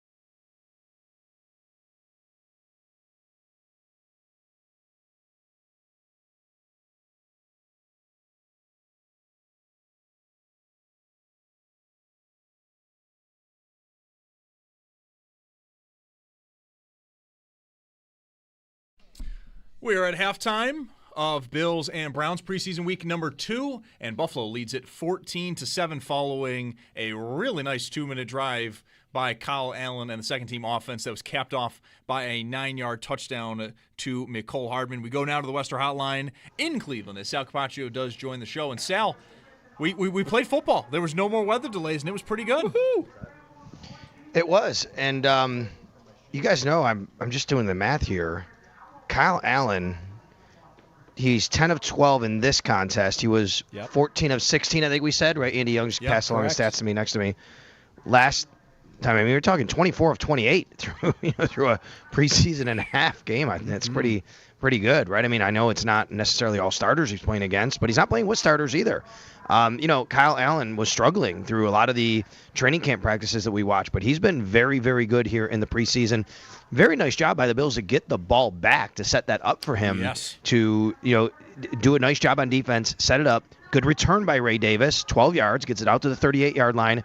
They take over with 1:09 left, and Kyle Allen is precision down the field after a couple passes, one to Hardman. one to the tight end, and Corey Macklin. suddenly they are in Zylstra, the tight end, and then suddenly Hardman makes up for a couple of drops and gets in the end zone. Very, very well played by the Bills at the end of the half. Yeah, I will say, Sal, with Kyle Allen, too, it is against backups. He's also, of course, playing with backups. But a lot of these passes, his 20-yard shot to Sherfield, I think Sherfield's last catch, perfectly placed. The deep ball to Macklin, perfectly placed. Like, you're doing that against starters as well. It's been a very, very good preseason, I think, for Kyle Allen, especially for some Bills fans, me. The backup quarterback position is always kind of one where I'm a little leery on and stuff like that. I think this has been a really, really good game and a half for Allen. I would imagine he's done for the day. We'll see. Yeah, I would think he would be too, but now you get Shane Buechele and his chance. And let's remember, he was 6 of 9 for 50 last week, right? I mean, like, maybe he comes out here and does the same thing, and you're still kind of debating that. But I've always said that even though Shane Buechele has a door that's open for him, it would have to be in conjunction with Kyle Allen really not performing well. That has not been the case. Through 2 preseason games, Kyle Allen has been excellent, and that's good to see for the Buffalo Bills. If anything were to ever happen to Josh Allen for a long period, we know that that would be a doomsday scenario for the Bills. But if you have to get through a couple of games and you have to tailor a game plan for Kyle Allen, he's showing right now that he's able to be very capable of coming on the field and starting and running the offense. Sal, also that 2-minute drill doesn't happen when on back-to-back drives, though. Joe Andreessen making some plays there. He helps cause the deflection that leads to the Hamlin interception, and then on back-to-back plays, the screen pass, and then he blows up the draw as well. Really nice end of the first half there for Joe Andreessen. Agreed. I thought Joe was very active in the second quarter. I thought he did a really good job in those last couple of drives. He was also one of the differences to get the ball back right there. He's been credited with 2 total tackles. He also, though, he should have had another one. He didn't wrap up the ball carry, but he did a nice job to diagnose and get out to the flat in the backfield. Oh, boy, guys, here comes the rain again, and it's going to start. Everybody's scurrying to the exits, to the concourse right now. I hope it doesn't lightning, because we could have a delay again. But suddenly during halftime, the rain is coming down as the little rookies, the 8-year-olds are on the field playing right now in the rain, so with all their equipment on. But anyway, Joe Andreessen played really well. He had that tip. And, Shadur Sanders has been good, although I think that he tried to fit a ball in he shouldn't have there. He was 8 for 8 until then. He's 0 for his last then made it 8 for 9. He's 9 for 11 for 74 yards total, but that was a situation I felt that he tried to squeeze a ball in, and Joe made him pay for it with the deflection, and then DeMar Hamlin was right there for the interception. Speaking of Hamlin, leading the team right now in tackles with 5 total there. He does have the interception as well. Hamlin's a kind of a key example of the kind of persistence a player has in terms of making a roster year in and year out. The Bills have tried, it seems like, with roster moves to find a safety to replace him at some point, and yet Hamlin continues to stick around because he makes timely plays within his preseason moments, and he, of course, has been a veteran now several years to where he knows what he's doing. He can be kind of a leader for the depth of this group and continue to show resilience. Yeah, and a different defensive coordinator. I was amongst the people who thought that maybe they would move on from DeMar. They wouldn't re-sign him after the change at defensive coordinator. We know Sean McDermott would trust him to be on the field if he needed to, but Jim Leonard apparently does too, and did, and they brought him right back. And I think he's done a good job this camp, and I think he's ahead of Geno Stone. I think he's the 3rd safety on this team right now, not counting Jalen Kilgore as more of a box safety. Sal, last thing here. I don't think there was any, but the Barnes Firm Injury Report brought to you by the Barnes Firm. Car crash, you've got to call the Barnes Firm, 1-800-8-MILLION. Has there been anything? Yeah, Jude Bowery was in the medical tent for a little while. Okay. Rookie offensive lineman. However, he came out and he's been on the field. There was no injury update given on him. And then Isaiah Bond for the Browns was being evaluated for concussion. We do know that as well. Okay. But we'll keep an eye on Jude Bowery. He didn't go back in the game. Chase Lunt was at left guard that last series, and Nick Broker was at right tackle for Jude Bowery, where he had been to start the game. All right, Sal, we'll let you enjoy the rest of halftime, and we'll talk again soon. All right, you got it. Thanks. Here's to hoping we don't get another the rain lightning update from Sal. Oh, my goodness. That would be awful. As Sal comes in, the rain's coming back. The rain is fine. Hey. I just cannot have lightning in the area. Hang on. So, again, we knew there was a second storm system that was going to show up. Will the Bills and Browns be able to wrap this up before that second storm system gets around the stadium? We said 4 o'clock was in the 4 o'clock hours when that thunderstorm issue can return. According to the weather report here, in the 4 o'clock hour, the thunderstorms are expected to be back and last until about 6 o'clock. All right, we'll take a quick Fingers time out here. crossed. And when we come back, we'll go through some of the games that are also going on right now. We've also got a handful starting at 4 o'clock. It's just about a half hour. You're listening to the Buffalo Football Gamecast with Zach Jones and Derek Kramer. It is halftime. The Bills do lead 14-7 with the Cleveland Browns, and this is WGR.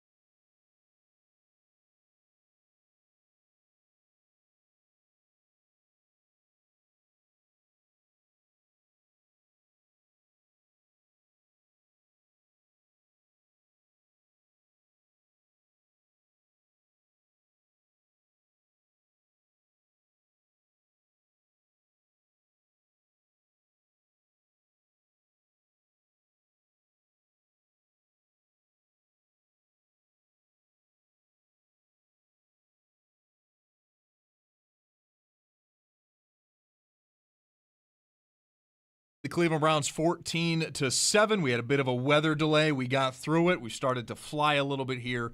Kyle Allen looked very, very good in what is expected to be his only half today. 10 of 12 for 128 yards and a touchdown to wrap up the first half.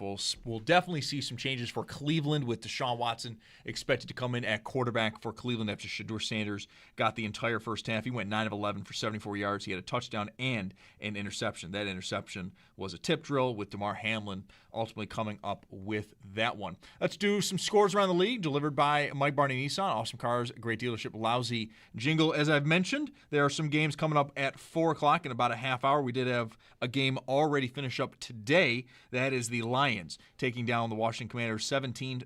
Jaden Daniels did technically play in this game for Washington. He was 0 for 1. He took a sack, and that was pretty much all he was able to do. For the Lions, Jared Goff did not play today. Joshua Dobbs got much of the first half. He had an interception, a touchdown. He also had a sack fumble. A lot going on there with Joshua Dobbs. Currently going on right now, the Falcons comfortably up on the Colts 34-6.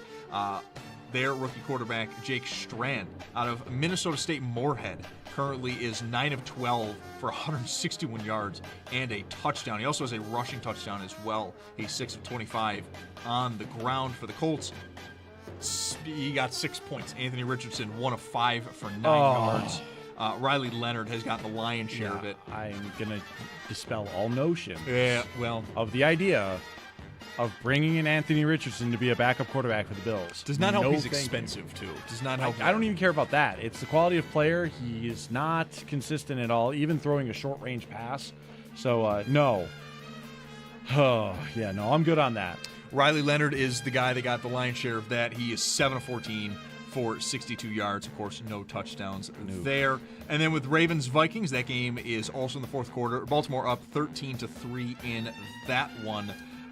Rookie out of Connecticut, Joe Fangano, is 15-20 for 123 yards and a touchdown. Tyler Huntley also got a little bit of a run here as well, going 5 of 8 for 63 yards. And then for the Vikings, mentioned a little while ago, J.J. McCarthy, his day was done all the way back in the first quarter for the Bills. He went 5 of 10 for 81 yards. Carson Wentz 9 of 11 for 92 yards. And Max Brosmer currently in the game for them, 5 of 8 for 49 yards. What a shock. J.J. McCarthy becomes the quarterback with the worst completion percentage in this game. Yeah, that's unsurprising. The second half is underway in Cleveland. The Browns will start with the ball here, and it is Deshaun Watson who will get the start at quarterback for, I think, at least the third quarter. He may even go for the entire second half. We will see. I think I saw at this point. Just saying. Mary Kay Kabat said earlier today before the game began, it seems like Dylan Gabriel will get the fourth quarter. So will be Gabriel in the fourth quarter. Okay. Yes. Well, it is Deshaun Watson here. Sanders not bad. He also wasn't pressured too much. He but wasn't not pressured, terrible. He wasn't pressured much, but he also, he managed to. Oh boy, Watson. There was already more pressure on Watson than I think it feels like ever on Shadur Sanders. Roll out there, and was it Jenkins on him or who was it? Kenai Walker makes the pass breakup. Mm-hmm. Honestly, an ill-advised throw. Watson has those. He does have some of those. 2nd and 10 here. 10 seconds gone in the third quarter. The Bills again up 14-7, following a really, really nice 2-minute drive from the Bills. 4 plays, 4 completions for Kyle Allen, including the touchdown pass to Mecole Hardman. Ooh, really? The Bills have done a really good job at covering the run today. After the first drive, the Bills have done a fantastic job. Tons of players in there. Parker was in there. Andreessen was in there. Zane Durant. And I saw Javon Solomon also in on that one. Let's see who blows it up. That looks like that was T.J. Parker. Yeah, good for him. And Zane Durant. Those are the two that really hit the point of attack on this thing. It doesn't look like there's much of a rotation for the Bills defensively, which does make sense with a lot of starters already sitting. Probably a bunch of these guys are going to get a run here to kind of wrap this game up. It's 3rd and 11 for the Browns after a loss of 14-10 remaining in the third quarter here as we get the second half underway.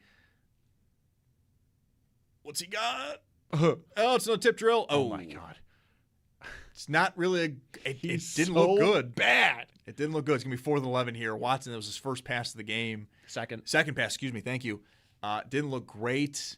Wow. That's actually a brilliant play by Jordan Hancock. Jordan Hancock really good in coverage there. It's also low and behind him, though. Of course it is, because Watson's bad now. Yeah, it's low and behind him. It's a very good pass or a pass breakup by Jordan Hancock, who had a very good game against Carolina as well. But the punt team will come out here for Cleveland. Too. Yeah. God, he really is just not good anymore, is he? He's bad now. I mean, put all the stuff off the field to the side. That's a whole other conversation. The injuries and maybe even just the year off. The drop-off of quarterback play from this guy, I think, needs to be investigated. Wow, Mecole Hardman has a lot of room here. Close up quick, though. Makes the most of it, though, I would say. He had a lot of ground to cover. Looks like the Bills are going to take over on their own 33-yard line, I think is where he ultimately is going to wind up at as the TV timeout comes in. And Shea Buechele, baby. Look at horns. Let's go. I know we went to SMU to finish out his career. I can't let it go. I can't let it go. Dude, I get it. Texas is good again. I'm just like, let's go, baby. Yeah, you and I continue to mention 2 very opposite direction college programs whenever we talk. Yeah. But, you stay loyal to the crest. That's what it is. Stay loyal to the crest. Oh. We're all about crest loyalty I here. hope he continues to have a good preseason. Of course, because I also, like the player, the whole thing. But also, it's made the preseason for the Bills very digestible and very watchable. The fact that the backup quarterbacks have been good to this point. Are they perfect? Considering No. camp reports? Yes. It's good that they've defied them so far. At least Kyle Allen in particular has. Buechele could have a bad half here, and it's still at least one of them is making it digestible. Right. I mean, I go back to the feelings I had with like Mitch Trubisky when he was the backup quarterback for the Bills. And it felt like the preseason was an honest-to-goodness punishment for Bills fans that we had to sit through. And completing passes were difficult. Even anything with Keon Coleman in his rookie preseason, it felt like you couldn't have any takeaways because they couldn't complete passes. Coleman was busy trying to play defensive back with Trubisky out there or avoiding getting sidelined with a concussion. Yeah. Trubisky was dreadful, in particular, a couple of years ago, to where you couldn't watch it. And then one of the things that we saw was Ben DiNucci was one of the quarterback draws that you actually were able to enjoy from the Buffalo Bills in a preseason game. That's right. And Ben DiNucci plays just game. just the third game. I mean, it's why coming into this, I'm like, guys, Anthony Richardson, it at least will be entertaining. I've backed off of that now. Like, I have backed off. I'm enjoying watching Kyle Allen play. Do I want him to start any games? Absolutely not. No. You know what, though? But if he's going to play like this in the preseason, it's going to make me feel better if Allen has to, heavens forbid, miss a game. Yeah. That's where I always look, and I don't mean to like bring this out in the air, but like that's how I always look at it. I'm not talking about season-ending stuff where pack it up, let's wrap this up. But if it's 1 or 2 games where I'd like to not be 0-2 definitively, right? I mean that's where it comes in. I also, of course, look at backup quarterbacks like they are something to trade, something to gain when you have them, such as the Eagles did with Nick Foles and Carson Wentz. They were able to trade them and bring in assets that helped out a team that is still, I think, in some ways kind of looking for their quarterback. They have Hurts, and Hurts is very good in big games, but again, he leaves a lot to be desired Sunday at 1 o'clock. He does. But he's still very, very good, but he's not perfect. He is not a guy that definitively has put away any criticisms. He's not Josh Allen. He's not Patrick Mahomes. He's not Joe Burrow. He's not Lamar Jackson. There's only so many of those guys. I do understand. But backup quarterback and the commodity that and ultimately the currency that the Eagles had with those guys before 2020 was huge for them in building the current roster they do have. 2nd and 1 from the 41 for the Bills here after Buechele immediately completes a 9-yard pass. Another fullback catch. Ooh, here we go. It's Ian Wheeler. Oh, man, he took a shot there. Really nice run for though. him, but he took a shot at the end of the play. He paid for it. He's fun. 24 years old, coming from the UFL, Louisville Kings, for him, and who he played with him in the spring. Like that's who he was with. He runs hard. What did Allen call him? Josh Allen the other day after practice. He's a low runner, right? So it's low, lower frame, all that stuff. It's going to make it easier for him in and out of cuts. He's fun to watch. He's like the perfect running back, though, for the preseason, isn't he? He's a lot like Christian Wade in that sense. Raheem Blackshear, kind of same thing, where he makes you believe, like, oh, all right, he can be our backup running back. Like if Ty Johnson isn't, 100% healthy, he can be just fine. Like that's what you want out of these preseason running backs. Wheeler, by the way, comes from Howard University, playing for the Bison. Yes. And now he's playing for the Buffalo Bills. So from one Bison on his helmet to another, easy transition for him. Maybe that's why it seems so natural in the preseason. Yeah, another carry for him. I think he picked up 7 on that one. As the TV is interviewing Bradley Chubb, which, by the way, we'll never get used to number 9 being on a pass rusher, but we'll get through it. We'll get through it together, everybody. Shane Buechele in at quarterback. Gain of 4 on that last play there from Wheeler as they're moving around again, and Wheeler again. Wheeler just keeps getting the ball. He's going to set up 3rd and 6 here. Pass for no gain for them. Shane Buechele again back in at quarterback. It is 14-7. We are into the 3rd quarter here. As looks like they gave him a yard, 3rd and 5. Okay. Also, by the way, rain may have gone away. I mean, when we were talking with Sal at halftime, it sounded like it was pouring again. I'm looking at Bradley Chubb. It doesn't look like he's getting rained on. He's not currently getting rained on. That is some good news here. Oh, they gave him 2 yards on that one, 3rd and 4. Really? Yeah. Okay. Hey. Take it. I mean, I'll take it, but I'm also like, how? Where? When? Real quick play there. Oh, Wheeler just short. Go for it here? 4th and 1, why not? I was going to say 4th and 1, 4th and inches. I'm going for it. Oh, hang on. They had 0 punts last week, Zach. They had 2 already. No. Yeah, I know. Here's the thing. You're going to do this because it's in tush-push territory, but it's not Josh Allen doing it. Let's test out our other 4th down and short options. Based on the drive alone, give it to Ian Wheeler. Yeah, they are doing it. Let's go. Maybe. We'll see. Here we go. We got motion there from Gosnell. And we're going to do it again. They're not going to go for it. Oh, okay. They're going for it. Oh, he's got it. That was real great on the right side of the offensive line as that was Broker in at tackle still. It looks like Jude Bowery's not in right now. Broker helps kind of part the sea for him there. Ian Wheeler just now look tired. All he's done is touch the rock this drive, and he's just straight face, no problem. Picked up the 1st down quite easily. It did look like they were just going to kind of run timeout and eventually punt it away. That's what it looked like with all the motion and just not snapping the football. It looked like they weren't going to go for it here. But they do. They picked it up. It's 1st and 10 for the Bills. Oh, a little bit of a miscommunication there. By the way, Bowery is back in. My apologies. It was him and Nick Broker, that they part the sea on that 4th down. Yeah. By the way, Landon Jackson and TJ Sanders, their day is done. Out of pads, yep. Yeah, not injuries or anything. They're just hanging out with Bradley Chubb, not in pads, and they've got hats on. So they're done for the day. They're done for the day. That's perfectly fine. They're chilling with Chubb and Greg Rousseau, it looks like, over there. Javon Solomon's pads are on, so it looks like he might stay in the game a little bit here longer. But not surprised with those two. Landon Jackson had a pretty good play in the red zone that Cleveland ultimately scores on that drive, though. But again, the way that he's looked as the 5 tech, it makes me feel a lot better. And Ian Wheeler should have been a comfortable tackle for loss, run, and he makes it about 6 yards. It should have been an easy tackle for loss. It should have been 3rd and 14. Yeah, and he's just. Here's the play. They're showing it again on the telecast. He runs angry. And, man, he puts the shoulder right into the chest of the defensive back. Good on him. It was a really nice pickup. Again, it should have been an easy tackle for loss, and he makes it, I think, about 6 yards on that one to set up a nice – it's going to be 2nd and 4, I think. We're going to find out. We're getting a little information here on the TV about Ian Wheeler. 4 rushing touchdowns in a UFL game. That's a single-game record. He won the United Bowl MVP. 3rd and 4, excuse me. That's going to be, I think, a false start. 3rd and 9. Yeah, it's going to be a false start there. All right. Cool. Such a promising drive. Are we even in field goal range, by the way? I don't think so, no. Not anymore, I don't think. No, I think they just crossed the 50 a minute ago. I think they were threatening. Yeah, we're not in field goal range yet. We're getting close to the danger zone, though, for Tyler Bass, which is what I want to see. That's what I want to see now. We want to get them there. Let's see some of these opportunities. Let's see the chances for a kick here. By the way, the Bills go backwards when Ian Wheeler is off the field. Coincidence? I think not. They are in field goal range, by the way. This is where you're at Tyler Bass moonshot territory. Ooh, oh my. That's perfect. Oh, wow. Is there going to be a flag on that one? No. Good. Ja'Cory Macklin, though. They've gone deep to him twice. He connects on one. The other one, he's got a step.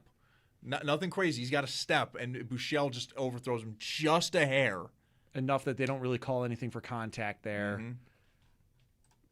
That's tough. That's a tough scene. But, let's see if the Bills do go for a field goal here because of the fact that they are in a long field goal range here. The conditions still might be slick, despite the fact that the sun is out now in Cleveland. I'm curious if they're going to go. Yeah. Oh, yeah, here we go. 52 yards. Wisnowski holding, by the way, 52-yarder. Not in his danger zone. It isn't, but just it's outside. Also.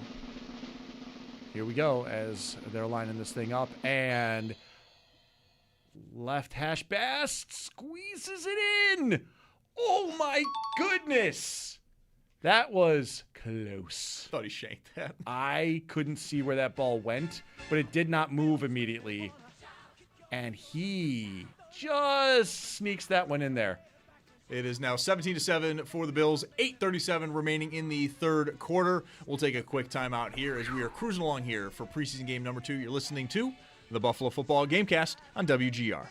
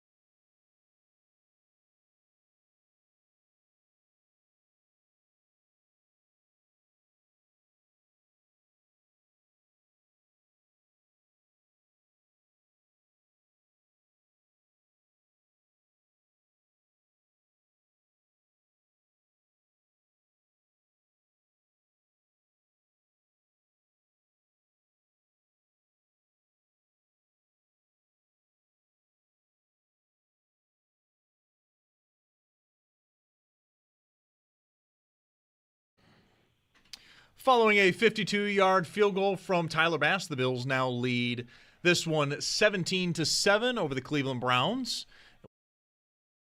30 left in this one, and boy, that almost was broken for a kick return touchdown for Cleveland. Number 18 for the Bills. I want to make sure I get who this is correct. Is that? Oh, who is that? Who's number 18? Give me a second. Skinner. Quentin Skinner. There we go. Yep. He came up with the touchdown-saving tackle there on the kickoff. Was that I think that was Cole Wilson.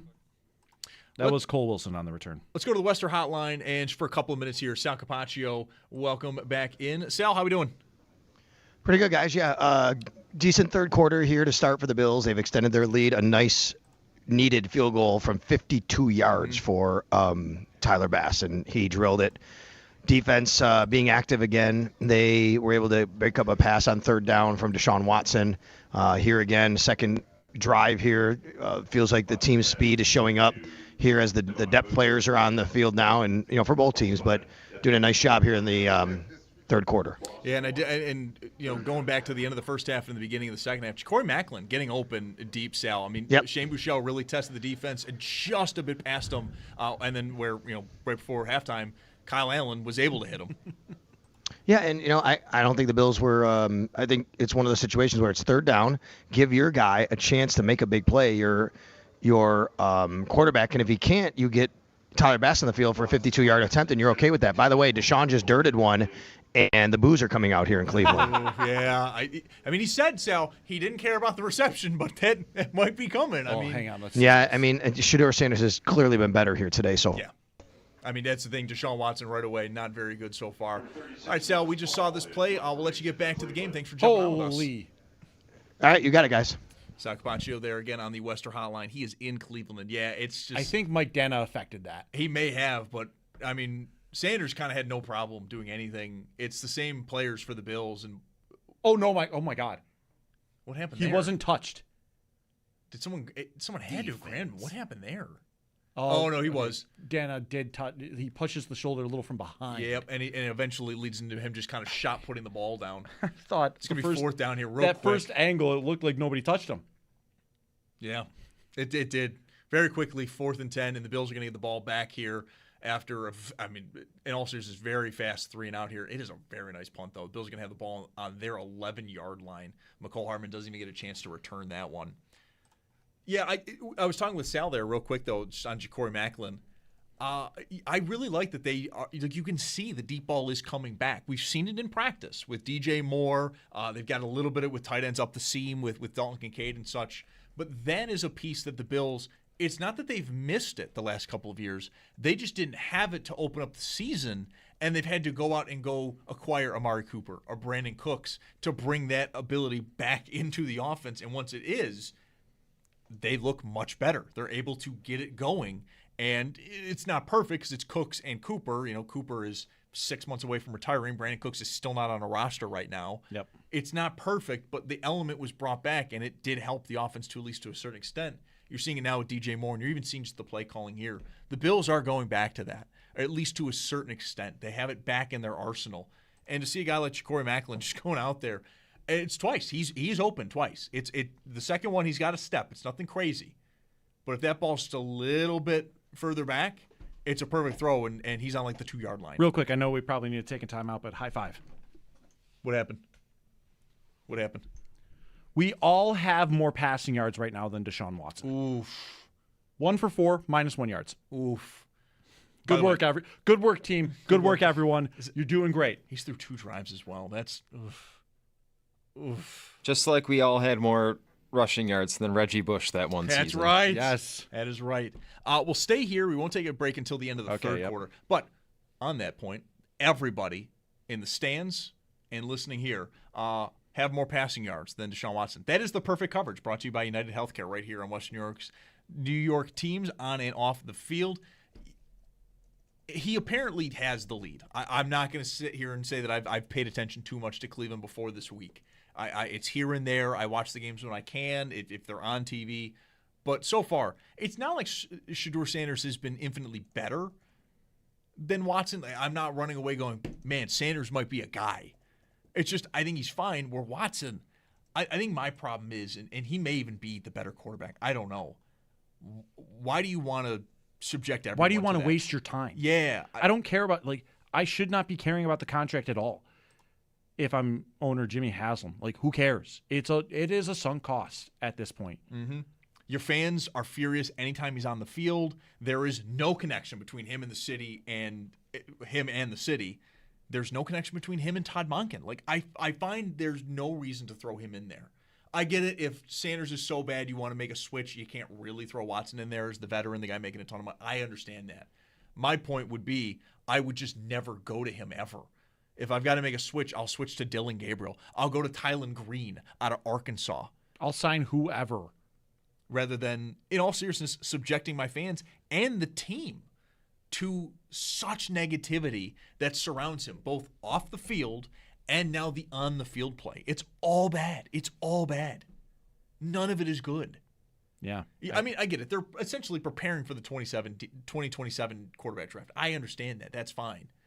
But that does not mean you have to put somebody in there that may legitimately harm your relationship with your fans because of how bad he's been and everything off the field. And you're not gaining anything out of him playing anymore. Shane Michel going deep again. Oh, he is just missing these deep shots.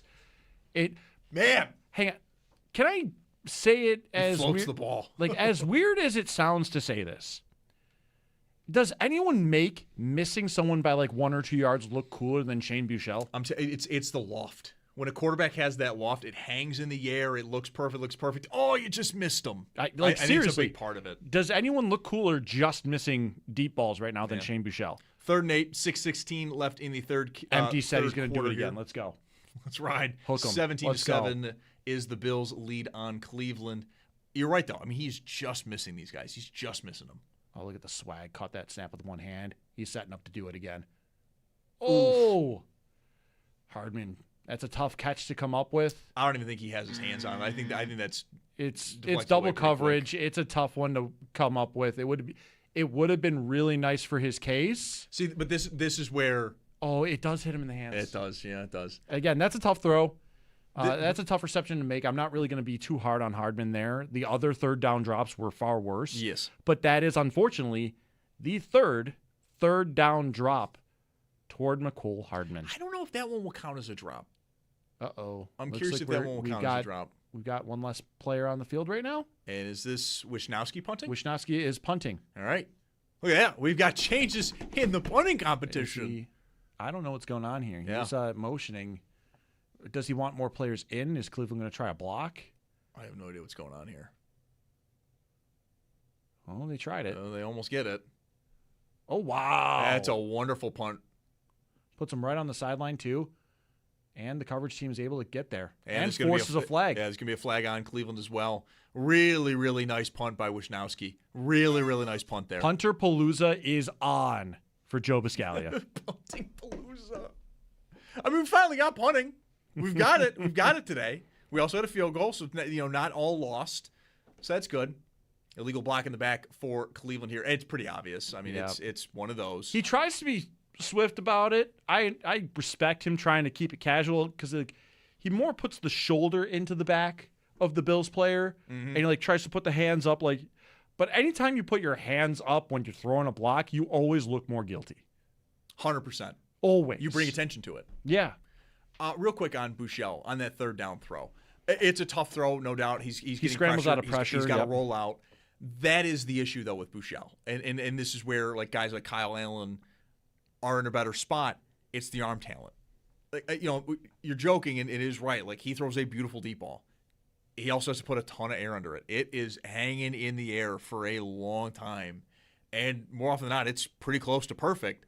But when he's got to zip it in there, when he's got a tight window, he does not have the arm for it. Kyle Allen does. Josh Allen, of course, does. And that's why those guys are able to make those throws. That's why they even have the idea to make the throw, to try it. But both the quarterbacks, I've had fun the last 2 weeks watching these guys actually perform, where in preseasons past, I joke about bringing Anthony Richardson because, my goodness, this is painful. But this has not been by any means. And they're doing this without many of the wide receivers we would actually care to watch at this point. You know, McCole Hardman's gotten target a lot. Trent Sherfield's gotten target a lot. But Dante Pettis is not in there, I don't believe. Skylar Bell has not played at all yet in this preseason. Like, they're not necessarily doing it with a ton of talented young guys necessarily. They're really not at all. No, and yeah, there's going to be something interesting here. With Deshaun Watson, or I mean, there's nothing interesting about Deshaun Watson at this point. But like, Cleveland's interesting for the future though, because obviously neither of these quarterbacks is going to be in at this point. But how and where they end up at the top of the draft, because we all know that's going to happen. They're being quarterbacked by Shedeur Sanders and Deshaun Watson.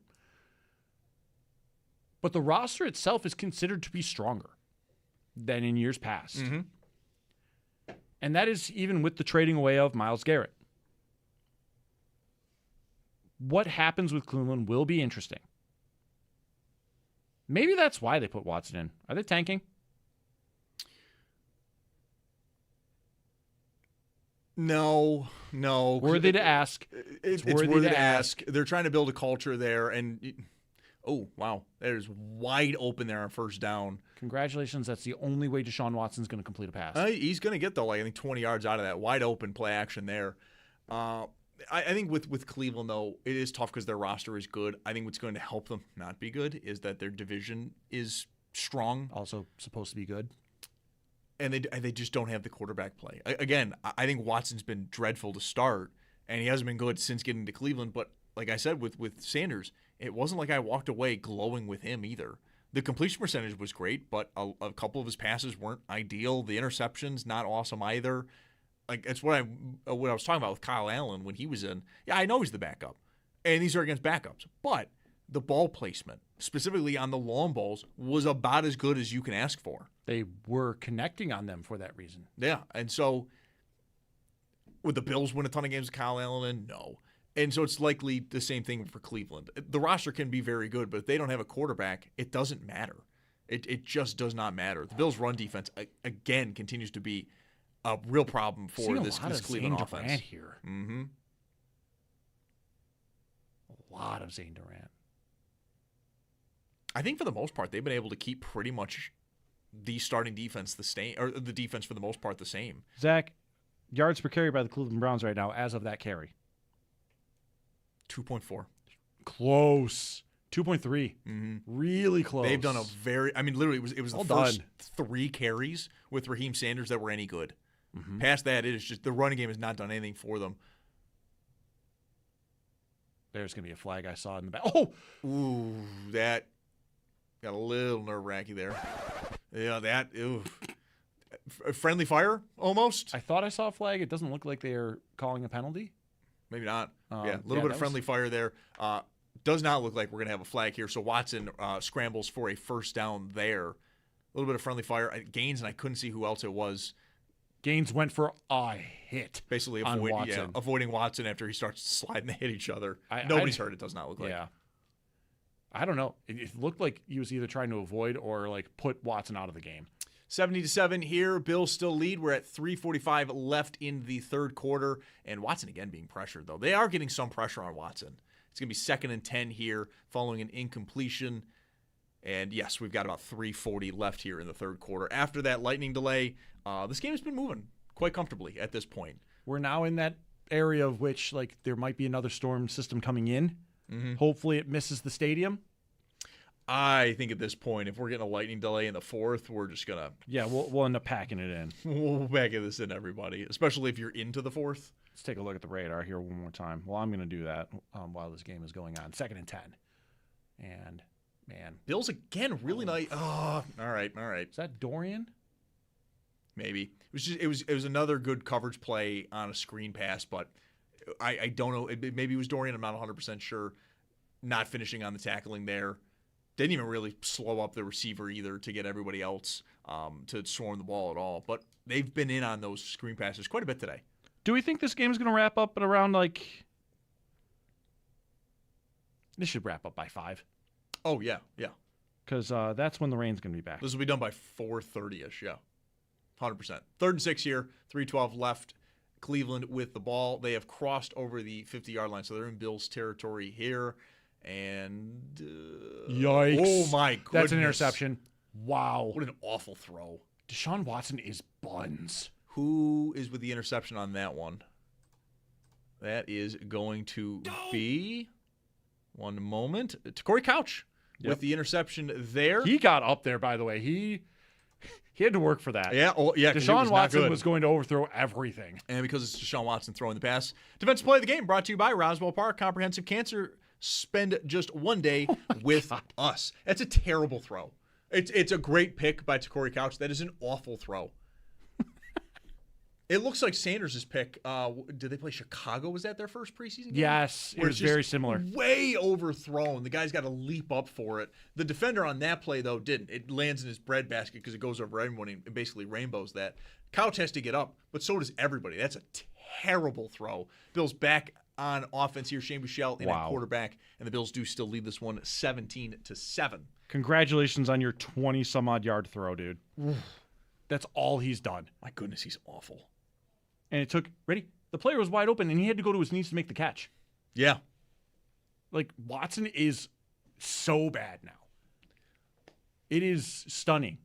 It's actually stunning. Well, especially, too, because when you go to that, was it 2019? Would this be the last season? No. 2019 is the last season with him with the Texans because he holds out. No, because they go to the playoffs that year. I think it's 2020 or 21 because they have the bad season. I'm sorry. But in that bad season, he's not the problem. He's not even close to the problem. He's got 37 touchdowns, whatever it was. Strike! Macklin! Oh. Peace. Corey Macklin. Hit it, TJ. Is going to score. Wow. What a strike by Buechele. Nice little crossing route there. Macklin breaks tackle, and he is gone. Whoa, indeed. That was a beautiful play. Right after the interception. That's how you do it. Yeah, I think they had like 2 plays before that. Again, great blitz pickup by Frank Gore Jr., by the way. Everything about that play was incredible. Hey, that's pretty good. You're sure right. What happened to 47? Why did he fall? He got hit by the other guy making the tackle. All right. Yeah. So 47's the one trailing behind. 41 tries to make tackle, takes out the teammate, and then he's off to the races. He wasn't catching him anyway. It was a poor angle. Yeah, he was not catching him at all. Corey Macklin does take it to the house there, and we are awaiting a Tyler Bass PAT to make it 24-7. 71 yards for Macklin. Oh, Bass squeezes that one in. That was dramatic. But 2 catches, 108 yards and a touchdown. You're having a problem right now. One kicker for a guy that always misses within the 40-yard range. And he hasn't missed today, Zach. Sure. He's just made it dramatic. He's just making it dramatic. 71 yards for Macklin, though. Fantastic for him. He's been open quite a bit today. And the pass that they miss on, Macklin beats his guy. Buechele misses him by like a yard and a half. Yeah. Like, it's close. Really, really good play for him. We got about 2 minutes left here in the third quarter. Again, the Bills now up 24-7 on Cleveland. Unfortunately, an that means awful interception set that up by Deshaun Watson. Unfortunately, that means we're going to have to see Deshaun Watson play football again. I'll sit with it. I'll sit with it. If he's going to throw that again, I'll sit with it. Sure, but I just don't even want to see him anymore. I feel for Cleveland fans. I think this is what I mean, though, in terms of if you're the Cleveland Brass, why even subject anyone to this? He has no connections to Cleveland really outside of, the fact that he is drafted or he they trade for him, right? Or he's not a free agent, they trade for him. Oh yeah. Cool. It's about it. He's been awful for you since. He's dealt with the suspensions. He's not particularly great in front of the microphone, right? Hey, what do you think about your reception in Cleveland? Do you think it was going to be bad? I don't care. Cool, great. Off to the races there going into this game. And then he's terrible here. I'm not saying, again, Sanders is any good, but at least there are people in Cleveland that are diehard Shedeur Sanders fans. You will get people to watch games. You get random people that aren't Cleveland Browns fans or even Sanders fans that will check in and go, let's see how Deion's kid's doing. You have less Deshaun Watson supporters out there than people listening to Pat McAfee's album. Oof. That's tough. Yeah, we're going there today. We are now under 2 minutes left in the third quarter here. Cleveland back on the ball. And the Bills do lead this one 24-7. Shane Buechele with a 71-yard strike to Ja'Cory Macklin, though Macklin does most of the work. He's open for that, and he's able to break away as well. Found out, by the way, NFL Network cut off Bills, Browns for Dolphins, Giants. Fair. It's supposed to be the end of the runtime for the Bills, by the way. Right. That's the point, is that it was supposed to comfortably go into the next one. It's 24-7. You're in backup territory. I get it. Macklin, by the way, that is only his second catch, but he's got 108 yards. Yeah. Both of his catches and all three of his targets have been for big gains. He's been very, very good today. Again, the one he doesn't ultimately end up getting was still, he beat his man. It's just a little bit past him. It's going to be 3rd and short here with a minute left. They didn't give him the first? Yeah, I think third and 1. Genuinely surprised. Minute left here in the third. Cleveland on offense Just here. run the ball. Don't subject us to Deshaun Watson. I'd like to see another pick. I mean, sure, but they do a gave tush to push? him. Yeah. All right. Tush push will work. But that gives him credit for a first down. I mean, he gives him credit, but I mean, if we're being honest, what is anyone in Cleveland talking about with this game? That he's buns. That he's awful. And that you can't start him. And that the reception in a stadium that is not full because of the delay was poor. I mean, there's a lot surrounding him, and none of it is good.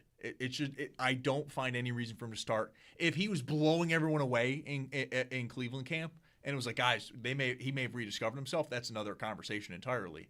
It hasn't been that. Him and Sanders have both not been good, which means I'm with Sal on this. I go to the younger guy, and I don't even think about it. That is going to do it for the third quarter here. The Browns are going to have 2nd and short when we come back. We'll also take a timeout here as we go into the fourth quarter. The Bills are up 24-7 in Cleveland. Zach Jones, Derek Kramer, you're listening to the Buffalo Football Gamecast on WGR.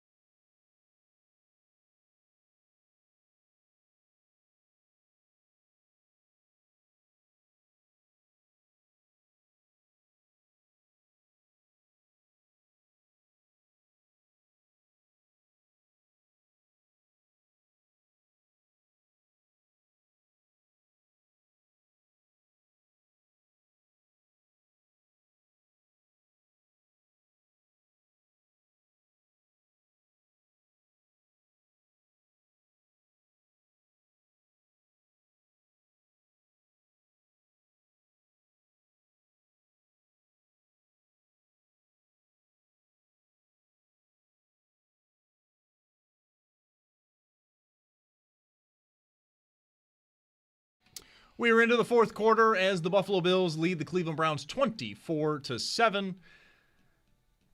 I think we're probably going to see a quarterback switch maybe right away, or at least after this drive. I hope Cleveland, it's in drive. I want it to be as disrespectful as possible.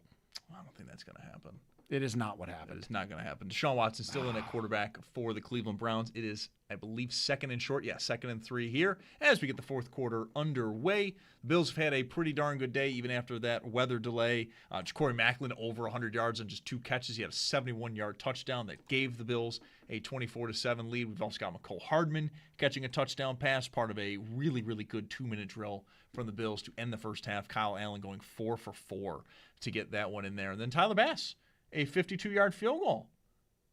I mean, it was a little dramatic. Yeah. And same with this PAT, the latest one. But Bass, 3 for 3 on PATs. Nice long field goal there, 52 yards.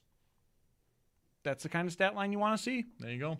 1st and 10 for the Cleveland Browns as we are early here in the fourth. And again, the Bills' run defense has been very, very strong today. Amani Marshall has had a couple carries this drive that have helped them move the chains along, or at least set them up in position to move the chains.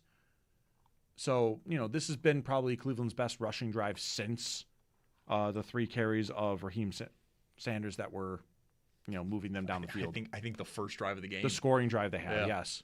Outside of that, they just have not really been able to do much running the ball at all. Passing the ball with Sanders was much better. There really wasn't much pressure on Sanders in the first half either, including that touchdown where there was both no pressure and no one covering ultimately the receiver that catches the touchdown, where Watson has sort of been the complete opposite. It looks like he's getting pressured more. It also could be him rolling out a little bit more, him kind of feeling the pressure maybe that isn't there.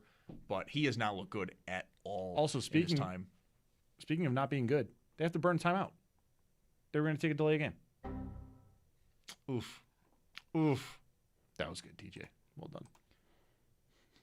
Where is my bucket hat for Josh Allen in the preseason? He's known for the big hats in the preseason, and he's just got a regular baseball cap Be the on. change you wish to see in the world, Zach. That means that on Thursday we need a bucket hat. I'll probably bring it in, yeah. I'll probably do that. You sure about that? Yeah, probably. I still have not figured out how I'm going to work it with the headphones and all that, but I'll bring it in. We'll do that. 2nd and 9 here. Deshaun Watson still in at quarterback. It's going to be a 3rd and short here for this Bills defense, up 24-7 here. We have not really run into any weather problems, by the way. I mean, thank goodness. Knock on wood, I guess, to this point, but it's now sunny out in Cleveland. It seemed like even the storm that was coming close during the rain delay ended up missing the city by 2 or so miles, which can be quite a bit. The second system looks like it's going to hit closer to 440, which the game should be wrapped up by then. Which, yeah, based on how quick these games are going, that might be ending here soon. 3rd and 5 here, 13:07 remaining in the fourth quarter. And this is likely Deshaun Watson's last drive of the game. Although I wouldn't be surprised if they maybe have him go back out there. Just missed on a deep ball. No! So it's going to be 4th and 5 here. Do you keep him out there? No. Do you just to give him one more throw? What am I learning? One more. Fair.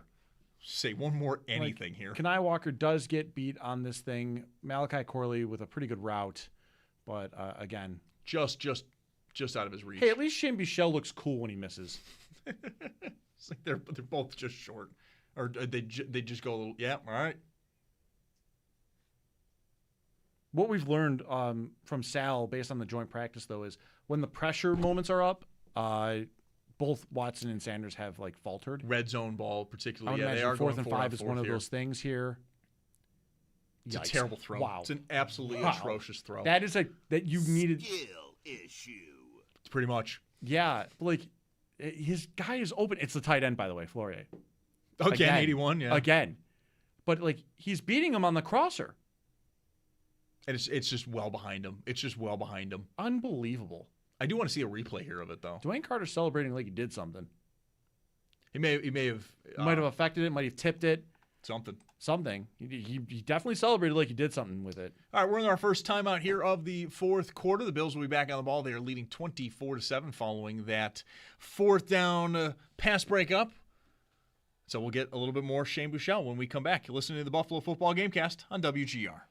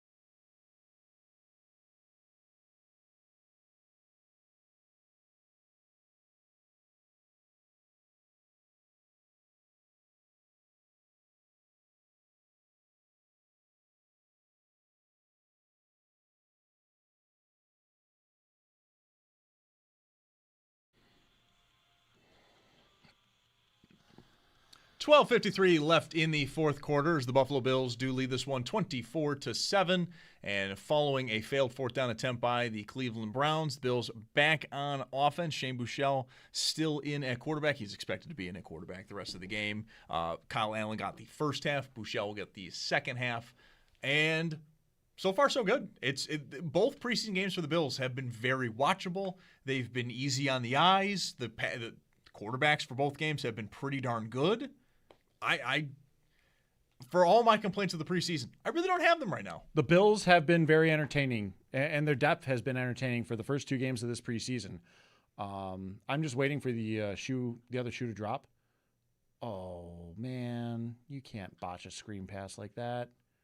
That's what I get. A little behind Frank Gore Jr. there. I think it hit him in the shoulder pad as he was trying to catch it. Yeah, but he's mad at himself, though. He looks like he absolutely knows that should be something that's reeled in.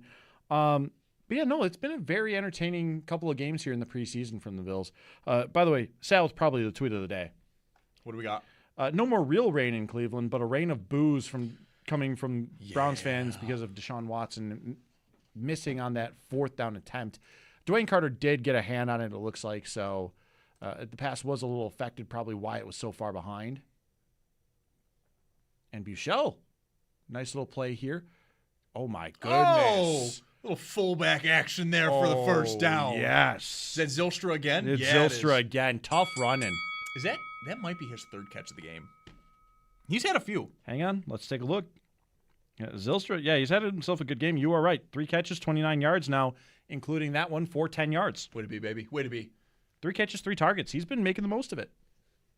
He's got such a clear fullback number, 48. He has been lining up a tight end, though. So I wouldn't be calling him quite a fullback here. No, because I think he is actually fully a tight end. Mm-hmm. He just has a fullback number. He does. Haven't really gotten much from Ian Wheeler today. Not after that first drive. No, it's been mainly through the air. These drives have also been much quicker. But they have. But again, they've been moving the football in a myriad of ways. Wheeler, by the way, currently at 7 carries, 33 yards. He's averaging 4.7 a pop.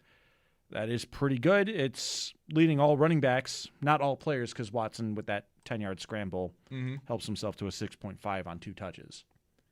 2nd and 7 here. The Bills are at the 50-yard line. 10:50 left in this one. They're up 24-7. Again, Shane Buechele in at quarterback. It's been a pretty easy day for the Bills offensively and defensively. Oh, that's an easy one right there for Wheeler. And there you go. There's your Wheeler play. Oh, my goodness. That should draw. Don't retaliate. Do not retaliate. He took a pop there right at the sideline. He took a pop that definitely should garner attention, and the Bills got a flag. Chase Lunt. Yeah. It looked like Chase Lunt was trying to run away. It looked like he was trying to run away from where the flag was going to be. Mm-hmm. Yeah. Wheeler does step out of bounds, and then he does very clearly get popped on the sideline after stepping out of bounds. So it should have been something that you look at as a potential flag initially for the hit. I could argue that one, though, is he's not clearly out of bounds and he's still running. But the Bills, you can't have that response, Lunt, especially if you're competing for a backup tackle position. The Bills drafted a swing tackle in the 4th round. Right. You're already competing with Grable and Bowery now. You can't have that. Let's see what happens with Lunt. Yeah. Skinner gets involved in it a little bit, and then Lunt comes in. What did he even? Oh, he had to have said something. He said something, yeah. He had to have said the wrong words. And he is saying it right in front of the official. Yeah, that's the only reason he draws a flag here. It has to be words said that I can only imagine. Oh, nice blocking, though. Frank Gore with a nice run there. Bruno Fino with a nice kick out there on the toss. See, I appreciate good offensive line play. You don't have this figure without appreciating. No, right. Nice first down run there, though, and the Bills driving again. And immediately respond to the field position moving back from the 15-yard penalty. Cleveland's 36-yard line here. 9:45 left in this one. 24-7. Buffalo does lead this game. It's also turned into a very sunny one as well. You would not even realize that. Oh, all right. Frank Gore. Well, Frank Gore Jr. is getting his running now. He heard all the Ian Wheeler talk. He was like, no. We're going to keep this interesting. Pretty much. On back-to-back carries, Gore has surpassed Wheeler in average yards per touch and yards now on 7 carries. 43 yards on 7 carries now for Frank Gore Jr. Bills moving the ball along here. We're flying through this fourth quarter as well. That looked really good. I think I saw D. Alford was getting interviewed. They have just got this camera on Jim Leonard. They're probably talking about him. I get it, but they're just on him, locked in. Poor guy's probably wants to pick his nose or something like that. And he's like, I can't. The camera's on me.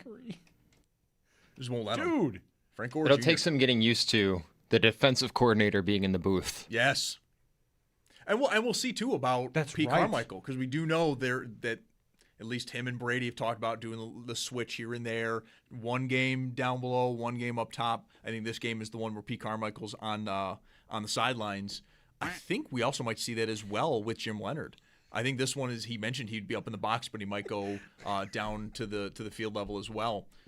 I mean, that alone could be weird. We're used to seeing at least one coordinator have a freak out in the press box. We may not have that. Everybody may be on the field. We don't know. Ooh, Wheeler, nice stretch run. Tackled right away after 3. He got tripped up there right beforehand. It's going to be 3rd and inches, realistically. Yeah, we're looking at 3rd and 1 at most.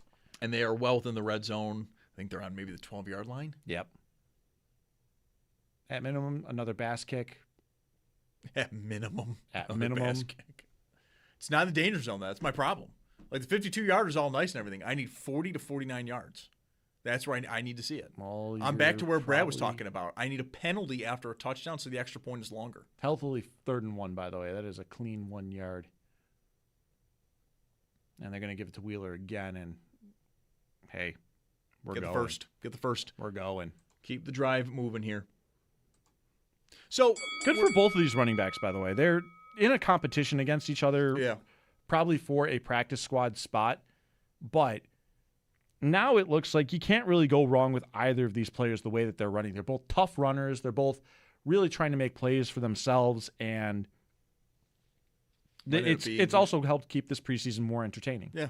So we're well into the fourth quarter here. We're not wrapping this one up, but we're getting pretty close. It's preseason game number 2. Most of the starters did not play for either team. But what has been your sort of big takeaway from this game? Big takeaway, Kyle Allen. He has, Shane Bichelle. Do it. Hit it, TJ. We have ourselves he's got it. A Bills touchdown. As Shane Bichelle runs it in. Really nice blocking up front, though. Latu basically paves the way as he learns he's not really throwing this football in live time, and then he just tucks it, goes. Yeah, pretty easy one there. Zeistra, actually, that was the one that was the dump-off option, and he just goes, no, I'll block for you. There you go. So there you go. Bills are next point away from being up 31-7 in Cleveland. It's been a very, very easy day for the Bills. Both offensive units with Kyle Allen and Shane Buechele have been able to score.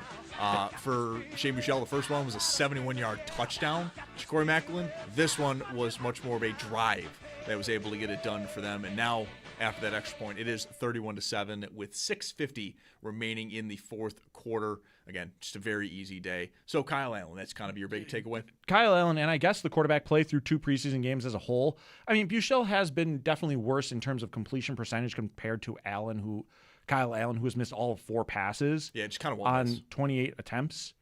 If you put it through a full game's worth of motion there, Kyle Allen's putting together an incredible game. 24 of 28. He had a 128 and a touchdown in this game.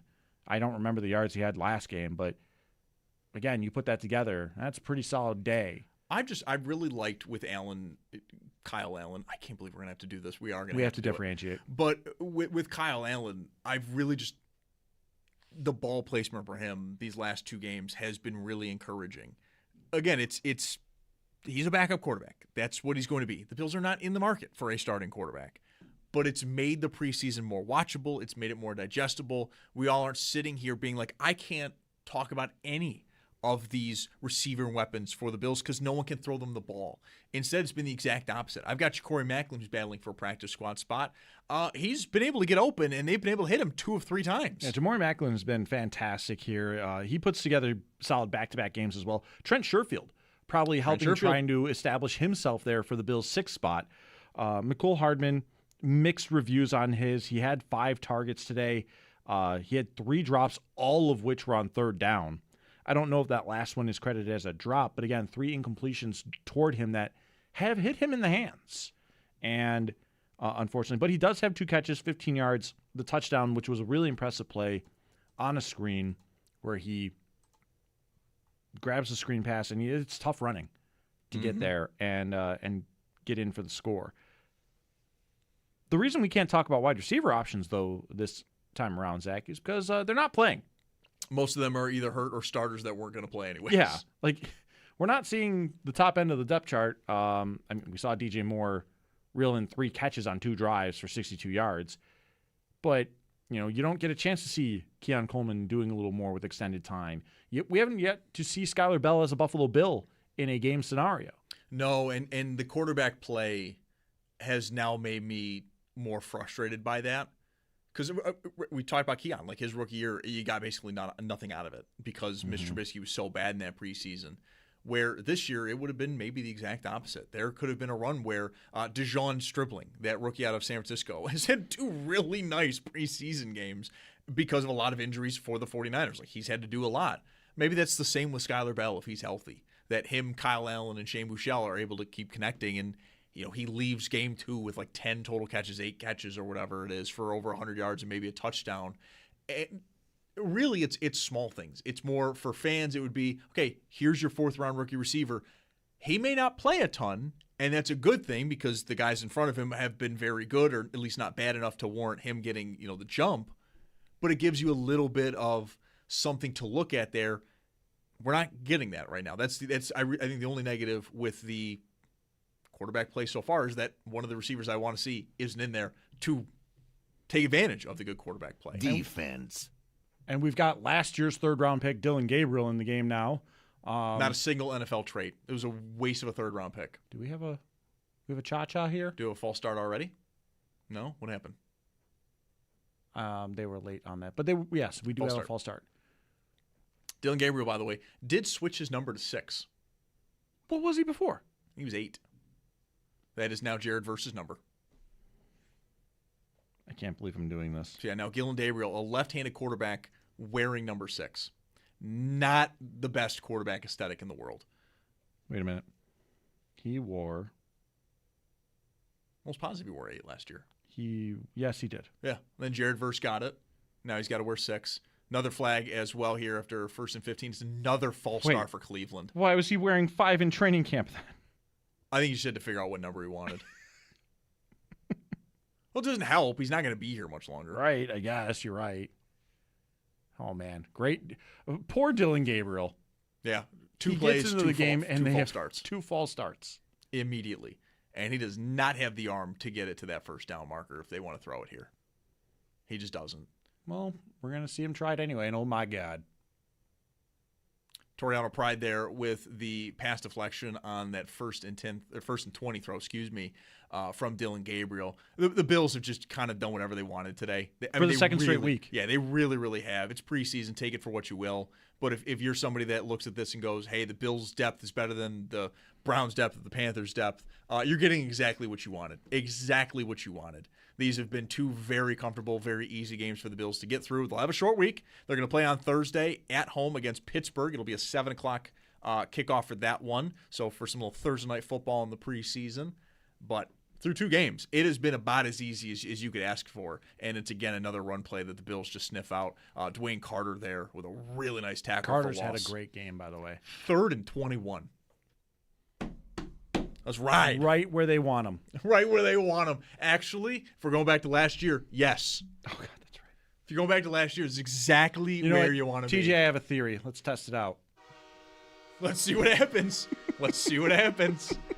6 minutes left here on the clock in the 4th quarter as the Bills are cruising to a pretty comfortable victory here. We're just kind of going through the motions now as we wrap this one up. 3rd and 20. Dylan Gabriel now in at quarterback for Cleveland. This was the expectation. It's not that Watson was benched or hurt. Another false start. Oh, my goodness. There's 3 false starts on this drive alone. Wow. For Cleveland. Terrible. You know what this is? Todd Monken's going to cancel practice early. He's going to cancel practice. We're done. Kind of on He's had to do that twice, actually, in training camp for the Browns. Yeah. Including something where there was a bunch of false starts. Right, where they just couldn't do anything. Because I think it was goal line situations or red zone situations. Yeah, it was red zone, and they just kept going backwards, and Monken called practice and threw a bunch of paper in the air. 3rd and 25. Let's see if the goal horn worked. Never mind. I mean, you already knew. Wait a minute. Wait a minute. He He did get like 10 or 12 on that, but Wait a it's going minute. to be 4th and long here. So Shane Buechele will get another crack at this one with the Bills offense with 5:45 left in this one. Just, oof. Nothing doing there with the Browns quarterbacks. Sanders was fine today. I mean, again, bar is underneath the ground. It is low. It is low. But yes, I would say that it's been Sanders' day of anyone's, and Dylan Gabriel comes in and they lose 15 yards on false starts. Mm-hmm. They have minus 3 yards on the drive. He got one throw. It was a pass deflection. Didn't really do anything. My gosh. I mean, if you're Cleveland tomorrow, Monday or tomorrow, doesn't really matter. You walk away from this, I think, really just going like, it doesn't matter. Run everybody, including the quarterbacks. Well, no, I'm talking like if you're a fan talking about this, like it doesn't matter what talent you have on your roster. If you don't have quarterback play, Back and forth. It all just goes for naught. Look at the Bills the last couple. I mean, we were talking about it with Bills backup quarterbacks. When Mitch Trubisky's in there, we're talking ugly contests, bad games. Even Buechele last year had some pretty ugly performances, but also some good ones. Ben DiNucci, yes. But when you have that good quarterback play, you get to see everything. Oh, no. What? You know what? The Browns deserve every bit of misery. Browns trail. This is from Catherine Fitzgerald. Browns trail 31-7 as they show AI photos of fans on the jumbotron. Oh no! Oh no! Oh, you deserve this now, Cleveland. That's not good. That's not good. But yeah, just when you don't have the quarterback play, it just it does in kind of a sad way make everything feel so pointless.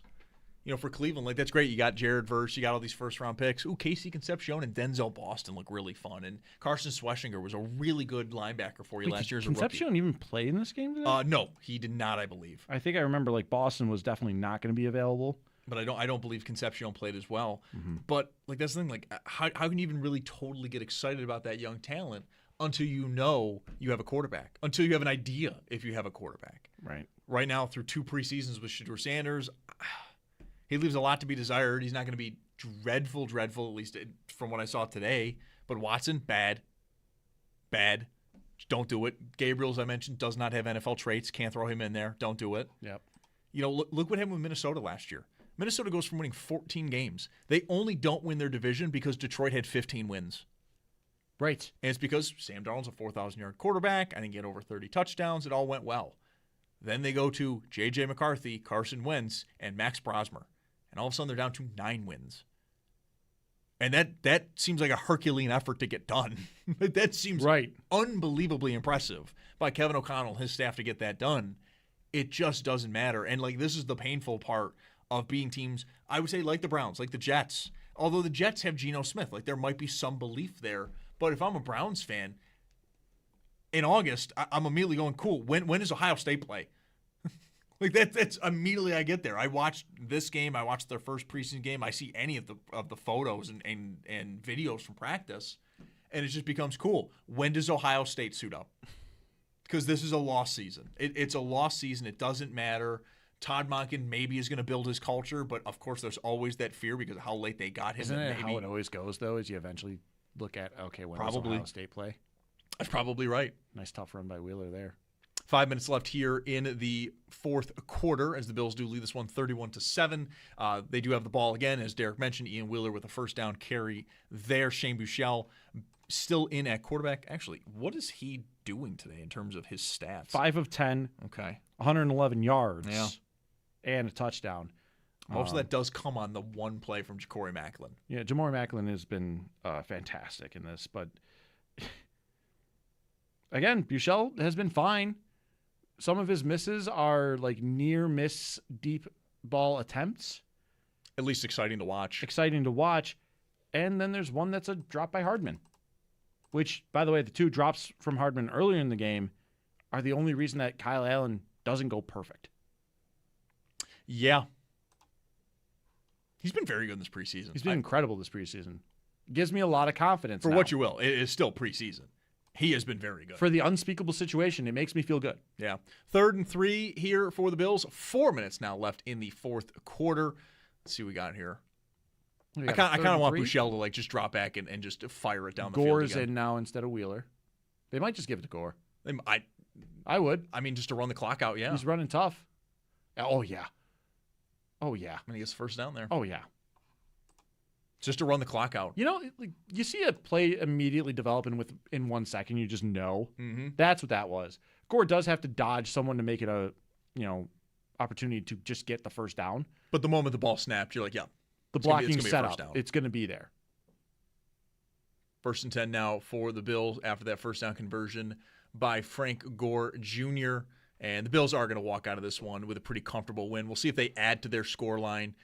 It does appear, though, the Bills will, I think, likely have the ball the rest of the way here unless there's a turnover or they inexplicably all of a sudden start running plays well before the play clock is down. But 31-7 is the current score line, and they're just going back and forth between Ian Wheeler and Frank Gore Jr. It's just going back and forth between those two now. Tough runs. It feels like it when he's running. It does. He's got the dreads as well, so it's kind of flowing behind him, and he runs so angry. I watched it and I'm like, I gotta get the ka-chow sound out here. He runs so angry. 2nd and 2 here for the Bills. I do want to see Bouchel throw one more. Just take a shot. I don't think we're getting it, buddy. There's no way we're getting it. I don't There's think we're getting no way we're getting it. Why are I was going to say, why are the Bills still in the huddle at 15 seconds left on the play clock? They're just running that clock all the way down. Yeah. Which now, by the way, you could get yourself into Tyler Bass field goal range if you keep moving the football. We could do that. He could have one more. Get into his danger zone. Looking at 2-minute warning, we're going to get 3rd and 1. I would try to go for this and get a field goal. We are coming up here on the 2-minute warning, so we will take a timeout here. Stay tuned. We will also be on for the post-game show as well. We'll be hearing from, I think, probably one of the quarterbacks, and, of course, Bills head coach Joe Brady as well. Zach Jones, Derek Kramer, it is the 2-minute warning with the Bills up 31-7 on the Cleveland Browns. This is the Buffalo Football Gamecast on WGR.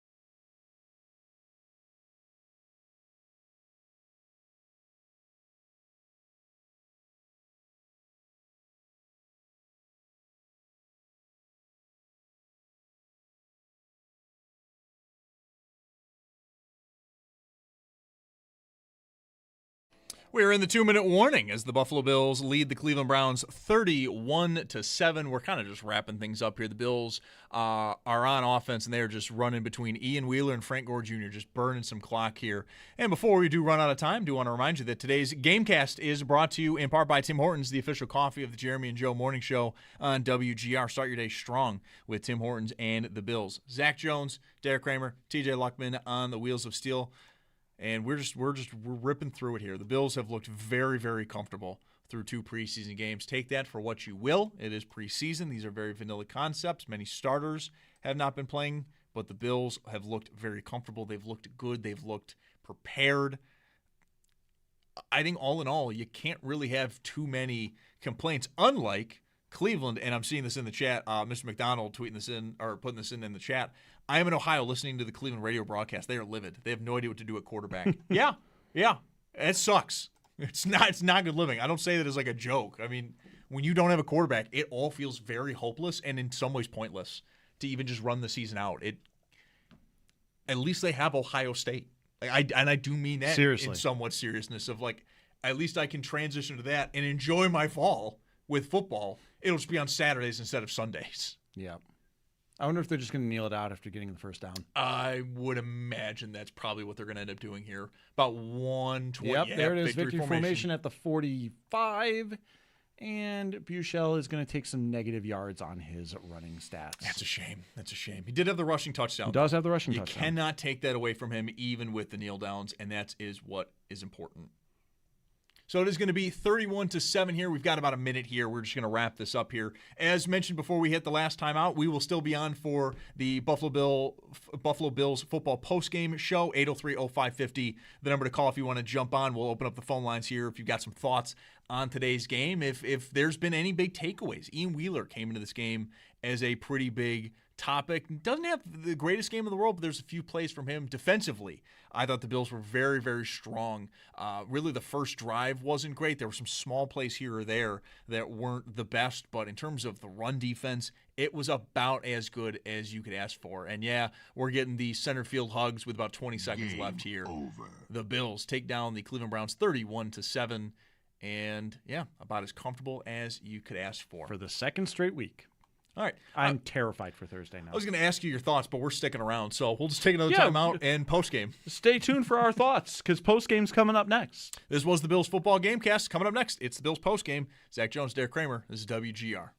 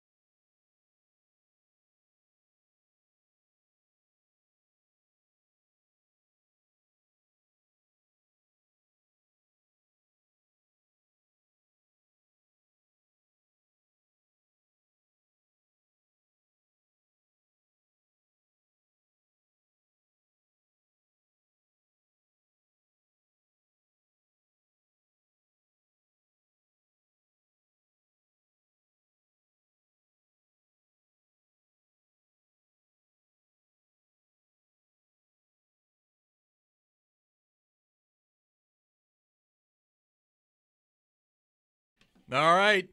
I know.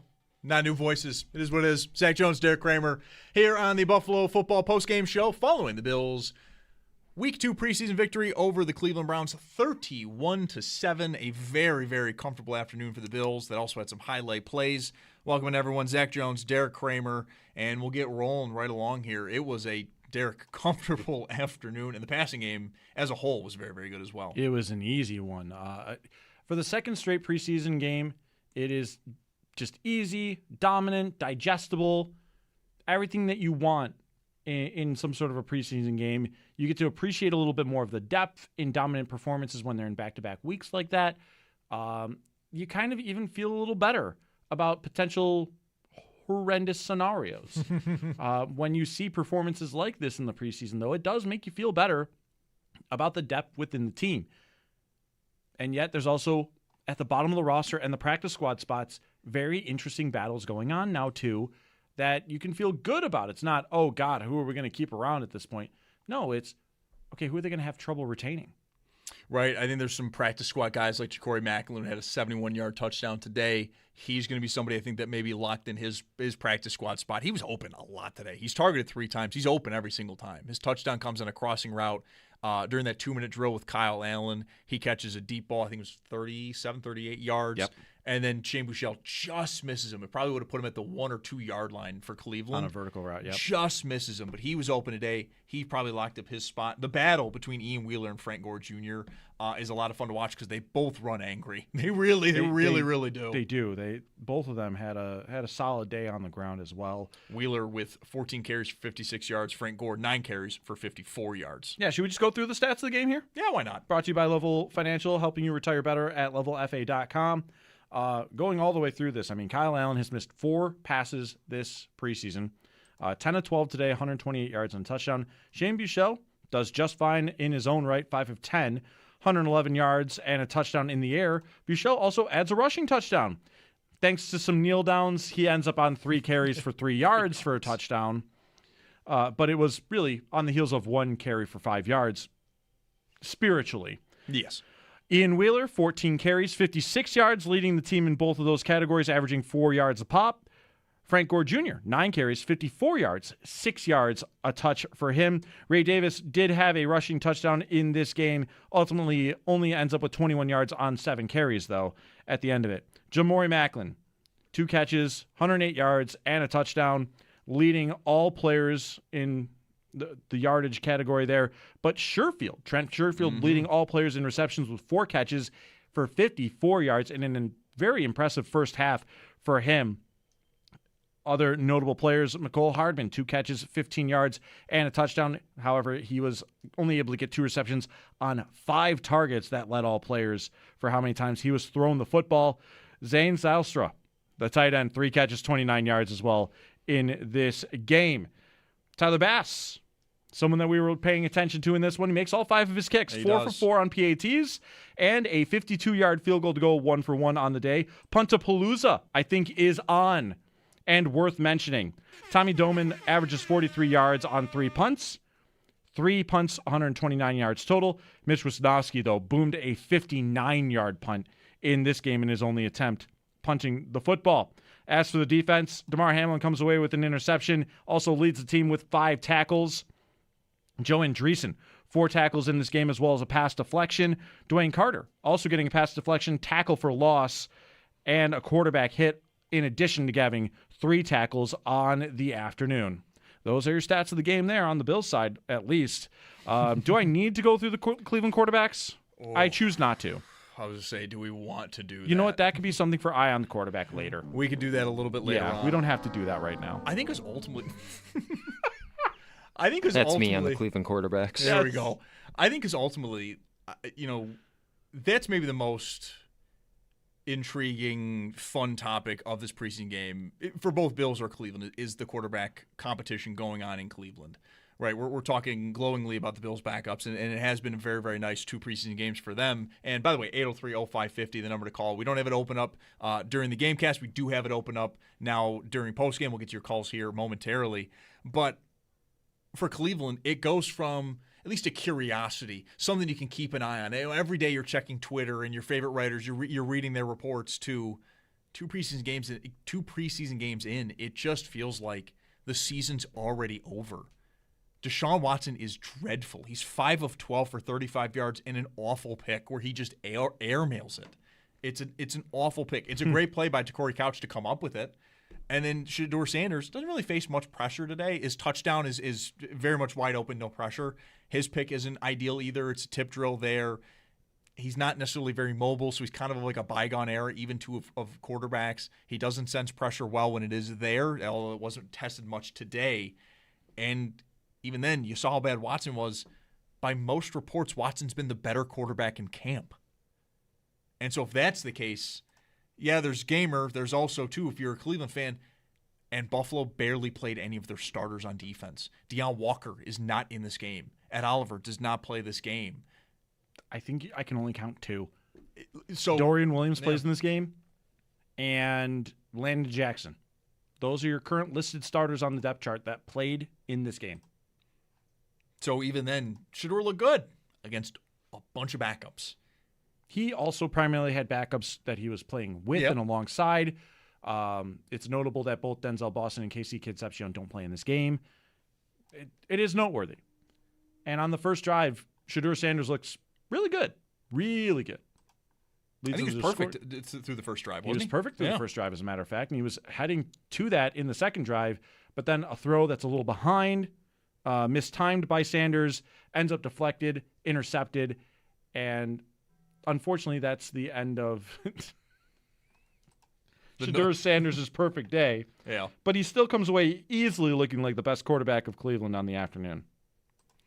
Yeah, the number to call, 803-0550. We will listen for Bills head coach Joe Brady, and also we'll see if one of the quarterbacks comes up to the podium as well. Kyle Allen did technically get the start today, and so we'll play those for you when they do get to the podium. But first, we'll go to the phones here, and we'll get things rocking and rolling right here. First with Mike on the line. Mike, good afternoon. How we doing? Hey, how you guys doing? Thanks for taking my call. I appreciate it. Thanks for calling in.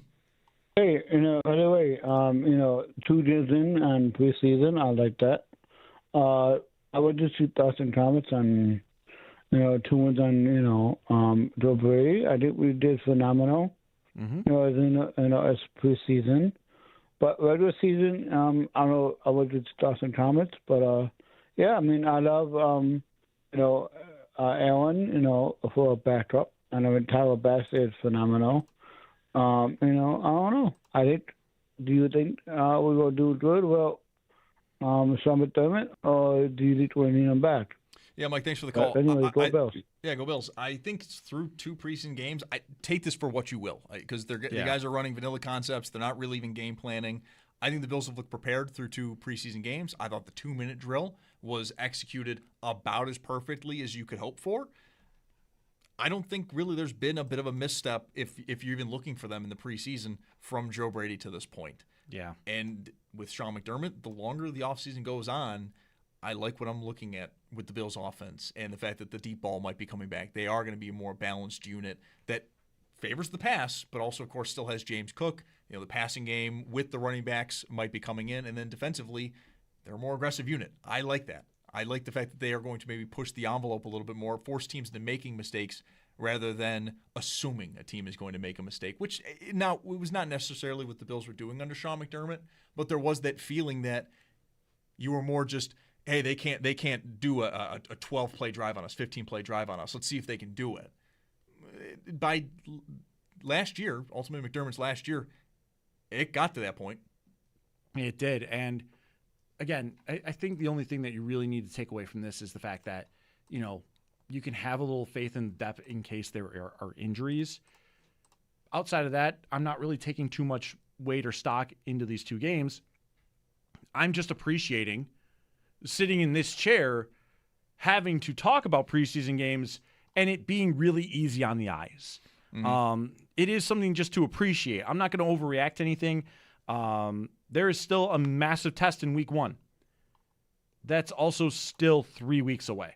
That's still a while away. We're still in for it for a little bit here because we got 5 days to the next preseason game. I wonder if the starters will play a little bit because then there's another 17 days off after that before the Bills play their first regular season action. So honestly, take it for what it is, which is it's been fun to watch at least. And over the past few years, we have not been able to say that as frequently. No, right. Back to the phones here. Mark up next. Mark, good afternoon. How are we doing? Hey, guys. How are you? Thanks for taking my call. Doing well. Just wanted to say one of the overall themes that's been happening kind of through national media about Cleveland was either their defense is really good because of how bad their quarterbacks have looked. And one thing I found interesting in the first half was, I mean, we just watched a Kyle Allen-led offense rip through that same defense like a hot knife through butter, and which leaves me shrugging my shoulders, like, okay, I mean, how bad is it in Cleveland and emanating out? You guys were talking about the quarterbacks in Cleveland before. You know, Shadur's most redeeming quality in college was nepotism. Deshaun is barely a shadow of his former self to begin with. Fun game to watch, easy game to watch. I enjoyed hanging and listening to you guys throughout. Just wondering what you thought about their defense versus what we walked out on offense. Mark, thanks for the call, Mark. I'll say, at least for today, Cleveland also did not have a ton of starters out there on defense. However, the joint practice on Thursday was starters, and the Bills' offense was doing just fine with a bunch of wide receivers hurt. Yeah, they had no wide receivers on their depth chart. It was like Josh Palmer taking part in team activities, and that was it in terms of the top of the Bills' wide receiver depth chart. Didn't matter. Cleveland forgot to cover tight ends in the joint practice. They did. And in particular, Kincaid, but Knox had a wide open play. Jackson Hawes was on the highlight package. He was wide open on one in red zone work. The Bills were the best unit of the four. Bills offense, Bills defense, Browns offense, Browns defense. But the Bills offense was easily the best unit of the four, and they had massive depth chart knocks to them. And this game kind of proved more of the same. It was not a good week or weekend, so to say, for the two defenses, but then you add the preseason game, in particular Cleveland's defense. Their backups got rummaged through, but I don't think Cleveland's worrying about their quality of depth at this point. They're wondering how high of a pick can they get. Right. What are we doing at quarterback right now? There's bigger concerns, unfortunately, for them than what their defense just provided for them today. It is nice, though, for like the Bills' offense entirely. If you want to go to the joint practice on Thursday into today, it all looked good. It all looked very easy for them. The Bills' starters don't really have a ton of wide receivers. They got to rely on tight ends. No problem. The Bills' secondary guys have to kind of go, really discount shopping a little bit there for the receivers and who they're throwing to. Literally did not matter. Kyle Allen, like you said, Derek, has missed 4 passes total through 2 preseason games. Shane Buechele, again, pretty darn good today, although more closer. I think he was at actually 50% completion percentage, but he's taking deep shots. The running the ball was just fine. He was able to put together 2 scoring drives, one of which was mainly just a big play by Corey Macklin. But the offense looked good. It is somewhat concerning, though, if you're somebody that doesn't love it. They've looked very good, and it's looked very easy through 2 preseason games against Carolina, against Cleveland. The thing with Cleveland, though, and to Mark's point, is right. Is Cleveland's defense actually good, or are they just playing bad quarterbacks? And based off Thursday, I would point to, they'll be all right. If we're taking one day and one sample size as the end-all, be-all, they look all right. The depth, though, not that awesome, with guys like Corey Macklin, Trent Sherfield, really doing kind of whatever they want against Cleveland. Or, against Buffalo. Macklin, by the way, is suddenly turning into the new preseason darling wide receiver. Yep. Through 2 games, is he not? Even just you want to use today, I think he's kind of entered that conversation. He's open on all 3 of those passes. Correct me if I'm wrong. Did he score last week? I don't think so. I'm going to take a look at that, but I've really gotten to the point of Macklin has been very good throughout this preseason. Unfortunately, it's hard to find these stats, so I'm going to need to get creative on this to look it up. Well, we'll take our first time out here, 803-0550, the number to call if you want to jump on, give your thoughts. So far through the preseason, the Bills are 2-0, and it's been pretty darn comfortable for them, including today a 31-7 win that had a lightning delay, and we all got through it together to ultimately wrap this one up. Next up for the Bills, it'll be Thursday at home when they host the Pittsburgh Steelers, and then they'll be off for 17 days as we all get ready for Houston coming up at the start of September. Again, the number to call, 803-0550. This is the Buffalo Football postgame show on the Voice of the Fan, WGR.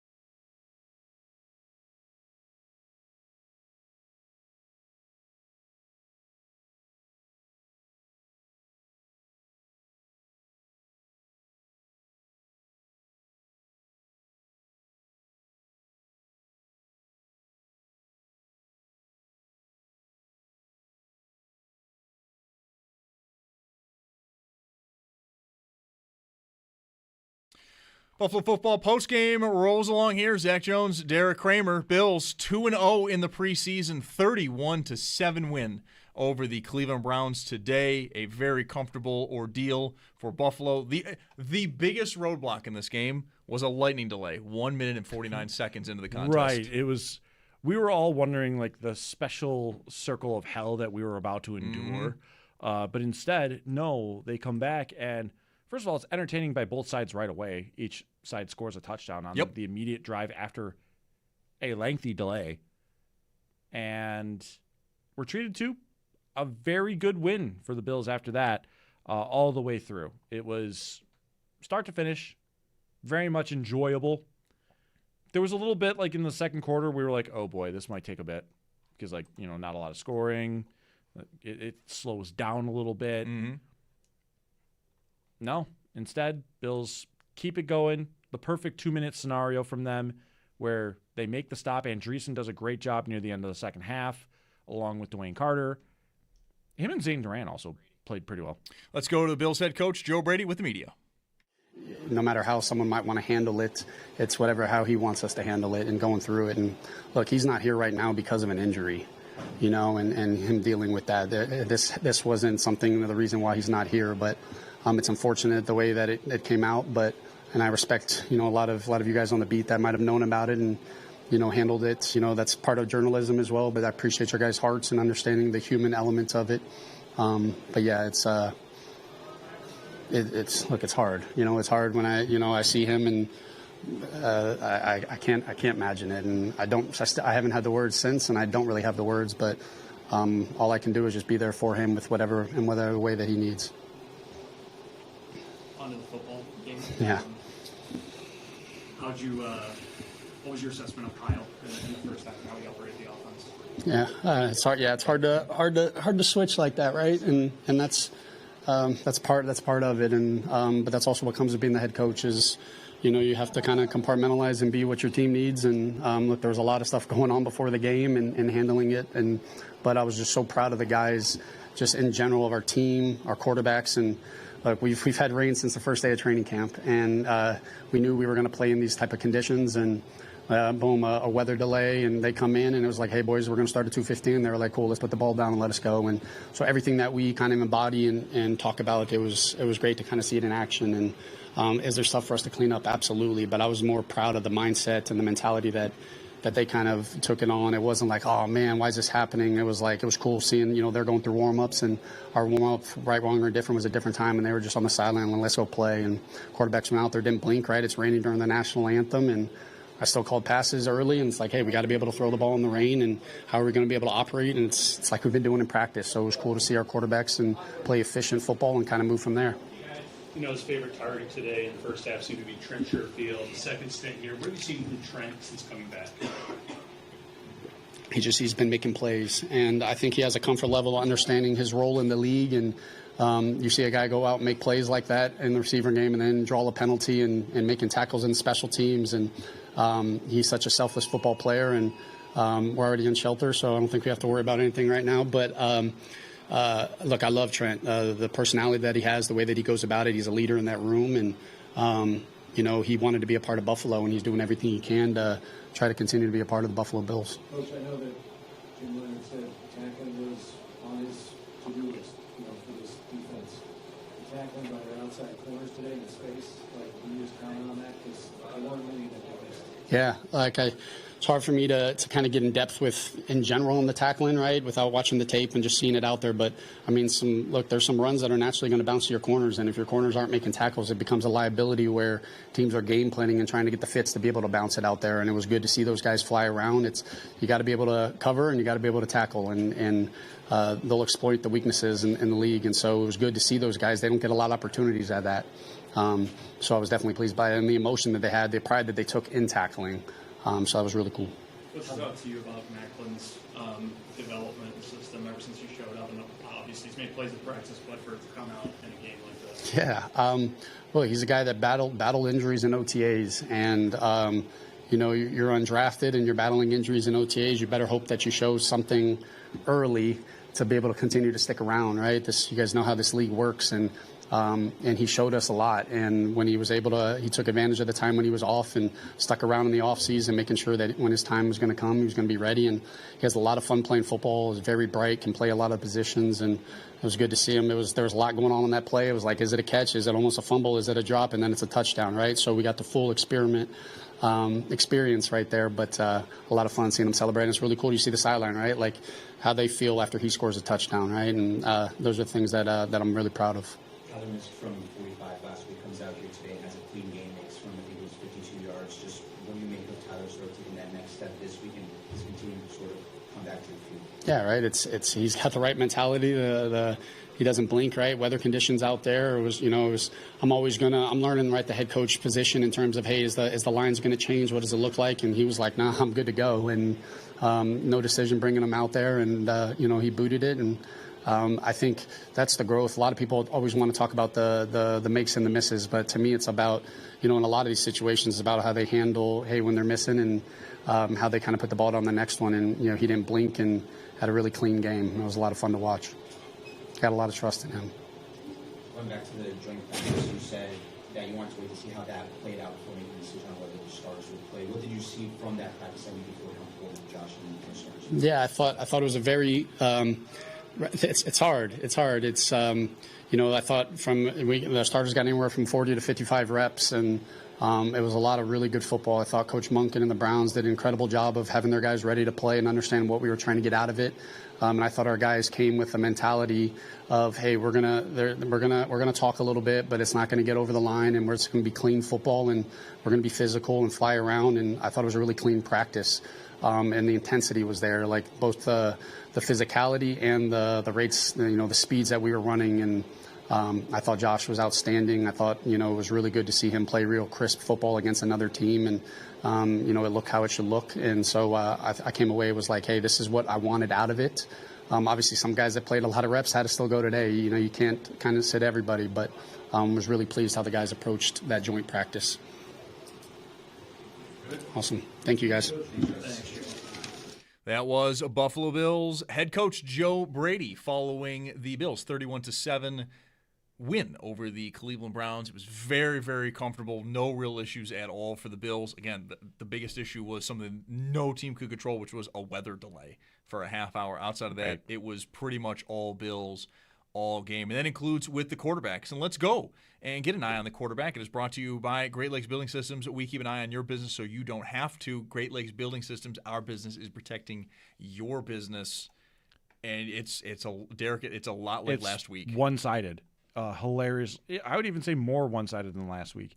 Kyle Allen, again, 10 of 12, 128 yards through the air, and a touchdown in this game. The screen pass to McCole Hardman. Shane Buechele, though, follows it up. 5 of 10. Not great on the percentages, but a couple of real near misses on some deep shots. I think 3 of them from Buechele that really had some opportunities, and they were just a bit off.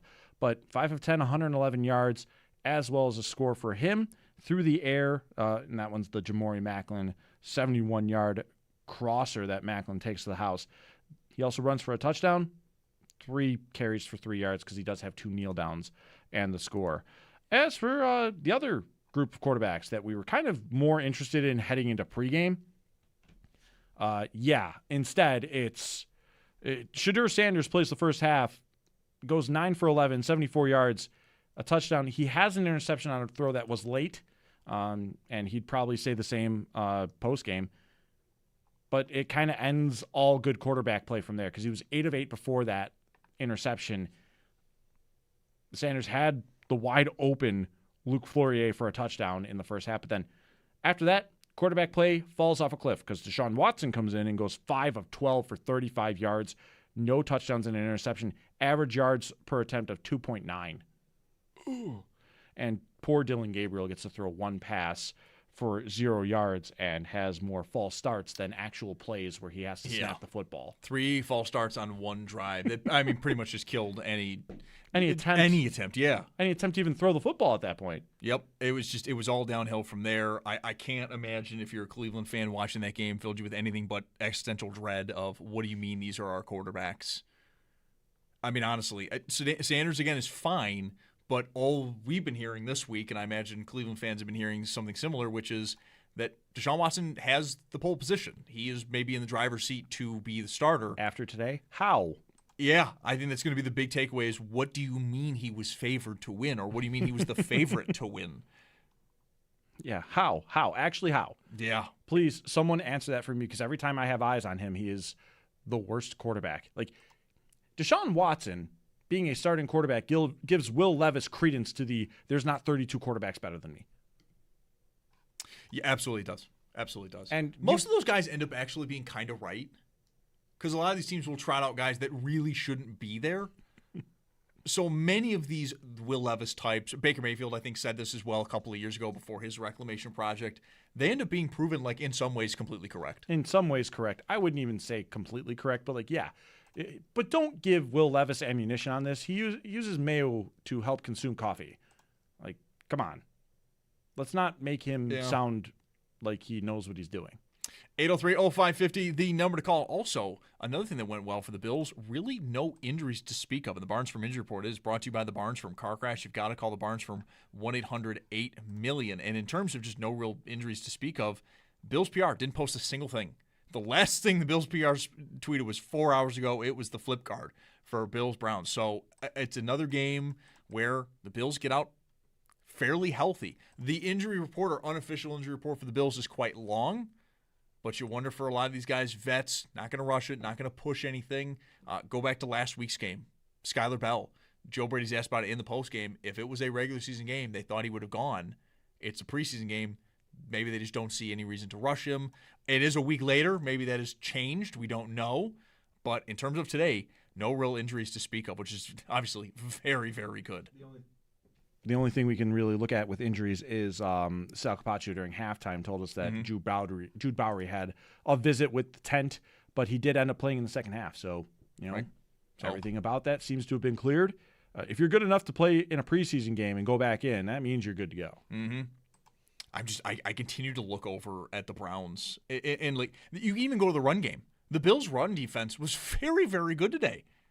Average yards per carry for 27 carries today, 84 yards for the Browns, 3.1 average. I mean, the Bills did kind of whatever they wanted defensively. They did whatever really they wanted to offensively. Was it always perfect? Not really. There was a couple of miscues early on, specifically on the defense when Shedeur Sanders was in at quarterback. Pressure was not really much of a factor. The touchdown that Sanders does have is to a wide open guy. There's just no one around. But they lock it down. The Browns could not run on them. They could not throw once Sanders is out of the game. Again, you just went through it, Derek. Deshaun Watson's 5 of 12 for 35 yards and a bad pick. There was really nothing going there at all for the Browns. And so far through 2 games, it has been about as easy as you like for the Bills as they go to 2-0 on the preseason 31-7 win over the Cleveland Browns. And next up for them is going to be a short week. They'll take on Pittsburgh at home on Thursday, a 7 p.m. kickoff for that one. Zach Jones, Derek Kramer, 803-0550, the number to call if you want to jump in, give your thoughts as the Bills are now 2-0 in the preseason. They've looked pretty darn good doing it. We'll be right back after a quick timeout. This is Buffalo Football postgame show on the Voice of the Fan, WGR.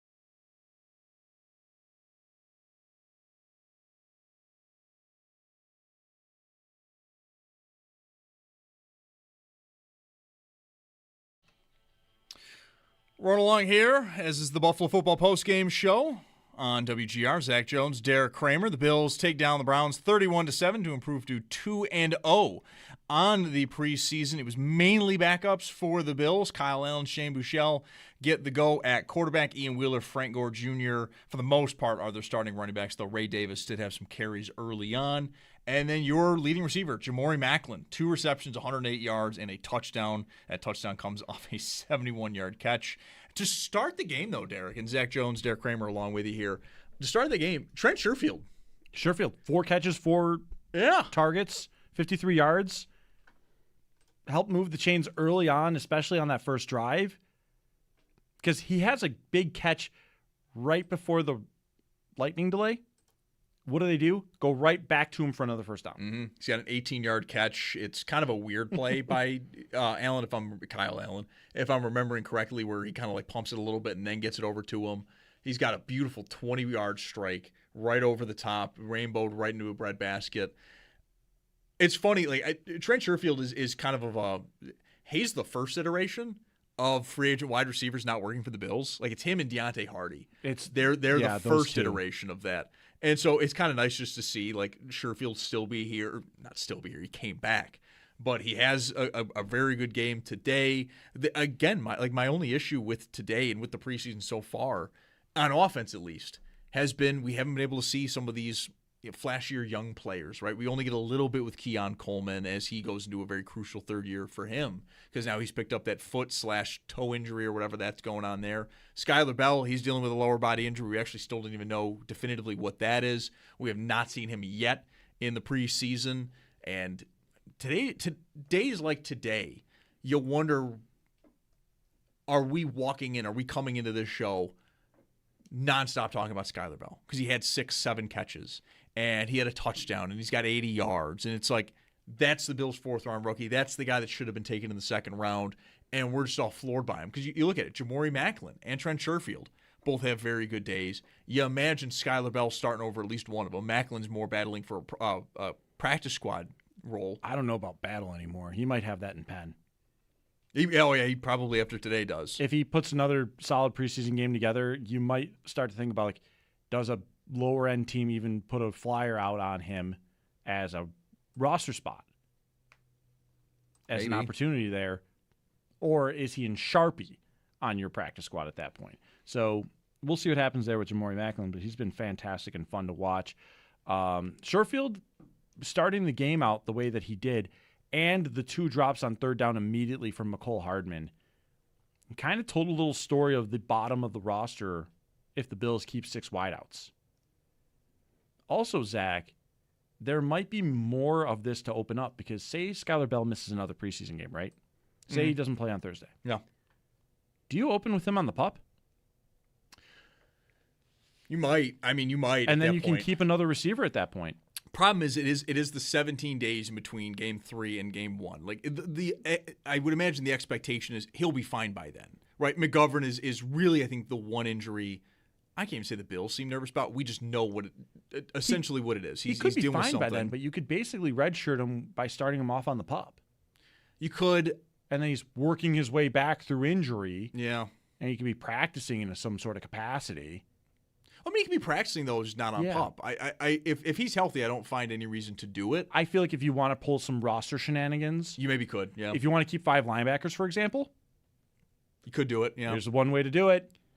So, again, it's been a disappointment that Bell has not been healthy, but you can pull some shenanigans now if you need to. Mm-hmm. Because there's enough Bills depth players through these 2 preseason games that are kind of stating a case that you should be looking at potential shenanigans and what you can get away with.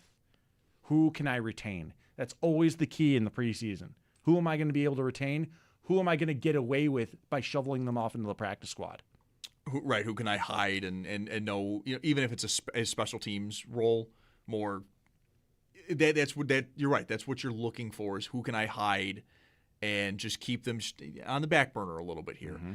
I don't want to go too far into it too. Especially the teams they have played are Carolina and Cleveland, not necessarily stars of the league, not necessarily some of the more well-run organizations in the league. Both have pretty horrendous owners, notably. Yeah, some that might even say are downright dreadful. But good for Carolina winning the division at 8-9 last year, but it's still a losing record. Like you even wonder too, like how Todd Monken feels, because after the joint practice, right, there was a quote going around, and I didn't make fun of it during the week because I understood what he was talking about. Like, we were able to hang with one of the best teams in the AFC.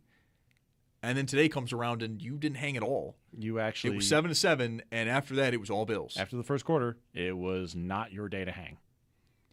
And it's all backups for the most part. But this is also where, if I can take some positives from Joe Brady, it's the fact that through 2 preseason games, I haven't once thought the Bills are unprepared. You know, I can look at that 2-minute drill that the Bills were able to have. It was about as perfect as you could ask for. It's 4 plays, it's 4 passes. Kyle Allen completes all of them. They score. No doubt about it. Boom, boom, boom, boom, boom. 14-7 going into halftime. I mean, that's kind of the stuff I'm looking at. And then on defense here real quick before we get a look around the league.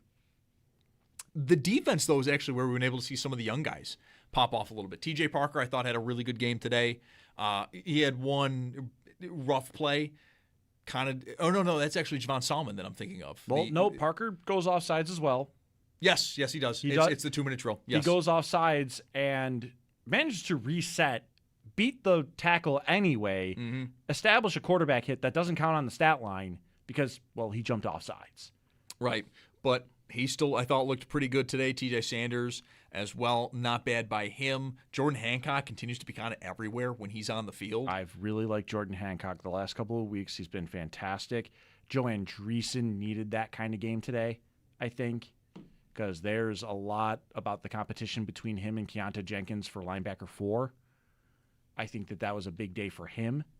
And you might starting to ask the question of, do I need to keep 5 off-ball linebackers? I don't know about that. I don't know. Just because... Well, if Jenkins and Andreessen are going to keep playing the way that they are, you're going to force an issue here. Right, you are going to force an issue. The receivers, past the top group aren't necessarily flashing. I mean, today, notwithstanding, it has not been like, Trent Sherfield is making a case for him to be just a standard wide receiver, right? Mecole Hardman, sure, he scores. You can't have those 2 drops on 3rd down. No, you can't, especially with Sherfield starting the game the way he did. So that's, I think, maybe where it comes in is you don't end up keeping 6 wide receivers. You maybe put somebody like a Skylar Bell, like you mentioned, on PUP to start. And then, you're able to keep the linebackers here for a little bit as you get going. 803-0550, the number to call if you want to jump in, give your thoughts as the Bills do improve to 2-0 on the preseason. It's a 31-7 victory over the Cleveland Browns. Let's get scores around the league delivered by Mike Barney Nissan. Awesome cars, great dealership, lousy jingle, as we've got the only 2 games that are currently going on right now in halftime. And, Derek, do you want me to run through it? I've got it. I've got everything in front of me here. I just needed some music. The Rams up 20-0 on the Saints after the first half there. Stetson Bennett has thrown 31 passes in 2 quarters. Yeah, baby. Find out what you got or not. 19 of 31 for 181 yards. Meanwhile, 20-3 Giants over the Dolphins right now at halftime. Jameis Winston, 15 of 21 for 150 yards. Devin Singletary has a rushing touchdown in that game. 3 games that finished earlier along with Bills and Browns. Lions winning 17-13 over the Commanders. The big play in that one, Joshua Dobbs having a long rushing touchdown for Detroit.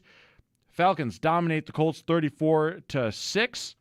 And then the Ravens beating the Vikings 13-3. J.J. McCarthy started the game hot, but he ends up at 5 of 10 on the afternoon. Those are your scores around the league, as I lost it for a moment here. It's delivered Brought to you by Mike Barney Nissan. Awesome cars, great dealership, lousy jingle. You got that at the end. There we go. 803-0550, again, the number 2 calls. We're just kind of breaking down the Bills' preseason game number 2 against the Cleveland Browns, 31-7. They take that one. And now next up for the Bills, they've got one more preseason game. It's going to be at home on Thursday against the Pittsburgh Steelers. And then we've got 17 days off before they take on the Houston Texans in Houston to begin their regular season. Yeah, I mean, I'm ready for preseason to be done. I'm a little afraid of the fact that preseason has been treating us so well so far that the next game is going to be buns. and potentially unwatchable. You don't ever get through a preseason that cleanly, I don't think. I don't. Yeah, no. I mean, there's got to be at least one game. Very where, like, this is uncommon terrible. for you to get through a preseason that unscathed. But I've liked what I've seen from a lot of guys. I think that Jordan Hancock has had a very good preseason. Kenai Walker has had a very good preseason. Davidson Igbinosin has also had a pretty good preseason so far. Damar Hamlin keeps securing himself safety 3. Unfortunately, I haven't been able to watch enough of Jalen Kilgore. I want to have more of that. Hopefully he's healthy for the game against the Steelers because he did have a couple of nice moments against Carolina, including that pass deflection on 4th and 2 from the last game. Today, I think Dwayne Carter and Zane Durant both made some noise there. I don't think that's good for Darian Mathis. No, he's going to be dealing with suspension. Yeah, he's dealing with a 3-game suspension to start out. I don't love that for him, but again, the linebackers, Andreessen, Kanta Jenkins, doing themselves a lot of favors in terms of fighting for a roster spot there. There's a lot to like. Kyle Allen, of course, playing really well. Mm-hmm. I'm having fun watching Frank Gore Jr. and Ian Wheeler just punish people. I liked that last They're drive where they just went fun. back and forth with each other. Like, all right, you get one run, you get the next, and we're just going to run out the clock here. Like, that was kind of fun to watch. That was really fun to watch, actually. I enjoyed the heck out of that as well. 803-0550, the number to call. We'll take a quick time out here as we are rolling along here. It is going to pour, by the way, in our Amherst studio. The rain has come from Cleveland into Buffalo. It is going to pour here coming up. This is the Buffalo Football Postgame Show. Zach Jones, Derek Kramer on the voice of the fan, WGR.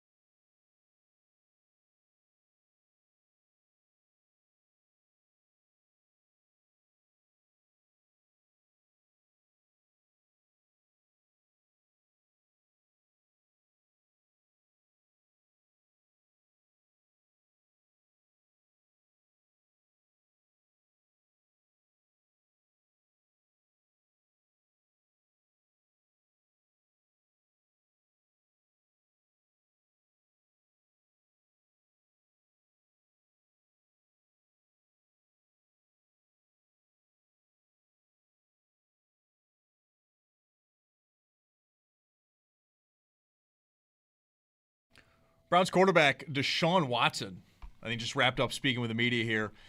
When asked on getting booed by the Browns home crowd today, this was his response. Quote, "I think the whole world knows it has nothing to do about the performance. It's a bit more personal than that, so I think it's a disrespectful thing."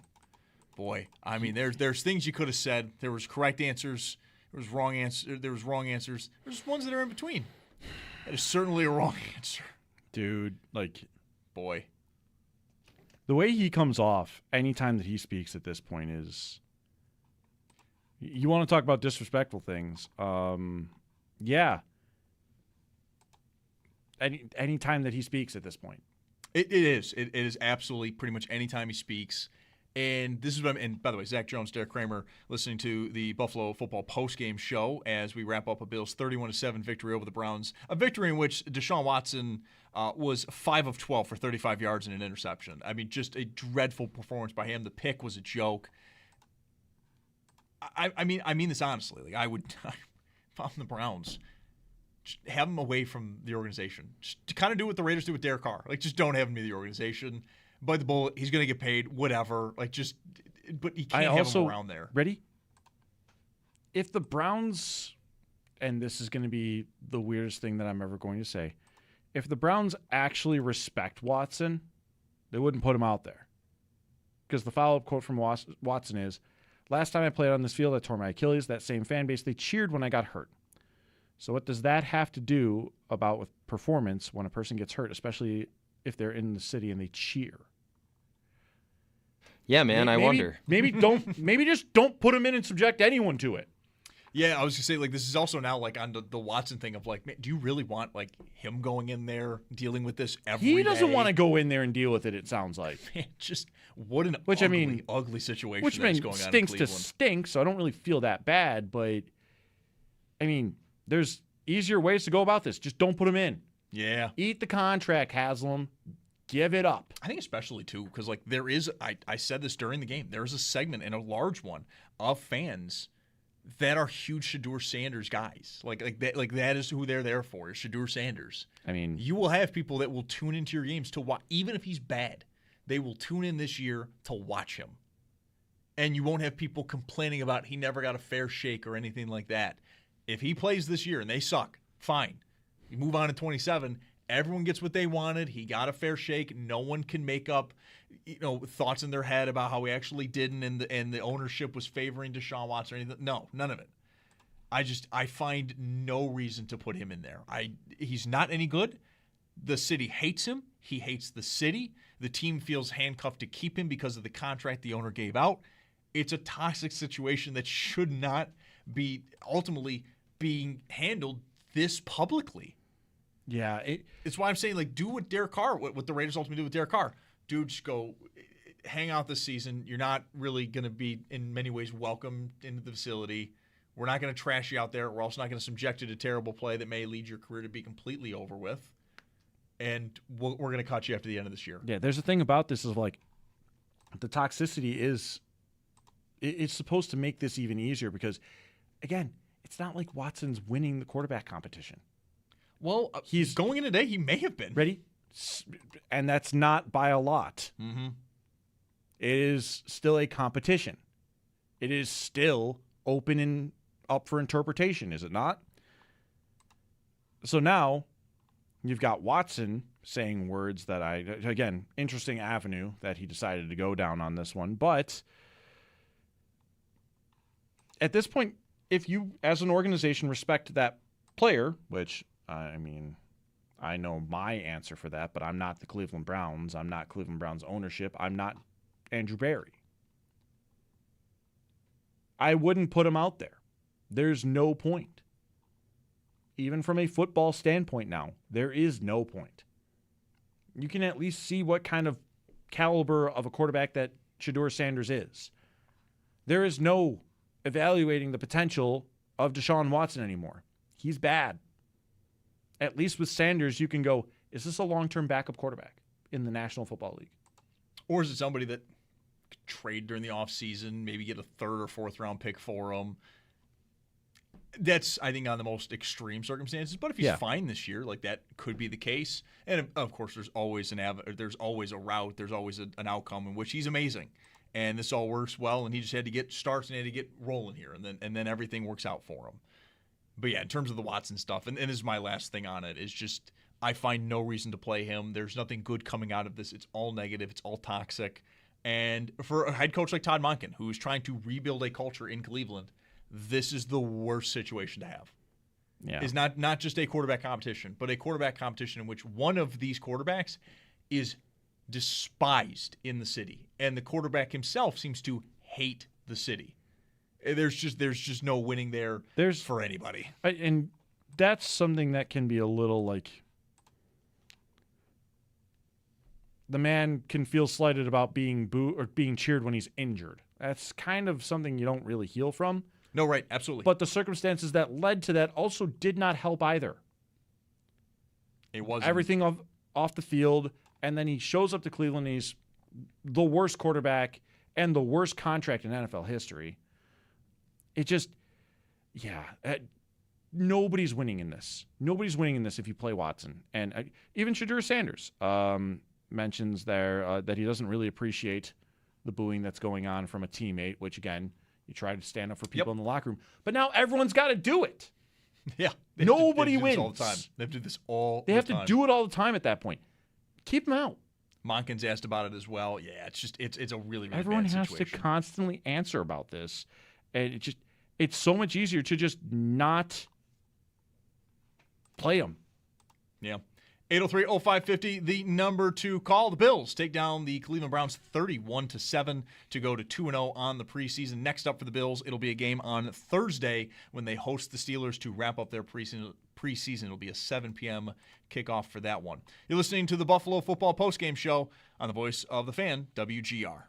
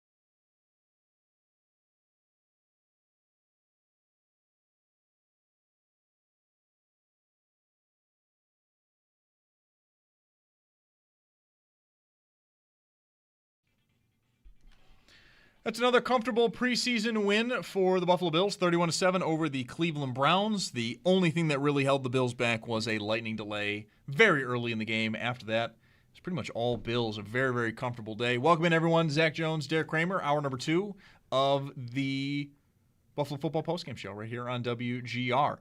As we are just wrapping this one up here, it was pretty comfortable the whole way. I've been using that word a lot here, but that's really what it was. It's a preseason game, so you're not necessarily worried about the result, but the Bills' passing attack looked great. 15 to 22, 230, and 2 touchdowns between Kyle Allen and Shane Buechele. If you want even the running game, 34 attempts for 138 yards, good for 4.1 yards per carry, and 2 touchdowns. And there was also 2 interceptions and a sack. There was a couple tackle for losses as well. This is the kind of game you walk out if you're someone that looks at preseason as, I want to see what kind of depth we have. The Bills have passed both the Carolina and the Cleveland test with flying colors. The depth has looked very, very strong. It's looked very, very strong. And it also kind of gets me out of a dangerous thought I had about Thursday. Maybe I needed to steal the starters one more time just so that I have like that fun buzz going into the season. Because it's 17 days. Mm-hmm. After the Pittsburgh preseason game until the Bills play against Houston. It's a long time. You want to feel as warm and fuzzy as you possibly can. Now, after these 2 preseason games, I feel just fine about the backups coming in and trying to frustrate Will Howard or Drew Aller, or both. I think in that game we'll probably get Aller in the first half because Howard got the first half in this weekend. So I would imagine it would be Aller. We'll see. Again, I mean, that's going to be something to watch. Not for the Bills, but their opponent is kind of this fun quarterback competition, or who's really going to be the heir apparent, or at least who they're going to care to look at for the next couple of years. It'll be between those guys, so that should be fun. In terms of third preseason game, we talked a little bit about it during the rain delay of wondering the rust versus rest argument. Should the Bills maybe have some of their starters play? I never want starters to play in the preseason, so for me it would just never be any game action. We'll just keep practicing. We'll be fine. But teams do think that way. I think after these 2 games, though, like there's just no point. The team has looked very good. I'll say in a positive for Joe Brady, absolutely. The team has looked very, very prepared. How many penalties did the Bills even take today? There were a couple. I mean, there was the 2 offsides from Solomon and from Parker. Mm-hmm. But other than that, okay, they end up at 6 total because Chase Long has the unsportsmanlike play that they kind of negate immediately. Mm-hmm. The thing is, most of the penalties they commit, they negated them almost immediately. Right. And the Browns were the more egregious ones, right? The 3 false starts on a drive. They ultimately end with 9 for 73 yards. But again, like I don't even really think about the penalties as like a super bad indicator for where the Bills were at. Far from it. I thought they were fine today. If you want third down defensive stats as well, the Bills were great on third down. 3 of 11 was Cleveland's conversion rate. Bills were 5 of 11 on third down. So not super great, but in the red zone, Bills were 3 for 3. Really well done there. Time of possession was comfortably in the Bills' favor, 31-16 to 28-14. First downs, 20 for the Bills, 12 for Cleveland. Total yards, 368 to 194. We were in with Brad Ryder last week doing the game cast, and like that was the funny thing is for a while the score like did not indicate the cartoonish difference in the stats. Yeah. It did not indicate what was actually happening. This week it did. Like it was 7-7, and by halftime it was 14-7. Early in the third it's 17-7. Then you have the big play for a touchdown, and then you've got one more touchdown to kind of wrap things up. It's been a really comfortable preseason for the Bills, which also goes to camp. Camp has been, I think, all positives outside of the couple of injuries they've picked up. It's been very, very comfortable. It's been very nice. It's been very easy. In some ways it sucks, because there's not many things to talk about ultimately. Like the rookies, yes, but some of them aren't even getting on the field. Caleb Larmsor, if we want to go through him as well, he didn't look that great today. It's probably when we're setting up that it's going to be Terrell Bernard and Dorian Williams to start the year, and that's fine. But for the most part, the stories are Tyler Bass. Is he going to miss from within the 40 to 49-yard range? We don't even see that today. You don't even get to see that today. And the Bills have done a good job this preseason of not really having much of the storylines on the field anyway. Most of your questions about lineup construction are being answered. It's really getting to a point of how solid they have been playing and how solid everything is just looking cohesively. One might say it's the right way to prepare. Brought to you by Catholic Health. Catholic Health, the right way to care. What the Bills have been doing right to win these games is just complete dominance. Pretty much everything. Yeah, pretty much everything. The stats in the last 2 games have been front to back, almost cartoonishly bad for their opponents. Mm-hmm. And, I mean, at this point, you just wonder, okay, is the other shoe going to drop on Thursday night and we're just going to be in for like the most dreadful game of our lives? And, like, that's fine. And if that's the case, guess what? We're done with the preseason. Wrap it up. Yeah, we're wrapping it up fine. But It's yet, the preseason. It tends to happen, but again, cool. they're playing so well, though. The backups are. You're expecting a good game on Thursday. You're expecting at least something for the entertainment of the eyeballs if you're going down to the stadium. Yeah. Yeah. You're going to see it in a primetime light. You're going to see it with the lights on. Have some fun with it if you're going to go next week on Thursday. And I would expect you're going to be in for a treat because they have been playing entertaining football, even if it is mostly backups playing through the entirety of it. 803-0550, the number to call. Your thoughts on the Bills' win today, or just the preseason in general. We're now getting ready for the third and final game over in Buffalo on Thursday, as the Bills will host the Pittsburgh Steelers to wrap up their preseason. But we go back to the phones here, and Mike is up next. Mike, how are we doing today? Good, thank you. I guess I wanted to talk about the NFL Network coverage. I'm out here in Denver, so I had to watch it on the NFL Network. And boy, all they could talk. Shadell. I'm getting so sick of hearing about this guy that hasn't done anything, you know. and then you know I had to listen to watch the Cleveland feed. And I swear to God, they kept bringing up. It was about 50, 60 times they could not stop talking about this guy. And it's like I literally had to turn down the volume just so I could watch the game. It got really frustrating. Just Sanders. Anyway, I guess my second point here would be about Parker. And I really like the push that this guy seems to be getting off the line. I mean, he looks every bit of the part. I mean, hopefully, time will tell. And yeah, it's preseason. I get all that. Yeah, but I just hope that this guy pans out because I am so sick of this revolving door at the defensive line that this team has had for the last 6-7 years with, just so many players in and out of this lineup when it comes to that defensive line. So I sure hope that this guy turns out to be a good player for them. Mike, thanks for the call. Yeah, I mean, that's what they're hoping for. And Brandon Beane kind of needs a win at that position because outside of wide receiver, it's the one he goes to the most. Actually, doesn't really go to wide receiver a lot. He goes to the defensive line. He goes to it a lot and can't get somebody to replace Von Miller or even if you want to go all the way back to guys like Jerry Hughes. It has been a struggle for them. So, yeah, hopefully with TJ Parker. I've liked the early signs. I feel bad. It's the Cleveland broadcast, and that's kind of what we've been talking about. We were doing it during the game on the Gamecast too. It's all that matters to Cleveland.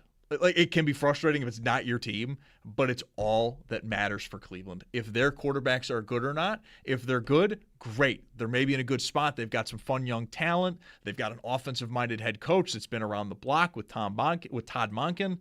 If they don't have a quarterback, then the season is dead in the water, and they're looking to 2027, right? They're looking up Ohio State's schedule and when do the Buckeyes first take the field and what games they can go up to Columbus for.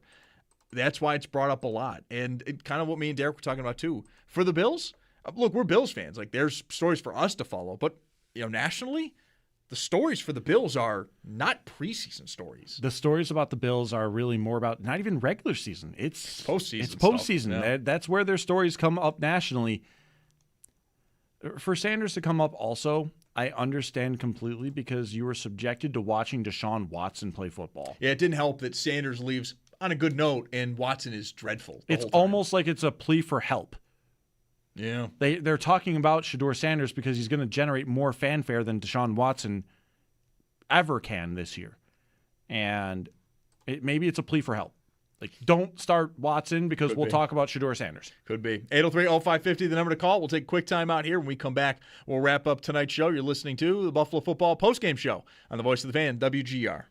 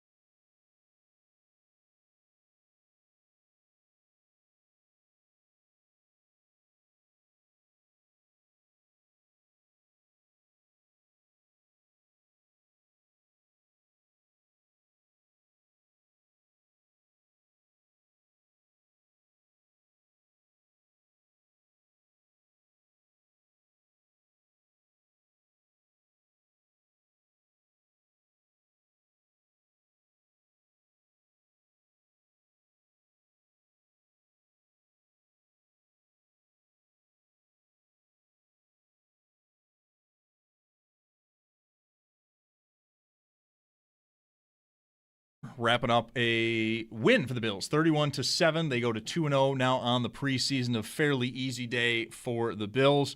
We've got one more thing we've got to get to before we do go to the Wester Hotline, and that is the inspirational player of the game. It is brought to you by Dynabrade Tools, inspired by customers around the world, American-made right here in Western New York. Me and you agree. I think this is mainly going to be, bit of a preseason hero. It's a bit of a preseason hero. There were a couple options you could choose from. I mean, Kyle Allen would be a good selection here. Damar Hamlin with the interception and leading the team in tackles might be one of those. But I think you and I have agreed on this as the inspirational player of the game is Jamori Macklin. Jamori Macklin, 2 catches, 108 yards, a touchdown on 3 targets. He may have locked his place into the Bills practice squad. He was very, very good today. But for more on this game, again, we've just got a couple more minutes here. We go to the Wester Hotline, and Sal Capaccio does join the show from Cleveland. Sal, it's a pretty complete win for the Bills today. Yeah, I agree. And just leaving the stadium now, we just had a tornado warning here. Couldn't leave the stadium for a little while. And then a lot of rain that came later on. But, the little delay early on, the Bills, came out after like 4 plays, after an hour delay. They go right down the field and score. Cleveland then comes down and scores. And then from there, it was really just domination from the Bills, to be honest with you. I think the total average yards gained were close to 8 per play for the Bills and less than 4 for the Browns, just indicative of today. I thought the Bills played really well overall. Some things to clean up, no doubt about that. A couple of penalties here and there.